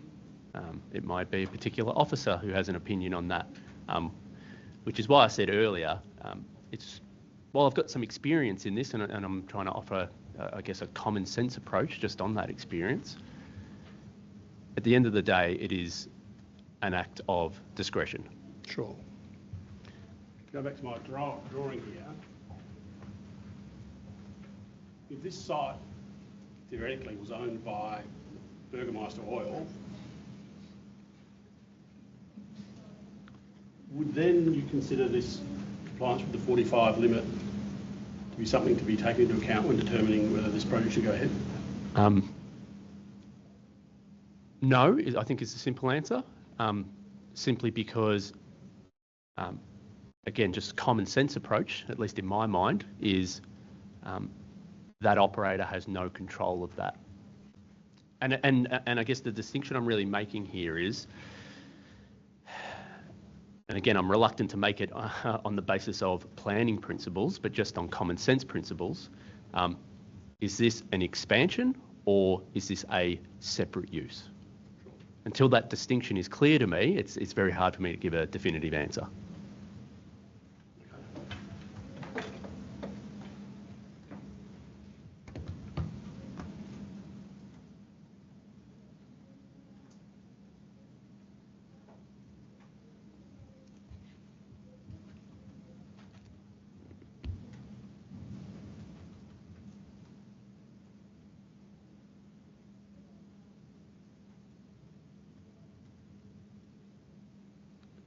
Mr. Evans, what's your view on Mr. Tardio's recommended features and protocols that need to be included as a minimum in any monitoring system? Allow me to just pull them up. It's 48 and 49 of Mr. Tardio's evidence on page 14. Or have you got somewhere else? Thank you very much. Look, in general, I think most of these are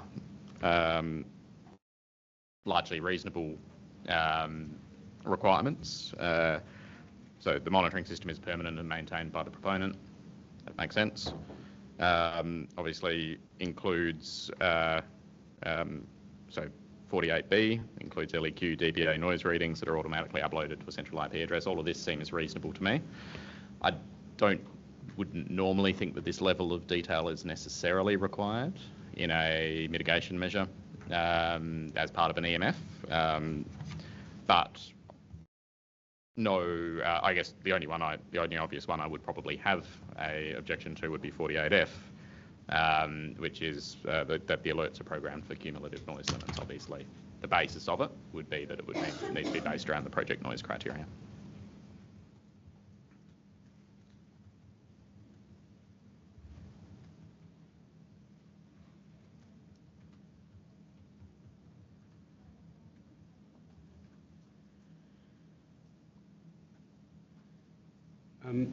Ms. Chorn, a question to you earlier, Mr.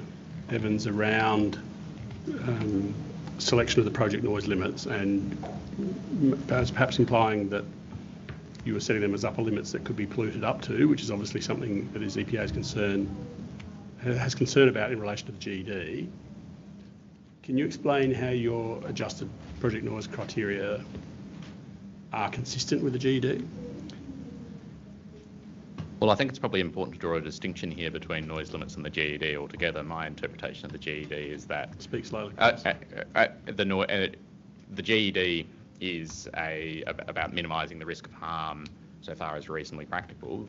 the advice always from the EPA and certainly from the guidance on the EPA is that there could be cases where you can comply with the noise limits but still not be meeting the GED. Similarly, you could be meeting the GED but exceed the noise limits, and the noise limits are really there to enforce unreasonable noise and prescribed unreasonable noise. So I see them actually as two separate things.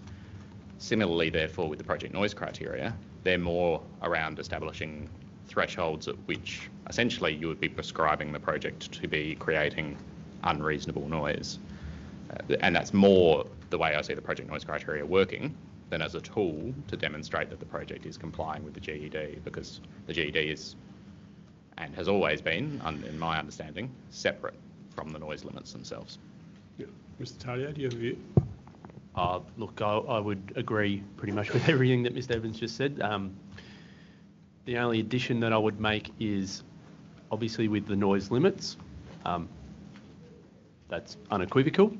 When we're talking about the GED, that again requires some discretion, and in fact, that discretion is really solely under the EPA as the power.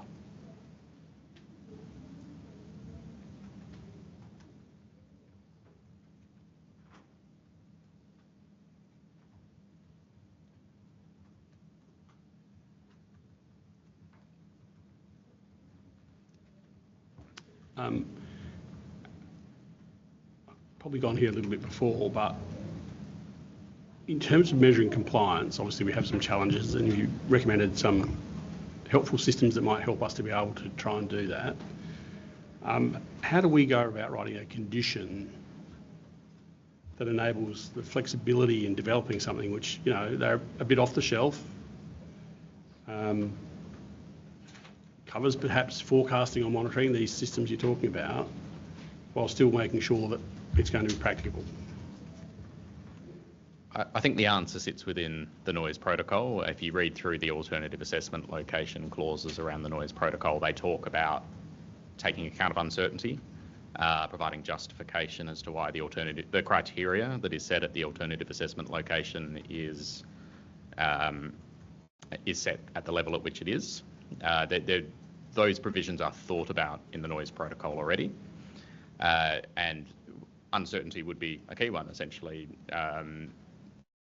Depending on the level of validation you can get during initial monitoring to give confidence, if there is some uncertainty as to what the level at the alternative assessment location means for the project noise criteria, the level at the alternative assessment location may need to be set lower than it otherwise would to account for that uncertainty. I think that is envisaged within the noise protocol. Sure, but we've got to try and write a condition that is going to compel Viva to build a reasonably sophisticated noise monitoring system, or more than noise monitoring, noise management system, digital noise management system, which is rather complicated.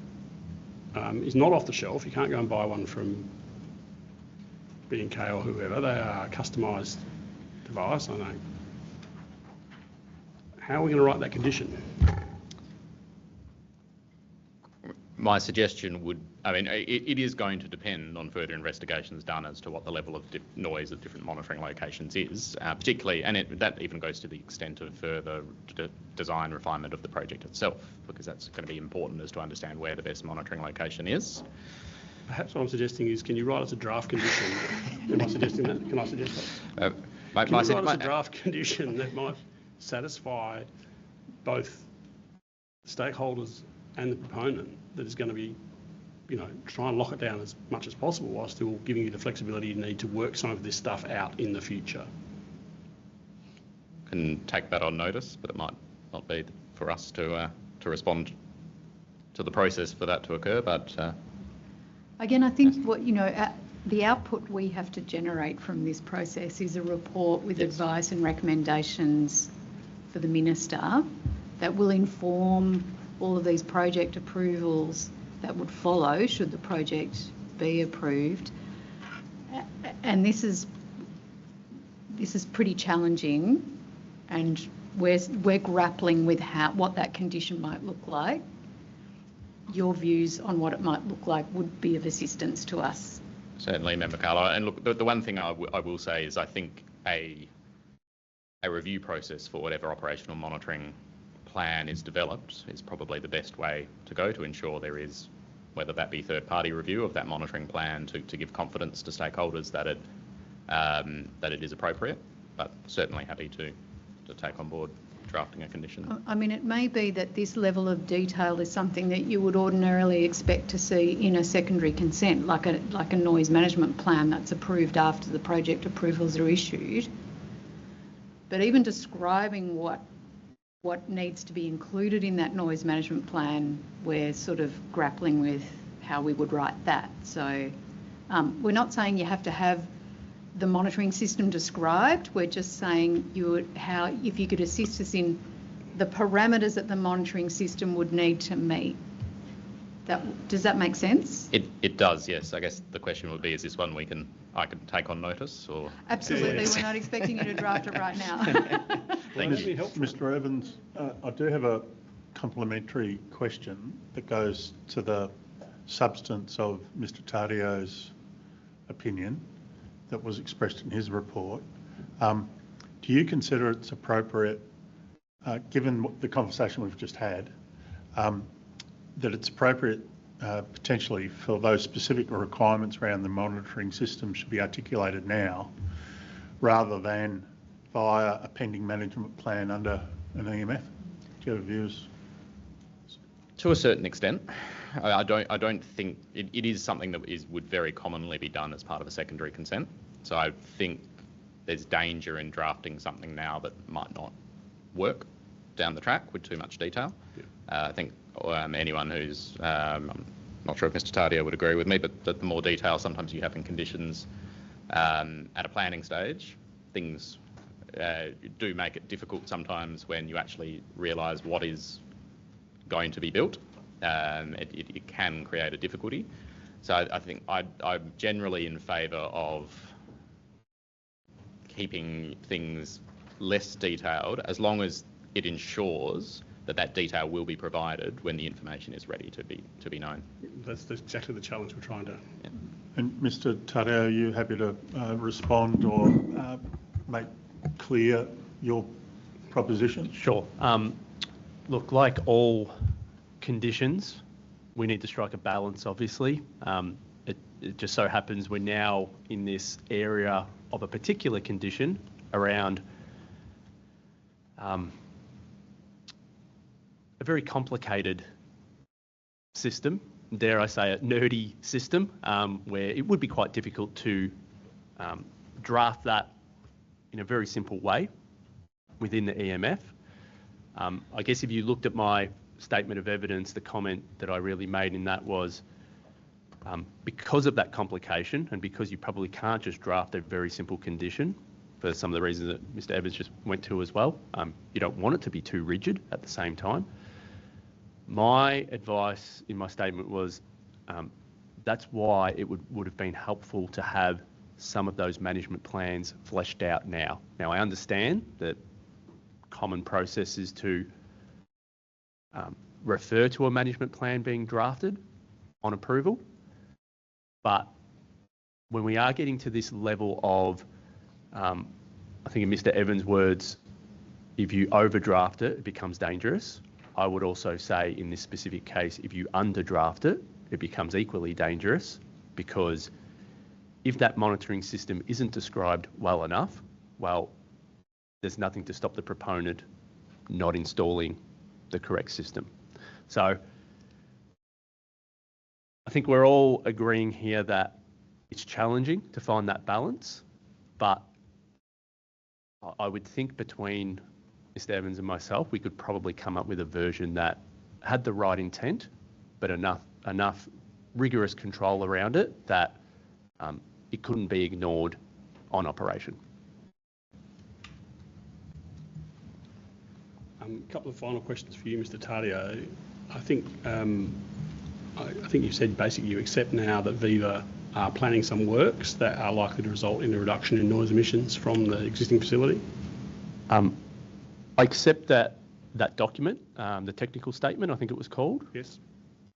Talks to some changes being made. I obviously can't comment on whether they would be effective or not. Sure, of course. And finally, you've mentioned a couple of times where you've said that you think your magnitude of exceedance is higher.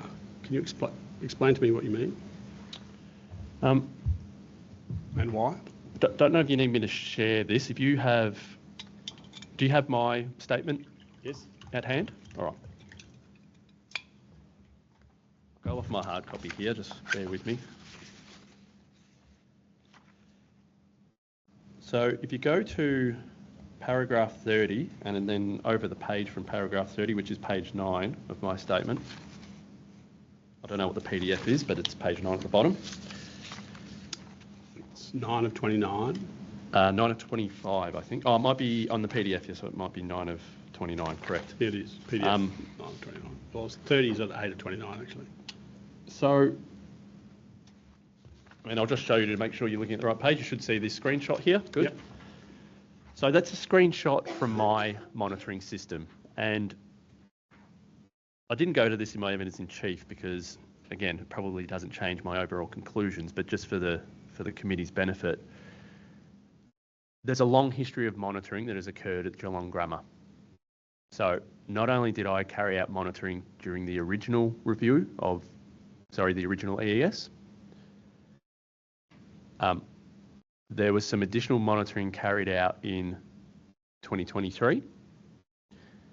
And obviously Renzo Tonin, in their assessment, carried out some pretty lengthy monitoring at Geelong Grammar. At the same time that Renzo Tonin carried out their monitoring, I essentially had my noise loggers side by side with theirs. Yep. So with that in mind, that's the context for why I say there is some dispute in the real numbers. What is presented in that first screenshot, in that colour screenshot, is as you all know, a spectrogram and a noise logging trace. I've essentially picked this at random. It's one night. I could have picked a lot of other nights, but I really just picked this night at random. And I just wanted to make a simple comparison to the data that's presented in the Renzo Tonin report. And that is the second screenshot at the bottom of that page. These are a direct comparison of my monitoring system sitting side by side with the Renzo Tonin monitor. Same location, same night, same time. And you can see I've just made it, again, a generic marker. I could have picked a lot of times, but I just picked, it looks like it's probably about midnight, 12:30, something like that, AM on the 26th of October. This is at 31. Is what 31, sorry? Paragraph 31. Oh, sorry, yeah, just above paragraph 31. Oh, sorry, so you're talking about the spectrogram and the trace? That is my trace. What is the trace? So that is the noise profile at that position. Technically, what is it though? Is it L1? Oh, sorry, this is what you would call LEQ DT, so LEQ at 1 second intervals, right. Fast logging. 1 second fast? Yeah. Yep. So then what I've done is, again, fairly random, but you can see the noise profile. This is showing a whole night. Yep. You can see the noise profile. It's pretty consistent. There's a few ups and downs over the night, but it's pretty consistent. Well, that's the first sign that you're getting industrial noise. Yep. And it's around 50, right? 50, and every now and then goes those little peaks up to 55. Yeah. So we know we're in terms of the fast logging, we're constantly ranging between 50 and 55. So then what I've done is I've taken a 30-minute LEQ, which is what's called marker 2 on that logging trace. That's your 30 minutes, yep. Yep. And that will come out about 51 or 2 or something? Yeah, it's 52, I think, in this case. Yep. But thereabouts. Now, Renzo Tonin say the highest that they measured over, I think it was a couple of months of recording, we both recorded for about 2 months each, they say that the highest that they measured was 47, which I find interesting because my data and my monitoring system sitting next to theirs was getting constantly 51, 52. I think I calculated that 26% of the time I was getting 51 to 52 dB constantly. Now, just to backtrack on that, that is entirely consistent with what I had measured in 2022 during the original hearing process. Obviously, Renzo Tonin weren't involved then, but a different consultant was involved at that time, Clarity Acoustics. They went and measured at the same time that I did, or just after, and they also measured 52 decibels. So they are the numbers that I rely on. I think the real emission at Geelong Grammar from the refinery, we don't have to be that precise, but let's call it 51 to 52 dB. I think they're about 7 decibels over the noise limit. Then when I jump down to the Renzo-Tonin graph, which is under paragraph 31 at the bottom of that page, I can see that they've actually measured the same thing as me, which is why I say it's quite interesting that they say that the highest that they measured over a couple of months worth of monitoring was 47 decibels. Well, all I have to do is look at their graph, and their LEQ trace, which is the blue line, actually looks pretty consistent with mine. It's around 51, 52. Now I'm just doing that off, scaling it off a simple JPEG or whatever out of their report.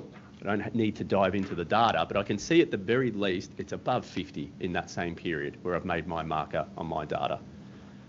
Now, all I'm really saying here is I don't know how they came to that conclusion, that the highest they measured was 47, but even by their own data in their own report, it's clearly above that. Okay, so you think the 47's a bit undercooked, is what you're saying? Yeah, essentially this is the same mistake that I think AECOM made in the original assessment. AECOM did the same thing. They measured and said that the noise level was much lower, whereas when I went out, it was much higher. How did they make that mistake? Are they using the L90s instead? I'm reluctant to speculate, but yes, they might be using the L90, but something that I didn't mention in my written statement because I didn't think it was important, Geelong Grammar were actually granted the raw data from the Renzo-Tonin monitors. Yes. So on SD cards. I looked at that data and it's the same as mine. Now, the benefit of that is you're not just looking at a graph. All of these recordings include audio data. Yep. And so I've obviously listened to my audio data where you can see the spectrogram. And the reason why the spectrogram is important is you can see a clear tone there in those yellow highlights. Yep. We know it is industrial noise. It isn't something else to be making such a constant noise like that, yep, and especially a constant tone, a low frequency tone. Now I've listened to the audio of both my recordings and the Renzo-Tonin recordings, and they are 100% consistent. They should be. The monitors are sitting side by side. I don't know why they have said that it was 47 at its highest. Again, 26% of the time, it's 51 to 52. I'm confident of that. Okay, that's sufficient. Thank you. Done.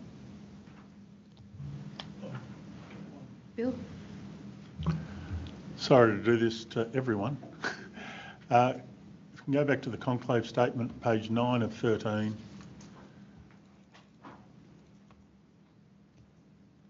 Mr. Taddeo, I just want to make sure I understand what your position is in relation to the evolution of NO5 here.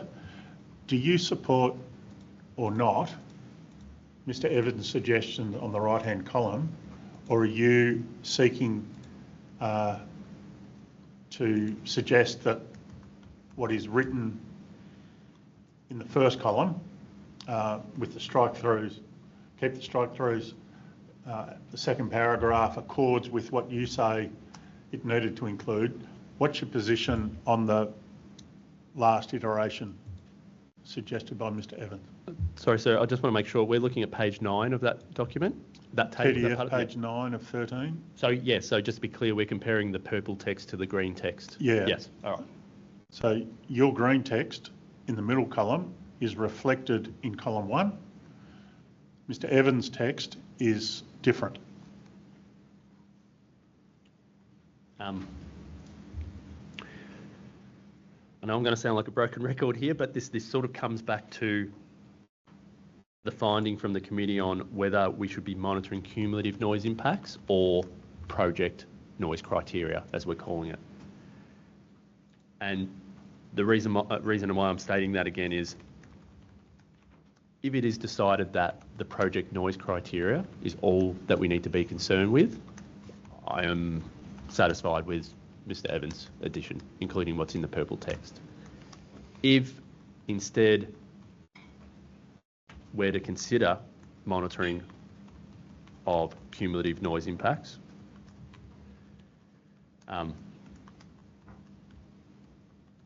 The bit in the middle column, from me, is preferable. Thank you.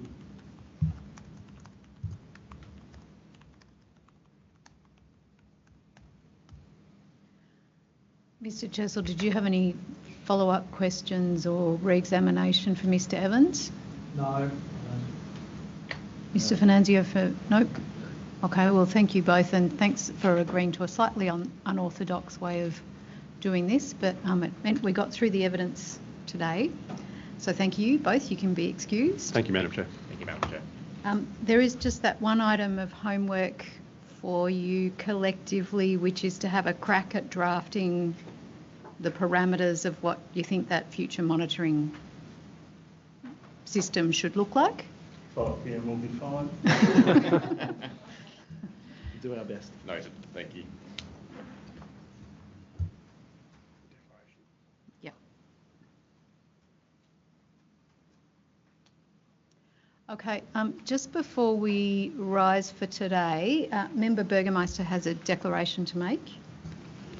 I would like to declare that I'm attending the Australian Association of Acoustical Consultants drinks tonight, which are hosted by Mr. Evans, and I assume will be there. And so obviously neither of you will talk to one another about this matter, but does anyone have any, like we are right in the thick of it, does anyone have any concerns with that? Mr. Tardio, you might also be attending that function. I might be, but I also might be too busy. So Okay. I'm not sure yet. Okay. I might be busy writing a condition. Does anyone have any concerns No. with that? Okay. thank you. Now, in terms of homework from today, I don't know whether I've accurately recorded this, but I'm sure my fellow members will correct me if I haven't. Viva was seeking instructions on whether there is any ranking of noise sources on the refinery and whether there's a risk register for noise sources in the context of the GED. Have I got that right?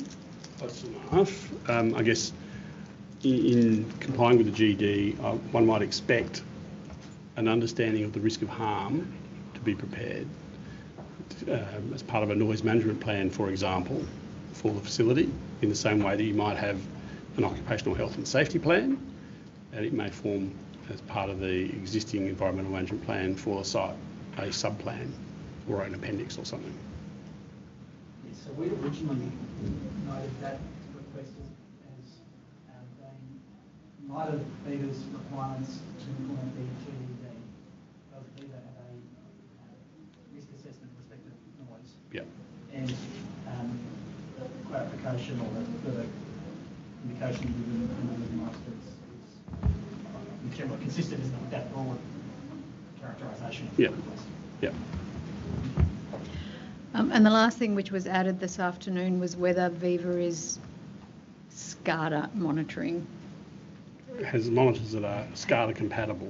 Has SCADA compatible monitoring.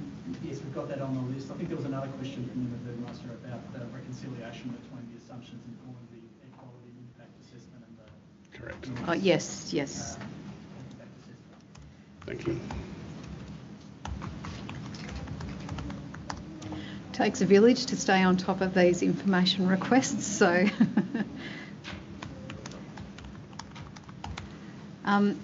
I think that it is all for us. So obviously we won't need to sit tomorrow, so we can vacate tomorrow. A link has gone around for the cultural heritage session on Friday, so pardon me, that should be in somebody's inboxes. We haven't inquired into or directed who from Viva might be involved in that session. We know that you're best placed to make that decision because you've been discussing things with the Wadawurrung. We haven't. We're newcomers to that whole discussion, so we'll leave that to you. Is there anything else that anyone wanted to raise before we finish for today? Okay, well, we'll see. I do have instructions about the venue on the last day, Oh, yes, yes. and that is that our client would press for the matter to be finalised in Geelong.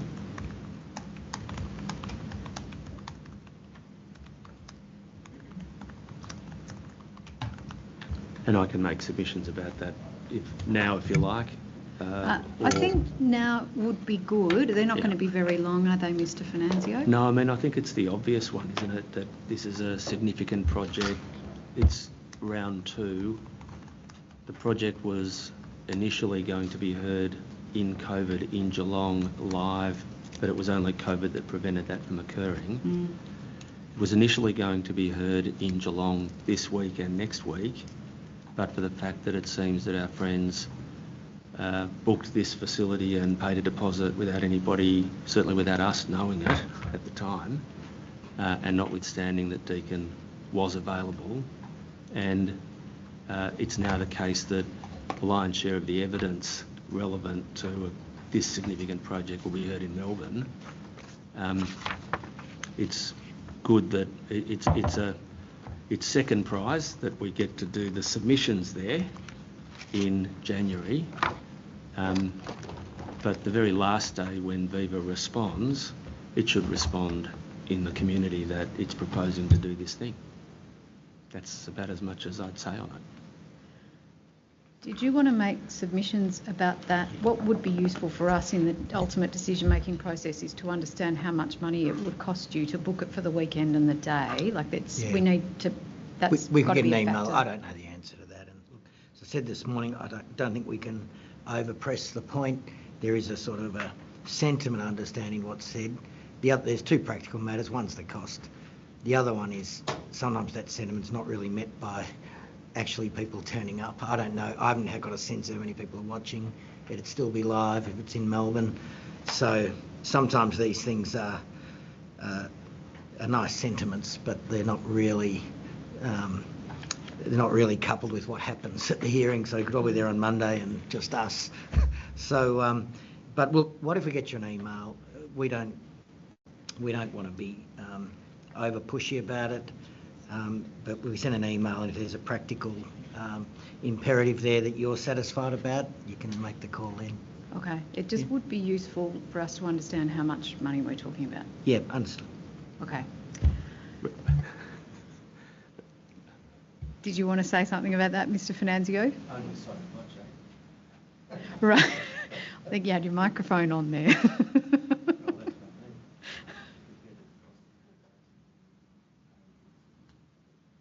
Okay, we'll take that as a sotto voce. All right, I think that brings us to an end for this week's main part of the hearing, except for our confidential session on Friday. So we'll see some of you at that. Thank you, everyone. And we can leave equipment here.